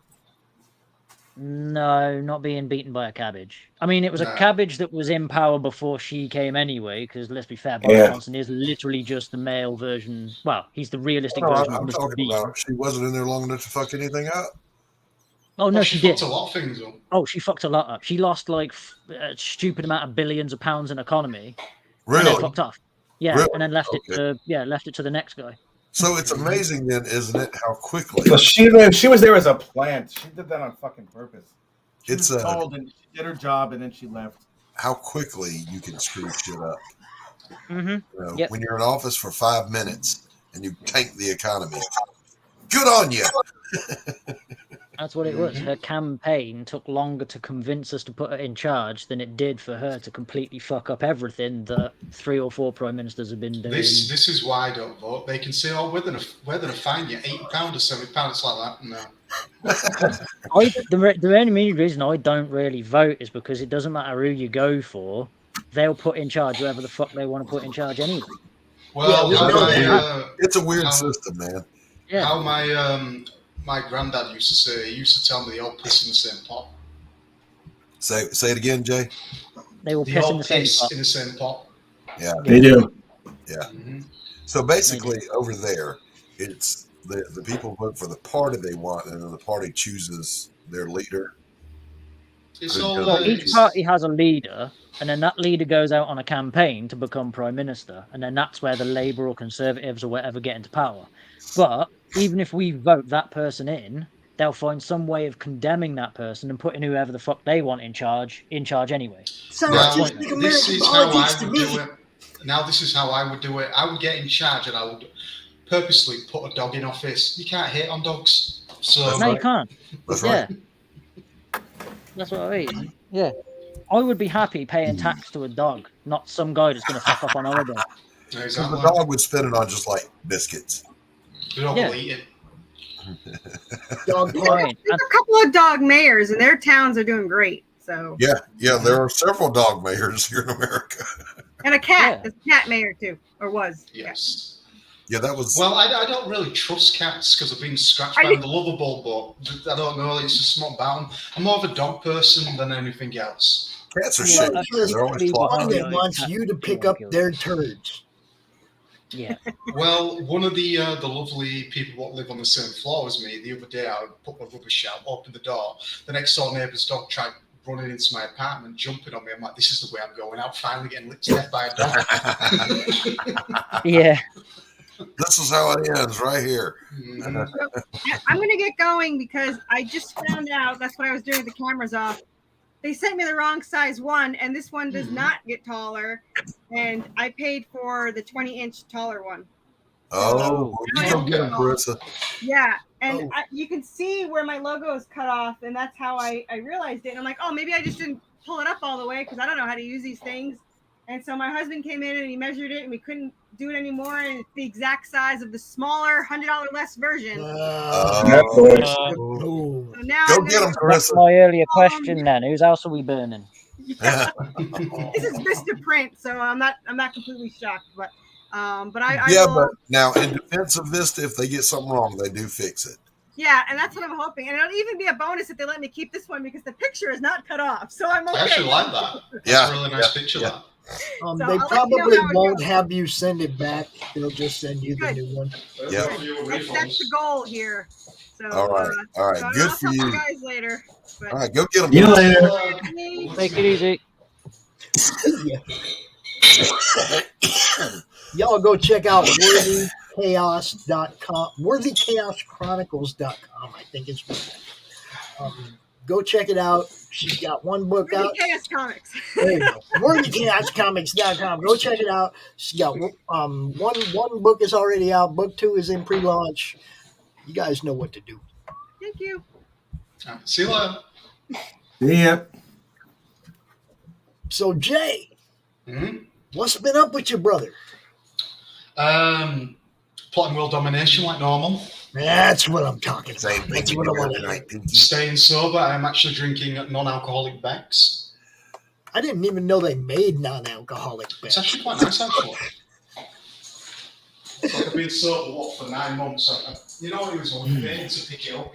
Congratulations on your sobriety, sir. Thank you.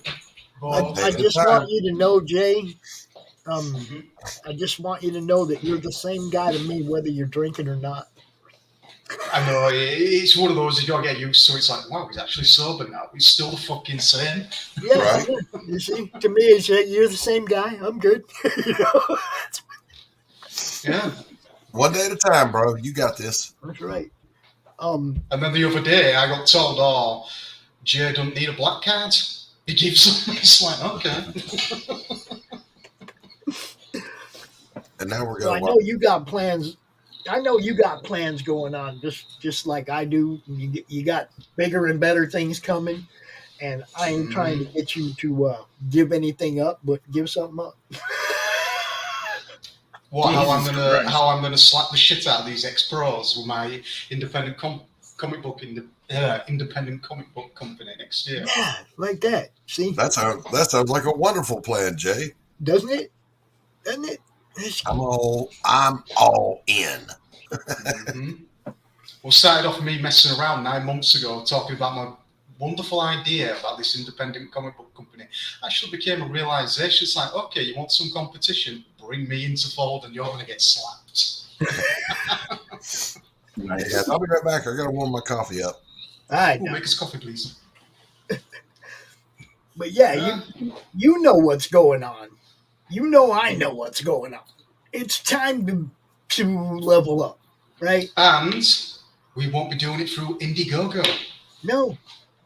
We will actually go through a website. What can't be shadow banned. Yeah. And we'll be on a Roku channel that can't be shadow banned. You see what I'm saying? We're trying to level past the control of big tech. Mm-hmm. Oh, it's not just a big tech one. Trying to that. Yeah. We're trying to take away their ability to control what we do. We're trying to go to places where they don't have the last word. Mm-hmm. You know? Ooh, I like that artwork, by the way. Say what? And Adam, I like that artwork. What? Oh, the Samus. Yeah. Yeah, that's fantastic. I remember you doing that one on the show. Liking that. Yeah. It took a while.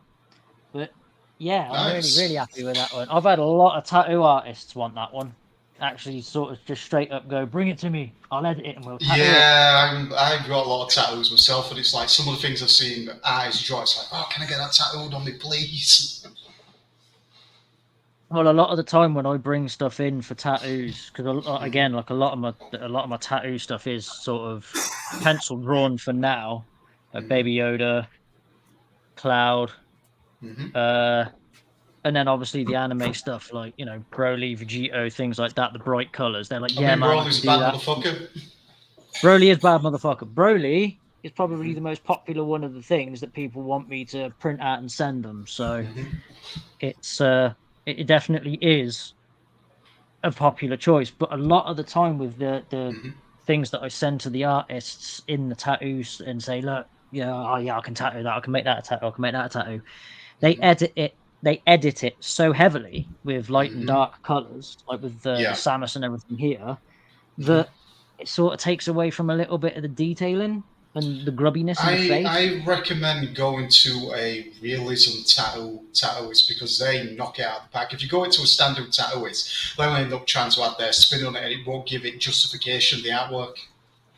Yeah, I took that to a guy from a tattoo shop down the road from me called Vivid Ink, and his name is Jay, and he is unbelievably good at realism artist, sort of tattooing. And when I took that to him, he said we can darken certain areas, but a lot of it is going to be lost down to the skin complexion of a person rather than my edit. And that's when I knew I was talking to the right person. Yeah, because everybody's skin, every canvas is completely different. And this is the thing, he wasn't afraid of basically saying it in a shop full of people. He said that tattoo would not work on a coloured person. Yeah, because coloured people are very hard to tattoo because of their skin. And I was like, well, that's a bit. And he said, no, some tattoos just don't. Like he had a guy the other day who came in from the local basketball team, and I don't know what it is, but people want like lions or roses on the back of their hand. And he said, I've had so many of those. But this guy came in and he was like heavy coloured in the skin, like he was like really, really dark skinned. And I could have put a lion or something on the back of his hand, but you wouldn't have seen half the detailing. And so I said to him, you're going to have to think a little bit more sort of separate from things. So like the blocks of colour are going to have to be further spaced apart so you can see the detail in between the eyes and the nose. So something like a panther or a leopard, which is very outside face and inside face, rather than a lion that's got mane and hair and all that lot. Said you won't see it, but the guy would have none of it. Anyway, he got the tattoo done on his hand, and you can't tell what the fuck it is. Yeah, because if you put in like on a small space like this, there's so much detail in one of those like panthers, tigers. It's absolutely insane. It's got to be on a bigger canvas back, chest, or on a larger like portion of your body. If it's getting crammed in that, it's going to lose all the detail. The shadings are all fucked up. When it heals properly, you're not even going to know what the fuck it is. And that's somebody who gets tattooed on a daily basis. Yeah, looking like that, you can tell automatically what that is. If it looks like a cross, I was going to get it over there, but it won't look right around the neck when we do it. There you go. Oh yeah, yeah. You see, the thing is with skin, and it's the word I could talk to tattoo artists all day because doing art on paper, it's great. I know if I put my pen there and do a line there, that's where it's going. With skin, it stretches, it moves. Yeah. So the fact that they put out pieces of artwork like that and better on skin, it's just, you bow to them. Yeah, and when you're putting the stencil on, like say your back, you've got to shape it to the back form and make sure everything sticks, because you don't be standing there all day wiping the ink off the stencil off. The snake I've got on my forearm here, originally, the face on this part here was going to be on the top of my forearm, and the tail and everything was going to continue from the base part there. But when they put the stencil on, the tail was going to it wasn't going to connect properly, and it was going to be over the back. So I was going to end up having to have it completely. So basically, it was in a wrap like a cone.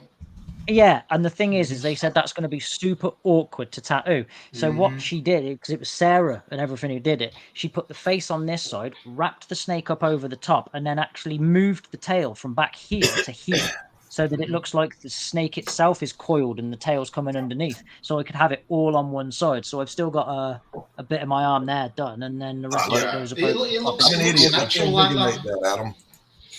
Yeah, so the snake goes from here at the head, where the Abarth scorpion and that is, where the head is, and then it wraps over the top. And this part of the tail here was originally there. Where I'd drawn it, it was originally there. But I ain't getting that tattooed. Apparently, going over that bit and everything's like being stabbed by a knife. Oh, you mean all that? Yeah. Yeah. Look, my dad's got a tattoo in the same place on the wrist. He's got 2 dragons. And when they got to that bit, he was like, can they just not have feet? I enjoyed it for some reason. I have no numbing cream whatsoever. I've had inside of my arm done, everything wrapped around there. That is the most painful part when it connects your arm. My uncle's got right there on my hand. It didn't hurt, but apparently there's a huge nerve cluster there because my fingers were just twitching. So they had to duct tape my hand down. Yeah, because it's the outlining, which is the deeper needle. That's the bit that hurts the most. Once you've got through the outlining, the rest of it's not that bad. Yeah. My Uncle Ali's got 2 samurai that go completely down his 2 shoulder blades and onto the lower part where his kidneys are, and they are all outlining. Ooh, and he said that was painful going over the shoulder blades. Straight down the shoulder blades and everything. That's my back. Hold on, bro. Here I come. That's cool. Oh, there you go. Cool. Ah, sick. Cool. And that one in the middle, that one's a lion, and from 300, you know, when the messenger brings out the skulls of the conquered king. Oh, is that us? Those are the skulls with the conquered king's crowns on it. Oh, nice. So, do you think you were saying the rose and the lion? Is that like War of the Roses thing, or the royal lion? Is that what I honestly don't know where it comes from, but I've got 2 friends that on the back of their hand they have a rose, or they have a lion head on the back of their hand. I don't know what I don't know why, but it seems to be something a lot of people are going for. Okay, I think we're going to see a second War of the Roses here before long. Oh, my tattoos are roses. I've got a rose. I've got a rose in the middle of the back where the skull is with the hourglass. I've just got loads of roses on me. I've got roses up there with an hourglass saying time waits for no one.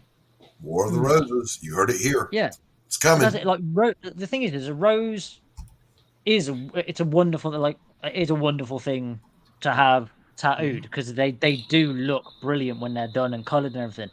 But the 2 that are on the back of the hand seem to be in just standard black and white ink, or just straight black ink, and they're and it's the same design. It's the same lion head or the same rose on the back of the hand. But I see so many people with it, hundreds of people with it, and I'm thinking, does it symbolise it? Because you get people who get the letter P behind their ear, and it's meant to symbolise maybe they've been inside or something. So some people who haven't, or the teardrop, that's right, yeah. But they sometimes get a letter P behind there. Again, like, I don't know why. There are certain tattoos that people get. And if you go to a tattoo artist and say to them, what is the one thing you will never tattoo again? They'll say 1 or 2 things. Either that on the back of the hand, or people's names. Even though a lot of people have people's names and everything, the tattoo artist will say the one thing they hate tattooing the most is like italic names of lovers and everything on people's arms. Because they know full well that the unless you're literally, you know for a fact, like I'd have my daughter's name, easy, I'd have that, but I don't think I would ever get a partner's name, not at least someone that I was stupid enough to go down that route back in the early 20s. I've got it covered up now. It's like basically what my tattoos did was cover it in black, and when it's properly healed, I always say give it like 3 months so my skin properly heals. And then he's going to go over it in white, do a little pattern, and then he's going to match up into combine everything into one sleeve, give it a nice little upgrade. Yeah. So, Have you seen these people that are getting complete blocks of black tattooed as a sleeve, and then they're getting it lasered in? So they're lasering the tattoo off for a design because it's thinner. Wouldn't that just scar up? No, it won't. Depending on how the laser thing is. Yeah. The laser doesn't scar. It's just burning that level of the epidermis. So you have to have a couple of settings with it. Yeah, because I was looking at it and I'm thinking that's a really good way of getting something done, but yeah, I don't want to spend that kind of money on the shit. I'm just saying. Yeah. Because that is expensive. I should know it's expensive. Yeah, ink is something that you could, because some artists do it by time in the chair. Yeah, because we got a mixture of shops around here. We've got some artists will do it by time in the chair, so it's a flat amount by hours in the chair and onwards on the. Or we've got one called Full On Ink, and they do it by letter. And the higher up the alphabet you go, the bigger the tattoo, the more the money. Yeah, that's like a certain shop we got around here. It's like I think it's £10 a letter. Yeah. Or it's £10 a letter, and depending how big you want the tattoo and where you want it on the body, the price does increase. Well, here's what I do know. I've met 2 tattoo artists who are doing comic book stuff. They make the best inkers out there. They pay attention to every little line. Like Andy A is a really good tattoo artist, and when he does ink work on his little stuffed panda thing, it is flawless ink. Yeah, man. You know Andy A, don't you, Pops? Yeah. Yep. You can just tell when some people worked in the tattoo business, the line work is not flawed, but executed brilliantly. Same with the shading and stuff like that. You can just tell they've worked in the tattoo shops.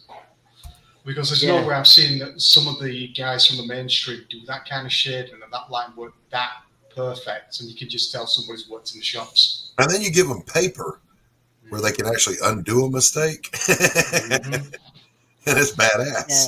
I watched a tattoo artist paint. Like, it was the first time he ever was given a canvas and paint.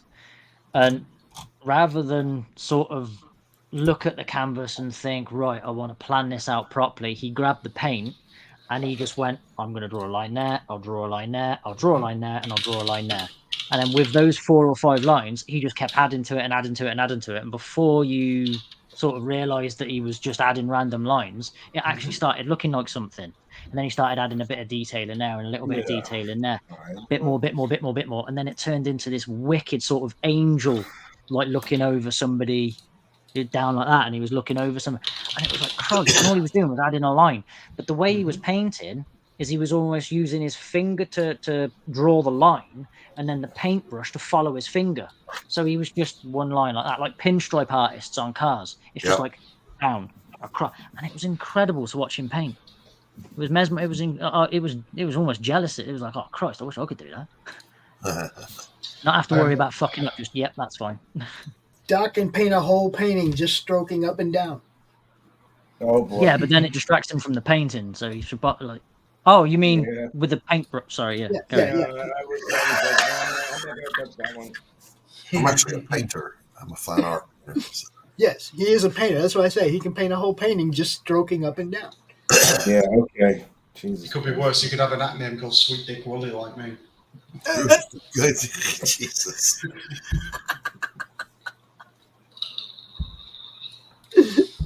Joking, that is becoming a certain thing for me now. I just put my fucking act name Sweet Dick Willie. I'm at the point of my book where I'm just about done. with Volume 1 with the edits. And I told Bob, as soon as I mailed the last pages out the door, damn, Jay, beat that keyboard to death, dude.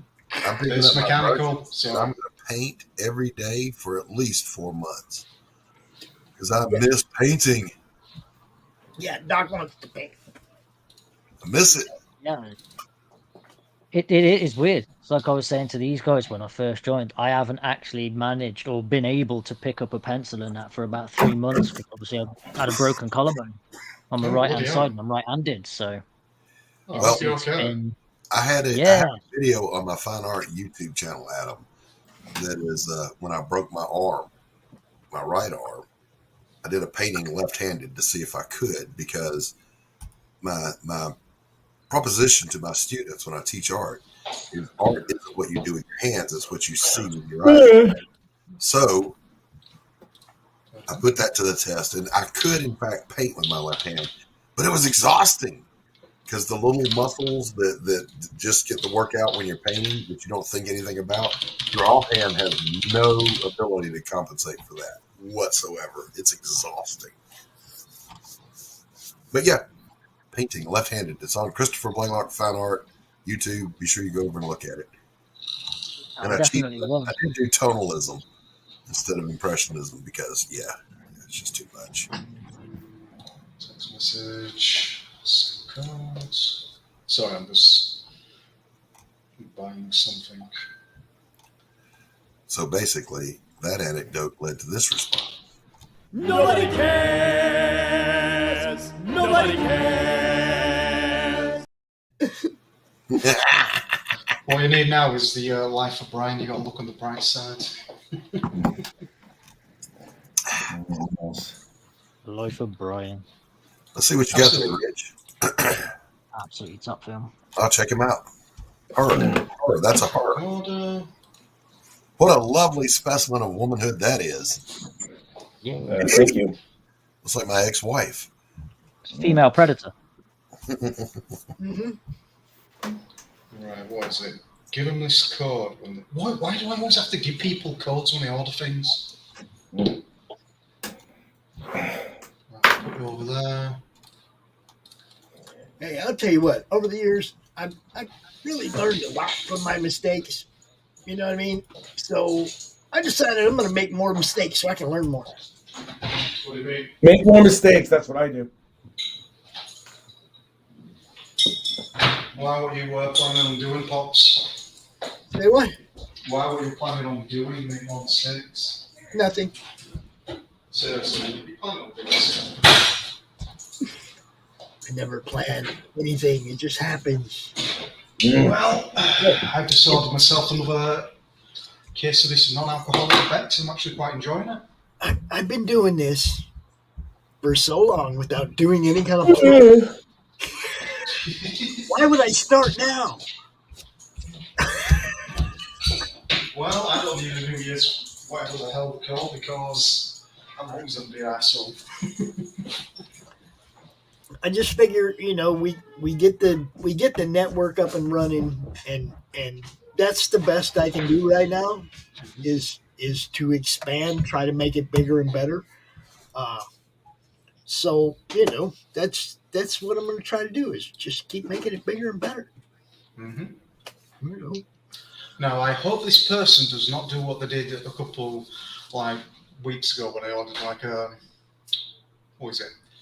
10 bottles of non-alcoholic Bex. They come at me with 6 bottles. I'm like, why am I missing one? And they're like, oh, we thought you only wanted 6. I'm like, no. But I was polite to the guy. It was his first day. He drank one on the way there, man. Come on. No. Literally, I was standing next to somebody and the stunk of alcohol had made me gip. It's like, wow, I used to smell like that. Yeah, that's terrible. But if you don't drink, I recommend this stuff. Non-alcoholic. If you don't, but like beer. No, Well, the only other choice is like that Foster's Rattler or something. It's absolutely no Heineken down. actually. Non-alcoholic Heineken. Yeah. I thought they did non-alcoholic Bud as well, but Bud's non-alcoholic they do. anyway as standard. I know a certain friend of mine what needs to stop drinking bud because it's crap.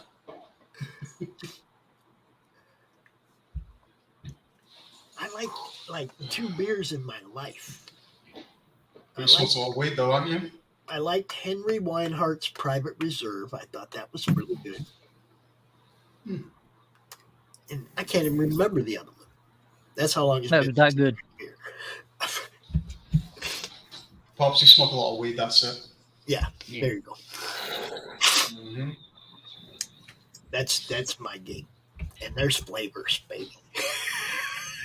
Yeah, the person who I play Sea of Thieves with, he smokes a lot of weed. And yesterday I was talking to him. He's got a weed e-cig, he's got a dab, he's got a bong next to him, and he's got loads of like weed sweets. I'm like, what the fuck are you doing? It's got the edibles, got the bong, got the dab, got it all. He's got it. While we're in the middle of a boss fight, he's like, yo, I've got to take a dab. I was like, put the fucking thing down and help us. We had a lot of, it's funny, like when I used to play a lot of the Final Fantasy, the 14, one of the guys and everything I was with, him and his flatmate used to hit bongs all the time, and we'd be sat there in the middle of a boss fight, and all of the you'd just be sat there, and it'd be like his jock with us, and you just hear fucking. Yeah. And we're like, yeah, he's fine, mate. Don't worry, he's getting ready. I miss Final Fantasy 14. It was so good. I would miss it if it weren't for the fact that it ate so much of my fucking life. Like honestly, I wouldn't get back into it just for the sheer fact that I have things to do. Otherwise, I'd get straight back on it. And the paid subscriptions and things like that, it used to kind of annoy me a bit. But I would jump back on it if it weren't for the fact that I've got the ZFS racing team, because I do sim racing and everything now for Gran Turismo and that. So I got them lot. Yeah. So I got that set racing team. I'm also like a sort of a clan leader and everything for quite a few games that we play. So we're talking like the Monster Hunters, the Destiny 2s and things like that. We've got to cover all those. If I went back on to Final Fantasy, I might as well just delete all the other games on my system. Yeah, I used to play Monster Hunter World. Now they're releasing a new one, Wild Hearts, whatever it's. Yeah, that's it. Wild Hearts by EA. It looks good because I'm really into Japanese folklore and it looks really good. But once again, it's made by EA. I'm like. The thing is, Wild Hearts is basically like, I mean, they're the one that they bought to Switch, which was Monster Hunter Rise. They're now releasing for PlayStation 5. I've got Xbox. Yeah, all the people and everything that have played Monster Hunter World, they're like, oh my god, Monster Hunter Rise is coming out. I can finally play it. Whereas I've been playing it on the Switch and that, and having a well of the time on there. But yeah, Wild Hearts, it reminded me of Monster Hunter meets Sekiro. And I love those kind of, like, I'm a massive Soulsborne player, but I still think, even though I love Soulsborne games, the best kind of game that's in that, it's not really Soulsborne, it's because it's made by the people who made Ninja Gaiden, is Neo and Neo 2. Neo was good. Neo 2 is my game. Like, I could sit on that all day happily, wasting time, and then still go to bed thinking, yeah, I didn't waste a day. I had fun. It's like when I first started playing Elden Ring, oh my god, what is this? Why is that trying to kill me? Last night I had one of those moments where I've played Elder Scrolls for a long time. I played Skyrim, all that. But I never played Oblivion. Get out of here. You never played that game? I never played Oblivion. So I went and played it last night for the first time, dude. I started playing it for the first time last night. And I'm like, all right, I think I'm going to go through this one. Yeah. It's the best one, personally. No. Morrowind's. Yeah, Morrowind. The thing is, I fucked up kind of because I had Morrowind and Oblivion on PC, but I played Skyrim on the PlayStation 3. And I think that really hit. Yeah, that really hindered my my kind of experience on it. And then I played ESO and really fucked myself up. So I put 5,000 hours when we went open world with the Elder Scrolls, then I was down with that. But I had never played Morrowind. So it's like the people that they've played Fallout 4 and they've played Fallout 3 and they've played Fallout 76, but they've never played New Vegas. New Vegas is the best one. Yeah. They missed the best one. It's like, yeah. I'm so backwards with this shit. No. The reason why I quit Elder Scrolls Online, I put 5,000 fucking hours into that game.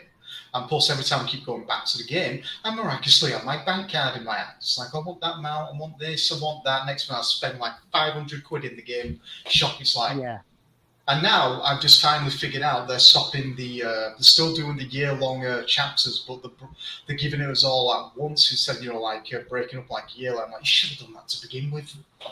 Yeah. I don't pay for any extras. I just play the game, dude. I don't give them no fucking money. Well, ESOs are weird because if you buy the ESO monthly, you can do all the DLC in that month, and then you don't have to worry about you get it all for that 1 month. So what you do, especially when there were only a few of them, is you bought a month's worth of ESO Plus, bum rushed all the new content, and then didn't renew because you had all the stuff. But now there's so much of it. You've got to keep ESO Plus going, or you've got to keep buying these because there's so much in there now. It's huge. The reason why I say ESO Plus is very good because you got unlimited crafting bag. You get extra gold. You get access to all the DLCs, including the previous chapters. But once again, you have to pay for the new chapters. This is why I've started playing Sea of Thieves. Everything is free. I was looking into Sea of Thieves. Friend of mine we locked a 4-year-old in the brig for swearing at us. That's how great this game is. Yeah, that's what I mean. Any game where you can get rid of those annoying kids online is a top game. No. We were doing this world boss, and this kid joined our little 4-man group. And next minute, all we hear is this little squeaky boy saying, "Suck my dick." And now all I hear is my new captain, my new friend on the Xbox, and this black man's voice is like, "Listen, if you ever say that word again to me, I will cuss your parents out and I'll bitch slap you as well." And I'm like, "Oh my God, this guy's amazing." I became friends with him. Yeah, I don't even I turn the volume. I don't listen to the people. I don't use the mic. I don't talk to people online when I'm playing. I just play the game. That's what I mean. It's like I don't join guilds. I don't spend money. I want to go out and see what the game developer was developing for an individual to go enjoy. If it's boring, then I move on to the next one. You know what I mean? It's like I'm not giving them money. I'm not giving them extra money on top of paying for. No. I literally had to buy the Barbossa outfit in Sea of Thieves because let's face it, Barbossa is the biggest bitch made Chad in fucking Pirates of the Caribbean franchise. He is the face of it, yeah. Because that's the problem we've got with gaming as a whole at this moment in time is a lot of people are not pre-ordering anymore, especially after the debunk of things like Cyberpunk and Anthem and everything, because people are pre-ordering these 70 to 80 packages and getting utter horseshit, like really bad. Anthem, you got me talking about that game. It had so much potential, but once had again, the best potential. And then there's another game coming out soon that's basically like Anthem, but apparently done right because it's not done by BioWare. Because BioWare had never done a live-action game; they'd always done things like Mass Effect and that. So Dragon Age as well. It was their trial and error game. But like you said, how could you get it wrong? It's mechs having dirty great fights, and they did. They absolutely. I felt sorry for the people who paid for the big boy edition, and then we all found out we're paying basically for a fucking demo. Yeah, and not only that as well, they paid for this big. They paid for this big boy edition. Got their big boy edition. They didn't get a refund for the game being ass. They then pulled the game off of the stores and said, "We'll fix it and bring it back." And then they never brought it back. So we all paid for Anthem, lost Anthem, and never got any money back at all. Gone. They just basically robbed everybody and fucked off. So did you guys see how Diablo 4 is trying to market their pre-order? Basically, Diablo 4 is meant to be open world, new dungeons occurrences, world bosses. The end game is basically what they all said. The end game is when the game fucking They're starts. They're marketing the pre-order with you being able to beta test it. Yeah, but that's not that. That's like that's basically saying early access, which is great and all. But that way, by the time they release the real deal, people will have given them input and feedback on how the game plays, and maybe they fixed that shit before. Well, they still got to get over the debunk when they released the new Diablo. It was on mobile. That was what the fuck was that about? People, how much money did somebody put into that game? $3,000. Yeah.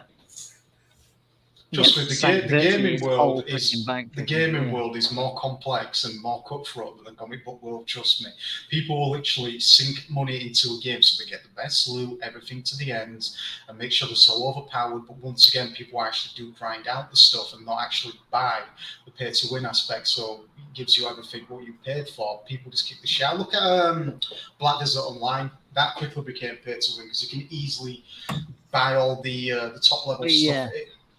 I used to play a lot of Black Desert Online, and when I first joined it, I was like, how is this pay to win? Nothing you do helps you win. And then when I saw it as I got higher and higher level, I was like, fuck me, this really is pay to win. What the hell?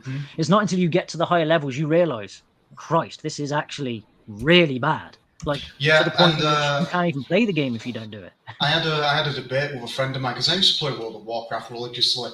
I played that game when it first came out. I loved the original strategy games. So when I said to my friend, World of Warcraft is kind of like pay to win now. He says, no. And I says, literally, you can pay real money to get a level boost, skip all the content, get to the new thing, and then just like, it's not even worth it. I'd rather play from start the beginning to the end. And I'll tell you now, Wrath of the Lich King is the greatest era in World of Warcraft. That was the golden age for me. I think people don't understand pay to win. Like a lot of people, if you say pay to win, they're thinking experience boosters, weaponry that you can't get unless you pay for it, armor that you can't get unless you pay for it. Pay to win is just anything you pay for that aids you in any way over it. That's it. That's paid. It's there. Welcome back, Doc. It's in the game. So anything, even if it's extra, like little items to help you get somewhere, get a bit forward in there. It's pay to win either way. Doc, you play video games? Not very much. Checkers is like new to me. Get the fuck out of here. Come on. But it's the reason why I don't get into FIFA. Spend all that money, do all that work to buy yourself a massive, huge team to play a couple of matches only for the new game to come out in 2 months. Yep. Yeah. And do it all over again. It's kind of like the I don't play wrestling games that much. The last great wrestling game I ever played was Here Comes the Pain. I played SmackDown Shut Your Mouth, and that was it. And now it's all becoming pay to win, all these packs and stuff like that. I've just re-picked up on my new account Assassin's Creed Valhalla, and I went into the in-game shop because I was looking for a cool outfit to buy, something like that, like a skin. And I'm looking at all these boosters they've got in there, like XP boosters, material boosters, unlocks everything on the map. Creed game. Yeah, and it's like, is this really necessary? It's a single-player game. That's the bit that pisses me off the most. It's a single-player game. Like, who are you beating? They're who are you up against? Gratification. They're feeding the instant gratification generation. Look, the whole purpose of playing a game is to gain the experience to level up, not to buy the experience to level up. You go out and you kill shit and you get the experience you need to level up. And that's what I mean. In a competitive situation, you can understand the want to buy something that aids you in surviving more. But when it's a single-player game, like what the AI? And then you walk your way to the end of it. What the hell? Well, when you see a game go free to play that was subscription, that's always a warning that now everything that you need to survive at the top tier is going to cost you money. Yeah. I mean, I still think one of the best free-to-play games is Warframe. They do it really well. They do it really, really well. And I never paid a dime for that, and it's a fun game, dude. The thing is with Warframe is they give people like me, you, and everything the programs to create your own stuff called Tenogen, which is armor, skins, weapon skins, and things. So you can create your own look and then give it back to DE. And then they will see what it's like. And if you get a good deal, they will put it up on the store and sell it for their in-game money, which is called platinum, which is their in-game thing. But any platinum that they make on your skin goes to you, not them. They give it to you. And they also do these little vouchers that give you like money off in the market. But it doesn't affect the Tenogen stuff. So they're really, really thankful for the people that create for them. Yes. Because their stuff isn't affected by the sales figure, and all the platinum made go. Some people have quit their actual jobs and just worked on Tenogen the whole time. But they do it really well. There's no need, and you're allowed to trade platinum as well. So if I go and do a shit ton of farming, and you don't want to, so you put your wallet in your hand and get some platinum, you can pay me that platinum. So I don't need to actually put my hand in my pocket and get my wallet out. I just have to be bloody good at playing a game. Yeah. And I know some people, they turned me on to farming, and you know, it's like, go farm some of this for me and I'll give you plat. I was like, it was crazy because when I had the sprinklers installed, like, was it last month? A couple of guys came in, and this is all, I like your gaming PC. I bet you spend a lot of time on there. I'm like, nah, mostly on the Xbox now. He started talking about Warframe to me, and it's like, yeah, you've sunk some hours into that, and the way you're talking about this game. And he says, "Oh, do you play Destiny 2?" I said, "I used to, but I don't want to start. You know, like I don't feel justification of paying so much money for a little bit of content."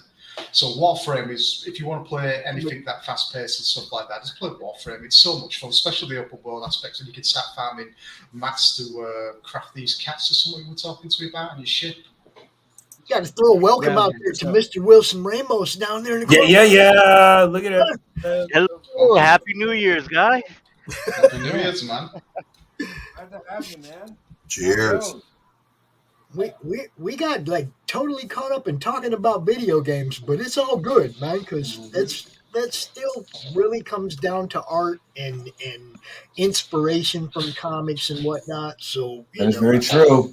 That's very true. I don't feel like we're like way off where we should be. Not only are we not way off, let's remember that the actual art that Rich is teaching is related to that field.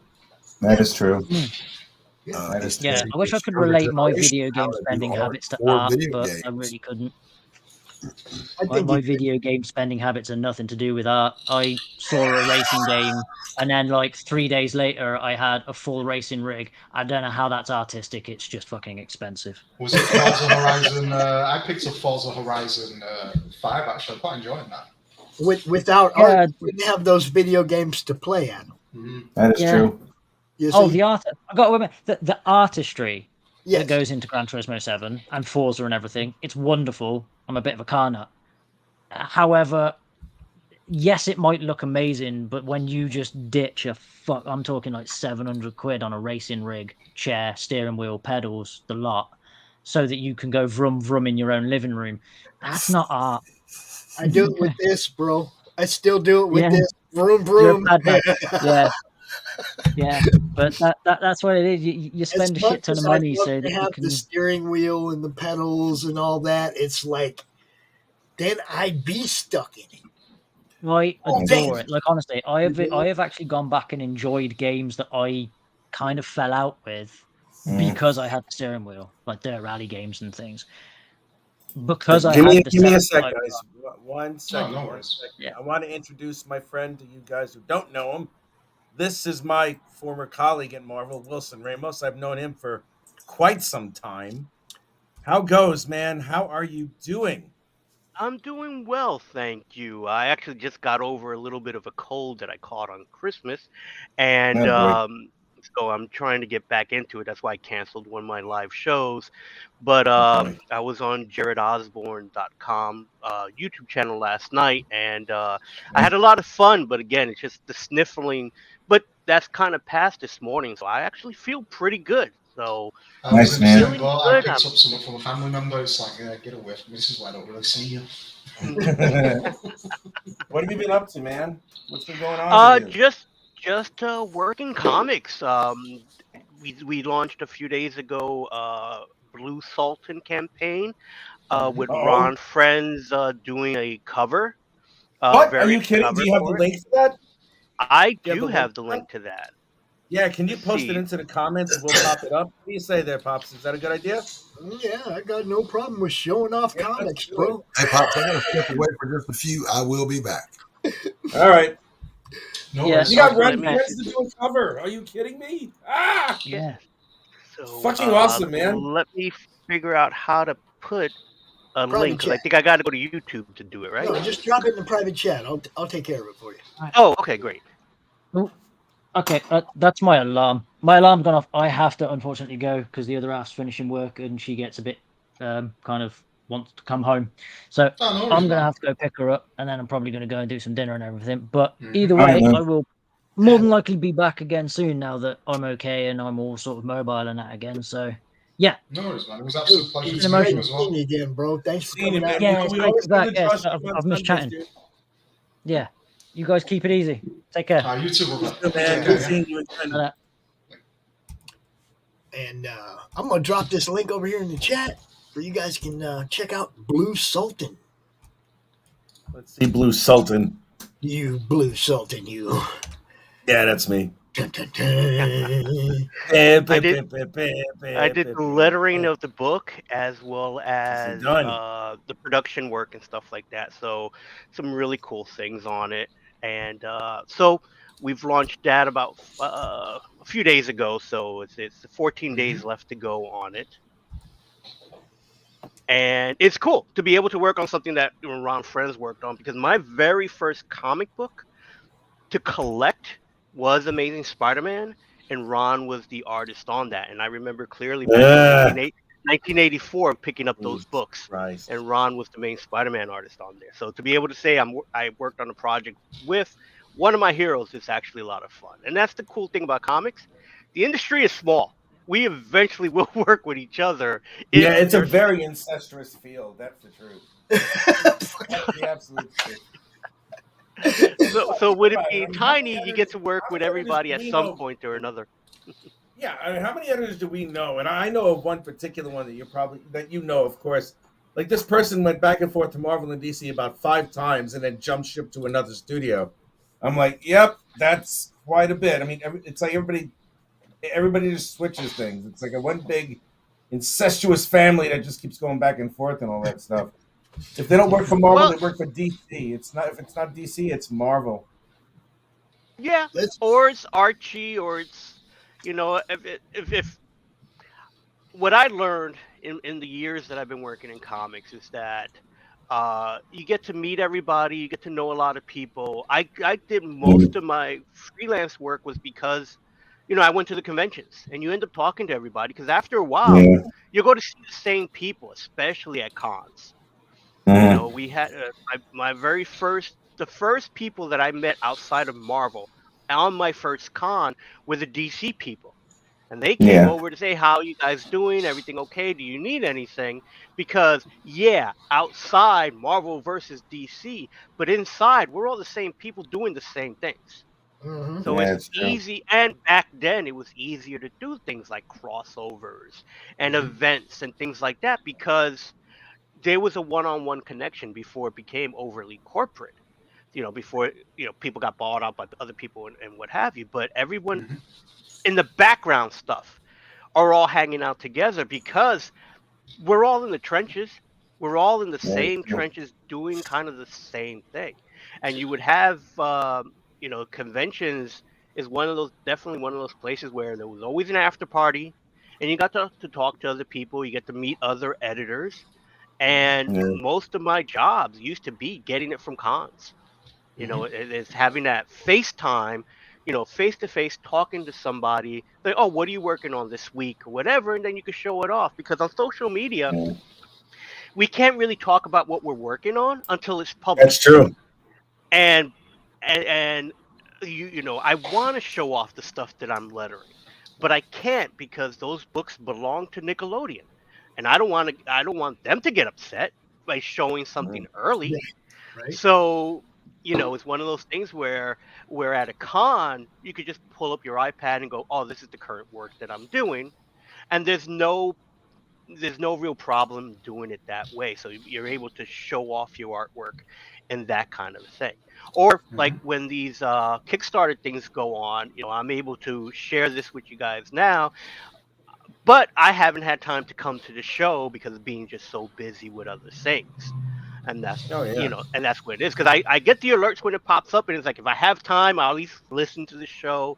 But sometimes I just can't participate. And then sometimes, and this is not a knockdown, it's like, there are so many people on Pop's show. It's wonderful. but I kind of get lost in what's going on. I hear you. Let me take a minute real quick and let's show this trailer. Let's let everybody. Right, Pops, before you show the trailer, I've got to go. I've got some people to meet. You got what? I've got some people to meet. Yeah, all right. Go handle your business, brother. I wish you all the best New Year's, and don't do anything I want. Thank you. Congratulations on your new campaign, by the way. I hope We'll talk to you later, Slick Dick Willie. Thank you. Take See you care. later, man. Right, take it easy. Bye. That was Slick Dick Willie, y'all. Slick Dick Willie. Don't forget. Yeah. All right, I want to play this trailer real quick so that we got some idea what this is about before we start talking about it, right? I had to mute me because...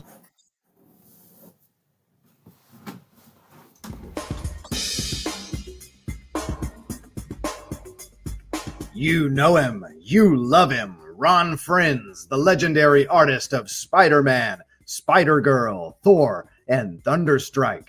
Now, Thunder strikes again with his exclusive Blue Sultan variant cover to Apex Comics Group's Phaser Universe, #1. It's extremely rare for Ron to do art for an independent comics company, but he loves Phaser Universe as much as we love Ron. Plus, this exclusive variant cover is inked by star Brett Breeding, co-creator of Doomsday from the Death of Superman DC Comics event. This campaign features a variant cover with Blue Sultan, rendered by Marvel and DC superstar artist Ron Frenz, inked by Brett Breeding, and colored by Matt Yackey. Join the campaign and choose from perks, including individual, one-of-a-kind Ron Frenz sketch covers, signed copies of the Blue Sultan variant, and of the classic Thunderstrike #1, a signed Thunderstrike poster, and a Blue Sultan pinball game with Ron Frenz art.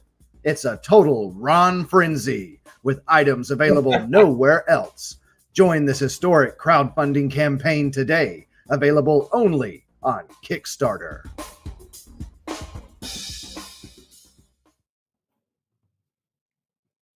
That was sexy as hell.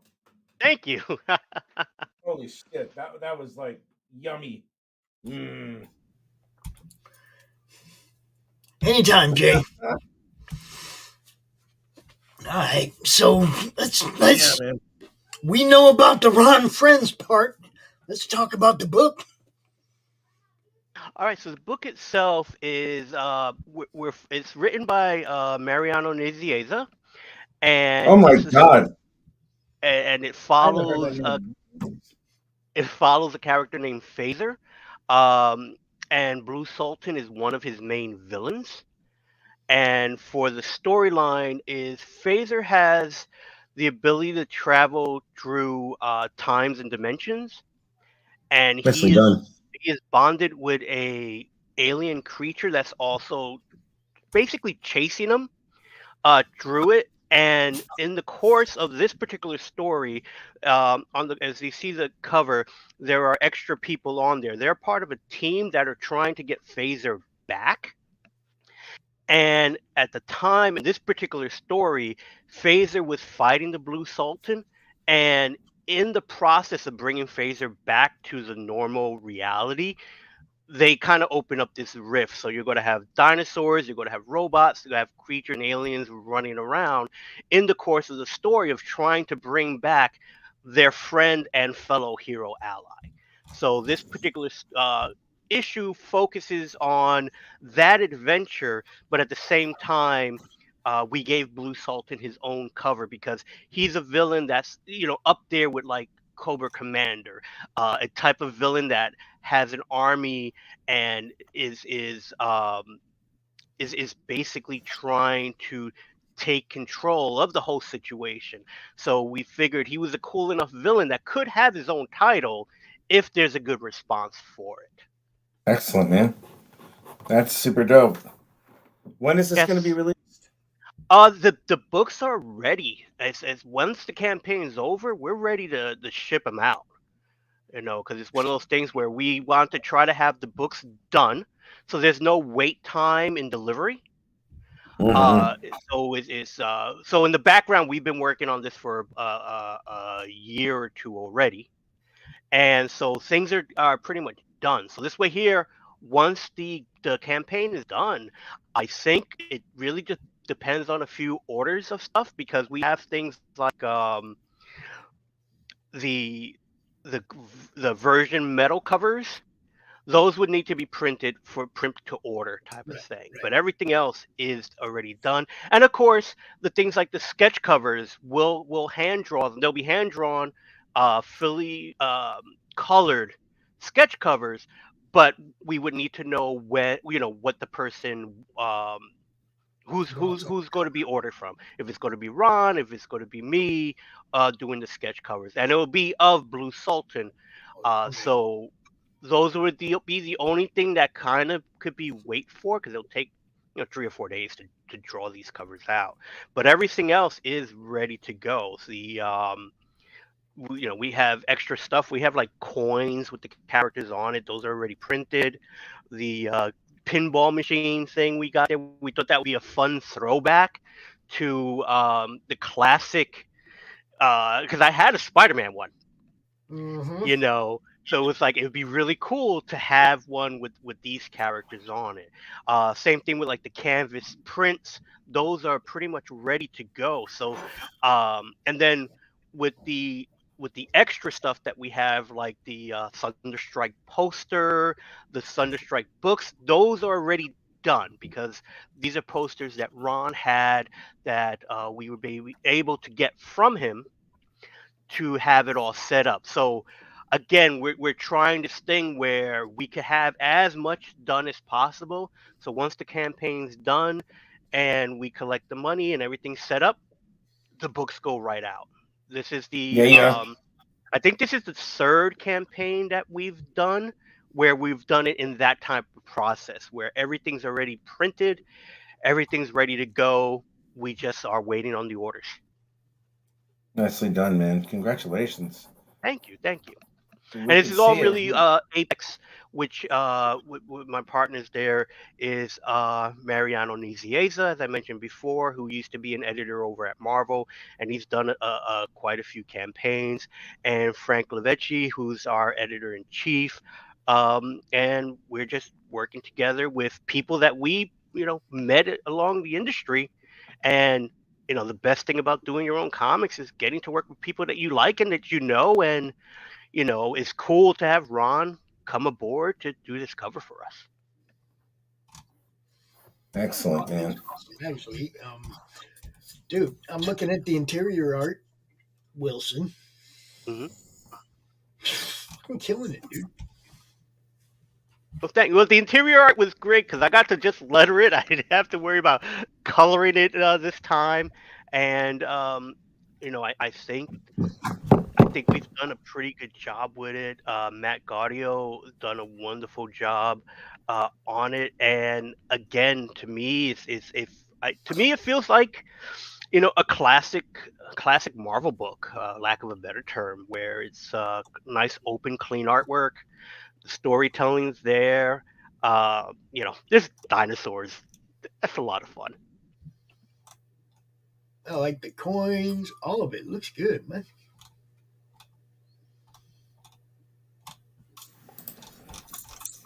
Yeah, that's some great art. Those are canvas prints. Yeah, those look really good, man. They really do. Yeah, because they're printed right onto obviously canvas is pretty big, and if it's something that was done by Mariano, like the second one that's on there, chances are Mariano went in and also did some painting on it as well. So it's even more original than just a print. It's because there is some art going on to it as well. And we figured that's an extra thing added to it, where you have the artist who did it basically do something similar to a remark on comics. So it's very similar to that on the canvas prints. And we're pretty happy with it. So hopefully... As you should be. Yeah, completely. So we have this. We're in the middle of working on the next few campaigns, which will be a lot of fun because there are going to be some licensed items, which unfortunately can't talk about yet because licensing. So once we're able to launch the campaign, we will put an announcement that for the signups and stuff like that. So it's been a lot of fun. It's been a learning experience. Doing campaigns on either Kickstarter or Indiegogo, seeing which one we like, because they each have their pluses and minuses. That is true. on it. And again, it's like, well, we want to put out some really cool comics and get it to the people as best we can. Yes, sir, man. That's our job. That is our job. I think I Now have my that. job is a teacher, so fuck that noise. But you know, I think I have that. Yep, I remember when that book came out. Me too. I think I have that one. Thunderstrike. Of course, it doesn't have all them signatures on it, but you know, Thunderstrike, yeah. And these are great sketches of the first designs that he did for it. These are copies, of course, not the original artwork, but these are you know, a nice behind-the-scenes look at a creation of new characters for that particular book. Yeah, Thunderstrike. Jesus Christ! Was I working there when Thunderstrike came out? Yeah. Thunderstrike was definitely on the stands while we were working at Marvel. So that was an ongoing series for a while. That's just crazy, unreal. Man, I've known you since 1993. Yes, my whole career in comics, because I started in '93. Started as an intern. Christ. Oh my God. Dude, it looks awesome. We need to get more people seeing it. You need to drop this link in the madness once a day, Wilson, because this is the first I've seen it. There's only 14 days left. That's why we have the madness, bro. And oh my God, hold on, I gotta find an intro over here.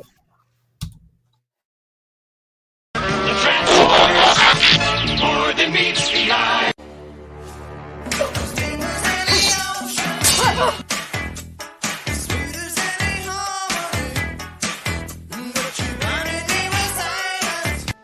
Are you the key master? You can tell by the way I use my walk. I'm a woman's man. No time to talk.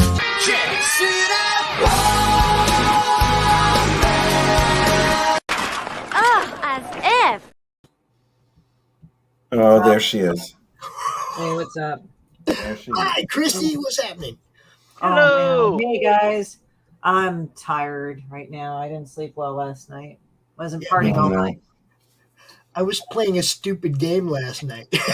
Till how late till, dude? I was playing till like 2, and then I had to get up right at 6:30, and I'm like, man, I'm a dumbass. I kind of feel that way, except I actually napped, and you'd think that would be better, but it's not, because your body's like, oh, you almost slept. No, bitch, you didn't. So yeah. So it's like I just slept, and it was just like, Happy New Year. How are you? Well, what Happy time New is it? Year. It's got to be Hi. like Here's the bitch right here. Yeah, I seen her. What's up, Ink? What's happening? Oh, she was gore dancing me all last night. Those two fuckers. It's funny because they'll get into it with each other, and like Spam doesn't make noise and she doesn't, but then he'll, like, when he gets really upset, he'll like, ha! He makes weird noises. Oh, come here. Oh my God. One of your cats is named Spam? Yeah, I named him Spam. Spam and Ink. Yeah. Oh God. His nose is pink and his brain is made out of Spam. Nicely done. I've realized it's not he's a stupid cat, he's just not bright. He just kind of like, yeah. Oh God. So how was Christmas with the fam? Did you have a good time? oh yeah, I ate good too. I had steak and lobster both days. Prime rib and lobster. You're so bougie. I know, Oh my it was great. It was like, and then I gave the kids coal, but it was like chocolate coal. Like it was coal, but it was like chocolate Rice Krispies things, and then some bombs, like the hot chocolate bombs. But what else? Other than that, it's been pretty good. So woohoo! Ooh. I'm just tired, so sorry guys. I'm not like woohoo, and it's also kind of rainy out here. California, instead of snowing, we just rain. Yeah. That's all it ever does in the UK is just continuously rain. I'm just dropping the link to this book all over the place because, like I said, it's the first time I've seen it. Wilson, once a day in the madness, bro. Okay, I just dropped the link into it. Yeah, you put it there once a day, and then I can put it everywhere else. But if you don't put it there, 10 other campaigns. Yeah, I understand. It's my fault because it's like I've been dropping it everywhere else, and for some reason I completely forgot to put it on there. I thought I did, but again, it's just you guys know how it is running multiple campaigns and doing And see, this with that's the other way it is people. for me. I'm trying to promote as many people as I can, and if they don't remind me, if they don't put it where I'm gonna see it first thing in the morning, I'm not gonna think about it all day because I got 20 other people I'm trying to promote. Exactly. You know what's annoying? Like, I remember you were talking about how, like, there were paid gigs up in the madness. I couldn't see them. They didn't come up in my feed. I was like, what the fuck? See, now every time Facebook sends an update out, you have to go change your settings again where it's all comments and all posts, not just the relevant ones. Or you see what I mean? It's like, because I checked mine too. It was the same way. It was set to most relevant instead of all. Yeah, I know in the comments, like, it does that by default, which is fucking annoying. That's why it's like they say, well, oh no, all the posts that I put up that I've had different settings for, oh, they're all public now. It's like, this is why I never post anything that I need to show to a few people on Facebook, because that shit happens. Yeah, that's why I put it on my feed and I put it in the madness, and I put it on Twitter. I try to put it everywhere so people will know, okay, this is what we got going on. Yeah, it's just a bitch. Just Facebook's a bitch. That's all. It's like it just does this shit and like. But like, as far as the paid gig goes, a friend of ours is looking for somebody who can draw a noir style map for a tabletop game. Yeah. So send me their info if you want. I mean, I don't want to I don't know who it is or something, so I apologize. I'm not trying to ask you to do extra work, but it's like, oh, that would have been something I would have been interested in. But thank you, Facebook. Fuck you. Chris put it up. Laughing Road, Chris. He's the one who put it up. Oh, well, I guess I'll talk to Chris. I was just trying to promote it, but yeah, I mean, Chris pays people to do work. It's like he's not one of them people who's going to blow you off. When I put up, there's a paying gig. What's his last name? Chris's last name of Laughing Rogue. Sorry, I didn't mean Brown. to. Chris Brown. He's Brown. in the network chat. Just yeah, but I didn't want to use it for that anything other than that. No, I mean just to get his attention. You go, hey, yo, hit me up. All right. Oh, fuck. I'm just tired. He's in the advisory board chat. All those you can find him really easy. Yeah, man. And like you said, it's I don't throw it up there that there's a job unless I know it's somebody that really pays. Okay. No, I get you. I mean, yeah, no, I understand that too. I'm not going to be the guy that gets accused. Did I work for that guy? You said he's going to pay me, and he didn't. No. Oh God. I Do I sound like that? I will go out there and let people know if there's a paying gig if I know that person's good for it. Well, Chris is so. Yeah, I figured. I'm not good for it. I suck. I'm terrible.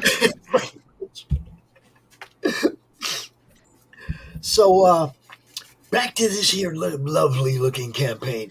Wilson. It's a pretty simple campaign. They're gonna make it, so I mean they've well past made it, so it's good. Yeah. This is Wilson did the lettering on this, and it's like I said, it's the first time I've seen it, so I want to make sure we get a good look at it, and everybody knows what we got going on here. The Phaser universe. The Blue Sultan is the bad guy. Yep. It's one of the bad guys in this particular universe. And on the cover, we have Phaser, we have Secret Agent X3, I believe. I don't have all these names memorized. And then we have Phaser himself, he's in the foreground. And then the alien that he's fighting, I think his name Kizar or Kaiser. It's a weird alien name type of thing. He's going to be getting his own cover as well soon, which I like because I did the coloring on that one. So I'll let you guys know when we're ready to launch that particular one as well. And yeah, it's one of those things where we've been Mariano's phaser has been his pet project for a while now, and I think we're even coming up to an anniversary for phaser because he started phaser years ago. One of the first jobs I did with Mariano was lettering one of his phaser books because it kind of I re-met Mariano back when War of the Independence had started, and his characters was appearing in that. And it was like, oh yeah, I remember Mariano from Marvel because he was an editor there. But he was most of the editors were on the 10th floor. He was on this in the penthouse 13th floor where special projects would come out of. So I never really dealt with him on a day-to-day basis other than the occasional, because at Marvel I did art returns. I returned the original artwork back to the artist after the books were printed. And so I dealt with him on an editor basis like that. And then Marvel had one of many of their firings, so he was let go on one of those. I was let go on the last one. But again, it's one of those things where everyone just went everywhere. And I ended up running into him literally at a convention. And it's like, oh, you're working on the War of the Independence. I was doing lettering for Dave Ryan on that. And Mariano's like, oh, you're lettering and coloring? I got some projects. And that's how we kind of reconnected from there. And then every once in a while, like we would do a couple of projects. Then we would do something else, go on. And then every few years, he would call up, hey, I got this project. Do you want to work on it? So we just kept in touch for years. And then when he was putting together Apex, he's like, do you want to do the production stuff? And it's like, yeah, why not? So that's kind of how we put it together with Apex. That's nicely done, man. Congratulations. Thank you. Thank you. So we got to do some really cool projects. What other projects did you do with Apex? Well, with Apex, we put out, let me see, I think I got some of the books here. We put out a copy of The Right Project, which is a Tom DeFalco and Ron Friends book of their own. This is the foil cover. I haven't heard that name in a long time, Tom DeFalco. Yeah, so we did the first issue. Nice. We're talking about doing another issue soon, the second issue. So again, classic type of storytelling. So here they did all the artwork. I end up doing basically the production, putting the book together, putting together like this page and stuff like that, and the house ads. The regular production type work. And these are the various covers that we did. Nice. So we did that one. We did one. We just did a campaign that we finished and is being fulfilled now called The Outer Spacemen. Those were toys from the 60s that were put out originally by Colorform. Put out these bendy toys called The Outer Spacemen. Since then, every few years, they make a comeback with other action figures, and so we did a comic book based on them, and we recently did a campaign where we were focusing on one of the aliens, and there was a variant cover of just the aliens on that one, and that one was, I think, Indiegogo.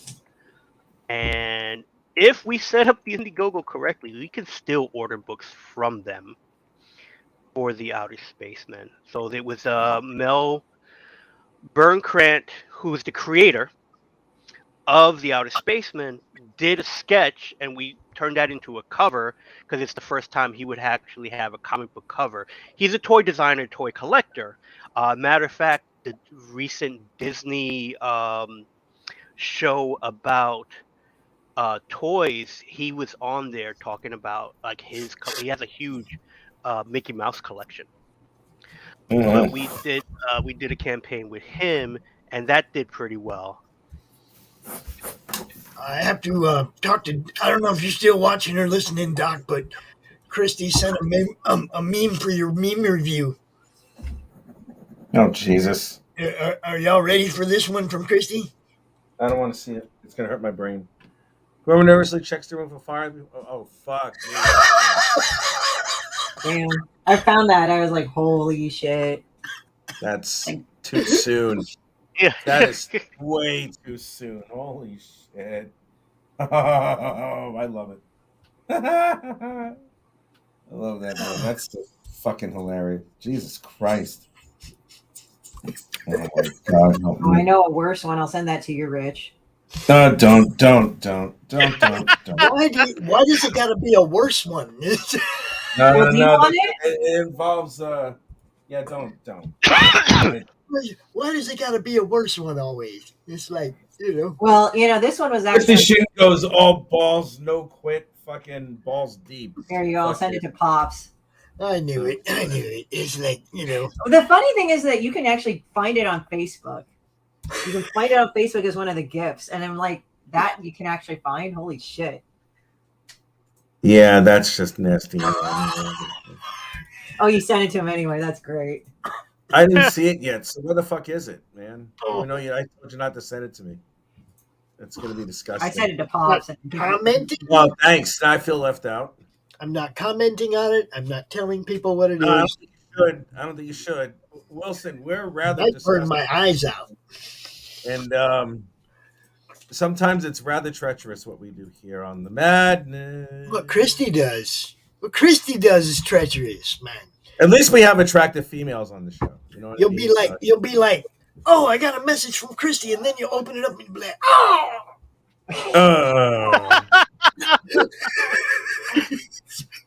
Yeah, I kind of like to do that. I kind of like to do that thing like, like when Jackass was doing antiquing. That's kind of like how I am. Yeah. Oh, Yeah. God. Yeah. And she will get you, man. You'll be like in the middle of a conversation that has absolutely nothing to do with anything, and then bam! It's like, whoa! And you're like, you just sucked me into that conversation just so you could slam me with that, and you knew I'd open it up. Of course, I always do that. That's what I always do. People always have to hear what I have to say. They might not like it, or they might just throw up, but whatever. I'm sorry, what were you saying? I wasn't paying attention. That's okay. Just go take your meds. I'm going to take my meds. Oh, dude. Oh, you know what? That kind of reminds me. I gotta take my meds soon. Ooh, that's cool. What have we been doing here, Rich? I have no fucking idea. I'm just going with this. I started this, 45 minutes ago, maybe? I don't know. No, you started a little longer than that. But yeah, you've been talking. I did? All right. No, I just wanted to brag a little bit. So. Weave the drawing penis. It's like the step. Weave the drawing penis. That's it. So what do you say? What do you think, Wilson? You think I got a shot? I think he could work in comics, yeah. Think so? Man, I was hoping you'd say that because I really want to do that. You know what I'm saying? Blah, blah, blah. Here we are. Yeah, I need to go back to doing penciling. I have not touched the board other than doing some sketch cards for a few companies here and there. I haven't. I'm not a penciler by trade. I could ink, I could color, I could letter, but for my own book, I need to get back to finishing that, doing the penciling. I have not done enough pencils at all this year, so that's probably going to be my only resolution is just to do more penciling. I don't have a resolution at all. I just want to live. Just hope I do. My resolution is make as much money as possible and happy in shit fucker land. That's gonna be great. Here we go. My resolution would have to be the same as it's been the last couple of years. To keep trying to get more eyes on people's stuff. And thank you for that, sir. I do want to say, you're definitely there all the time. Yeah, you're more productive than Demon Bitch. I have to kick that fucker out and kick her around the curb, and she only makes $5 a day. That's not enough to get my cigarettes. Cigarettes are like fucking like what, $12 almost over here. Jesus. Oh, man, I'm glad I don't smoke. Yeah, it's like so bad that the underground ports are like fucking like they're basically there's fake ports. And the lady was like, they don't taste the same and shit. I'm like, damn. It's like now when somebody comes over who smokes, I'll bum a cigarette from them and smoke it just to remind myself why I quit smoking. Because now they're really nasty. I'm not like smoking them all the time, and you don't realize how fucking ugly they taste, right? Yeah. Now that I don't smoke cigarettes, it's like, oh yeah, that's why I quit. And then it just makes me not want to get. And it's not like people come over very often with cigarettes. It's like maybe once a month I'll smoke a cigarette. It's like, oh yeah. They're good for golf and drinking, and I don't do neither one of those all that much either. So, not as much. At least the golf part, you do. And golf, I would smoke cigars and weed too. I don't need a cigarette on the golf course. No, I don't do any of that shit. No, I would smoke a cigar once in a while. Again, during conventions, when you could smoke at bars and stuff like that, I would have a cigar with one of my buddies. Oh, actually, you know, Tom from Committed Comics. Oh yeah, I know. Yeah, Tom with Tom, is one of our sponsors. Tom is also of Korean descent. So we would smoke a cigar every once in a while together. Yeah, that dude's one of our sponsors. You can see it on the banner. I'll show it. You are such a rebel. Such a rebel. I love that dude. Yeah, his whole crew. Tom and I go way back before I even joined the comic industry. I knew Tom. He was a customer at the comic book shop I used to work at. Oh boy. So he would come in and we would just bullshit and talk about comics. And he was like, hey, if I ever start a comic book company, would you work for me? I'm like, yeah, sure. No problem. And a few years later, he gives me a call. He's like, I'm starting a comic book company. Oh, fuck it. You better work for me now. That's ambition. Oh, yeah. I remember when I got the call. I was sitting in the Marvel offices. Because by then I was an intern at Marvel. Oh, boy. Hi, Spam. What's up, my noodle man? You got spam now? What's up? Yeah, he's just like he's giving me that look. See, that's spam, Rich. Oh, there's spam. All right. Hello, Kitty. Hello, Spammy Kitty. Now, Love Kitty. Now, is Ink up on the thing up in the corner over there? No, she's on the Papa-san. Okay, because I thought I just seen a tail flick over there.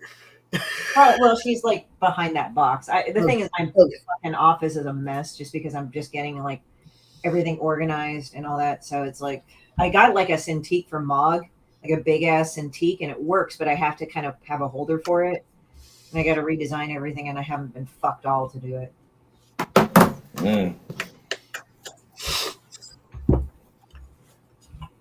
Well, dang, we've almost been going for 6 hours, and there ain't nobody from Europe out here anymore.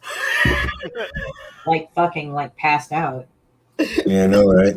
No, see, over there it's what? It's almost 7 o'clock, and they're getting ready to go party. Yep, that's exactly what it is. We didn't plan on going. That's, we started early so we could, finish it up early and everybody could go enjoy their New Year's Eve. Yeah. So, unless somebody from Europe pops out here in the next 15 minutes or so, we'll probably shut it down about 1 o'clock. All right, that's fine. Because I will be. Yeah, I mean, anybody right now. Look, at this point, it's the end of a CRoM Con. Anybody that wants to come out and get a minute promoting their comic, they are more than welcome to pop in here. Yeah. It's pinned to the top of the YouTube chat. It's, yeah, you're more than welcome to come out here and get you a minute and talk about your stuff, man. That is the whole purpose of being here. Link is all over the place. It's on Twitch. It's on, it's like it's everywhere. It's just, I can use a little bit of like dinner anyway because it's close to what time is it here? It will be 6 o'clock shortly. here in the UK. And there it is, so. And I figure all you guys got to get a good belly full of food before you go start pouring liquor in. I ain't doing shit. I'm just gonna. All I'm literally gonna do after I finish this is just, for all I know, I'm probably gonna just do formative assessments of the students that I have, and that's my exciting life. I'm sorry. I said, but don't be doing no drinking if you're gonna do that. No, I promise. No, I won't. I'm not gonna do any drinking at all. I'm just relaxing. Christy, what are you gonna do next? I don't know. I'm kind of thinking. I'm kind of ambivalent tonight, so we'll see what happens. I might go visit some people. I might not. I'm just like really mellow tonight. I don't feel like fucking like doing big parties or some shit. Oh my God, we're dying. We're all dying. Jesus Christ. I'm serious. We're all fucking dying. It's like not even 15 years ago. I'd be like, yeah, I'm gonna do some coke on some stripper's belly. I can't wait till I completely embarrass myself forever. And now it's like, I'm just gonna have. I'm not gonna lie. If I had somewhere to go party, I'd go party. I would love. It would be nice to do that, but I am literally the only person I know in the UK. I go outside and all you see is like a couple of houses and forest. What am I gonna do? Like, there ain't I haven't nobody supposed to party around here, So I don't have any I friends. tend to stay at home for New Year's. I'll watch the ball drop and whatnot, but again, it's one of those things like I don't party as much as I used to, and again, it's one of those things is I don't have a place to go at the moment anyway. That's so what I'm saying. It's like just nobody's spend it having with a the family. party. None of my friends are having a party or anything, so I don't have nowhere to go. I'm not gonna throw a party. And none of them would be able to find their way here anyway. Pathmaster Dan tried to find his way here once, and even with GPS, couldn't find his way. They're right. So hopefully, see some people here in the new year with all these new books that are coming out, and we can wish success on all of our friends and everybody who is trying to make it work in the comic industry, in the indie comic industry. I got some friends on the other side. I hope they do well too. I don't want anybody to not have a good next year. I want everybody to have a good next year. No matter where you are, what you do, I want you to have a good year, man. These last couple of years have been real shit for us. So, nothing but blessings on all of you. Whether you like me or not, nothing but blessings on you. Go do something fun. Go do something real. And I hope you have a great 2023. I basically, I'm like a cat. It's like, if I don't like somebody, fuck you. Don't care. That's why I like them, because they're like, I don't like you. Fuck off. Well, it's like there's a lot more people that don't like me than there are that I don't like. What can I tell you? This is true. It's the price of trying to build something. There's going to be people that don't like what you're doing, no matter who you are and what you're doing. There's going to be people that want to do it themselves or whatever, and they don't want to share the spotlight, or they don't want to acknowledge that somebody else is trying to do the same thing. That's fine. I give props out to all the other podcasters that are doing this. The other people that are promoting comics, Nita's Network, Sam Barra, all the different people that are out here trying to promote other people, give them props. I'm down for that. And Bancroft, those guys over there, they're always doing something to help other people. I don't care about anybody, so it's okay. Oh, now Rich has tapped into being a cat. By the way, I'm tapping into my inner pussy. Yeah, spam. Look, Spam don't usually do that. What's up? Oh, he likes being around me. Mm-hmm. Spam, what are you doing? He's kind of, it's funny because like that's how he'll kind of cuddle, is like sort of like that in his own derpy way. Ink will like actually be more lap bound.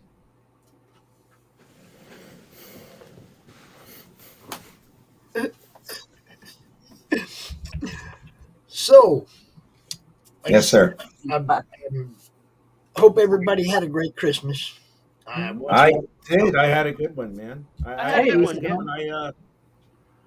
It was a productive one, you know, because it's like I love what I do, and you know, it's weird as it sounds. I actually like doing what I was doing as far as like whatever lesson planning or whatever the hell else I had to do. I mean, this is where I wanted to be for a long time, but you know, now I have that chance to do it, and I'm excited. I'm excited for this year, just all over the place.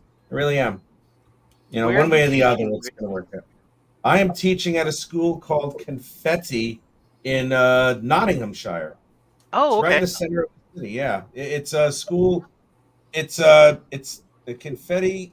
It's called the Confetti Institute for Creative Technologies, and man, we rock it. We really Very do. I have a cool. lot. I have so Congratulations. many.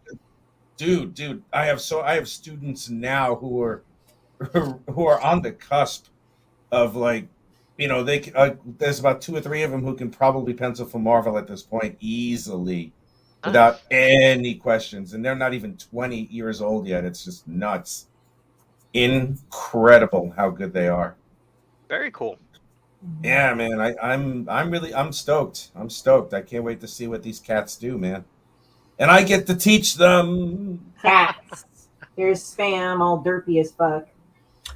Hello, Spam. Yeah, he's a nice cat. He's kind of a dumbass, but he's a nice cat. Sometimes ginger males, I've noticed, they kind of act like little assholes to their minerals. I can't tell. Yeah. They don't act like cats. They're kind of like, No, they don't. yeah, they run around like derpy fucks. I miss They my are. ginger cat. He used to be great. I'm sorry, man. Oh. I'm sorry you lost yours, dude. That's Yeah, it's been a few years now, but you know, it's one of those things. Yeah, I know. You know, Yeah. When you get an animal, you know you're kind of getting a tragedy eventually. Yep. But you know, once that day passed, so to speak, you start remembering the good times. It takes a while, but you just always remember the good times. And I got other cats as well, so I mean, I'm still got to take care of them. But you know, Jesus Christ, how many do you have? We always had kind of like 2. Oh, okay. So that's what it was. It was like, so we had Ulysses, which was my orange cat, and then a little while later, my sister adopted Tanner. Then we eventually lost Ulysses, and then we still have Tanner, and then my brother got Boudica a few years ago. So there's only been about 2. You know, just like the rules of the Sith. You know, a master and apprentice. Oh my God. It's kind of funny. It's like, oh, sorry. But I love it. I was just saying that it's like, so there's there's always 2, and for some reason there's always one is always fat and one is always thin. Well, her ass is big, but she's muscular. Okay. And then the other one, he's kind of a noodly fuck, but he's got a big ass. He's beginning to get a big ass too. But I'm kind of laughing at this guy because like what I'll do is I'll notice like in colder weather their ears will get cold, so I'll put my hands over their ears and they make the weird faces like. Mm-hmm. Yeah, I would do the rubbing of the ears just to warm them up. Oh, he likes that. He's like. Wow, we're talking about cats. Yes, because that's awesome. They make great artist pets because they ignore you. When you have a dog, you gotta walk them every 5 minutes. Yeah. You know, and I suppose that is actually true. That is actually true. I stand corrected. But I do preface that as I do also miss my dog because that was the only exercise I was getting. Because whether you wanted to or not, you were going outside for a bit of a walk. That is true. That is true. Right. Well, let's get going, man. It is time. Call it. thank everybody for coming out as always. Thanks for watching, backing, sharing. Yeah, man. All Thanks that. for having me once again, my friends, and you can take care and have a great new year. Don't forget, Yes. once a day, Wilson. Yes, I definitely will. I will Once hold that more over. Yes. in madness. Bye. So yes, have a happy New Year, guys. Take care, everyone. You too. All right. I will see all you cats later. Bye. Bye-bye. It has been fun. I don't know what I'm going to play right now, but I'm going to play some kind of video. What should it be? How about this one? Peace, Wilson. Take care.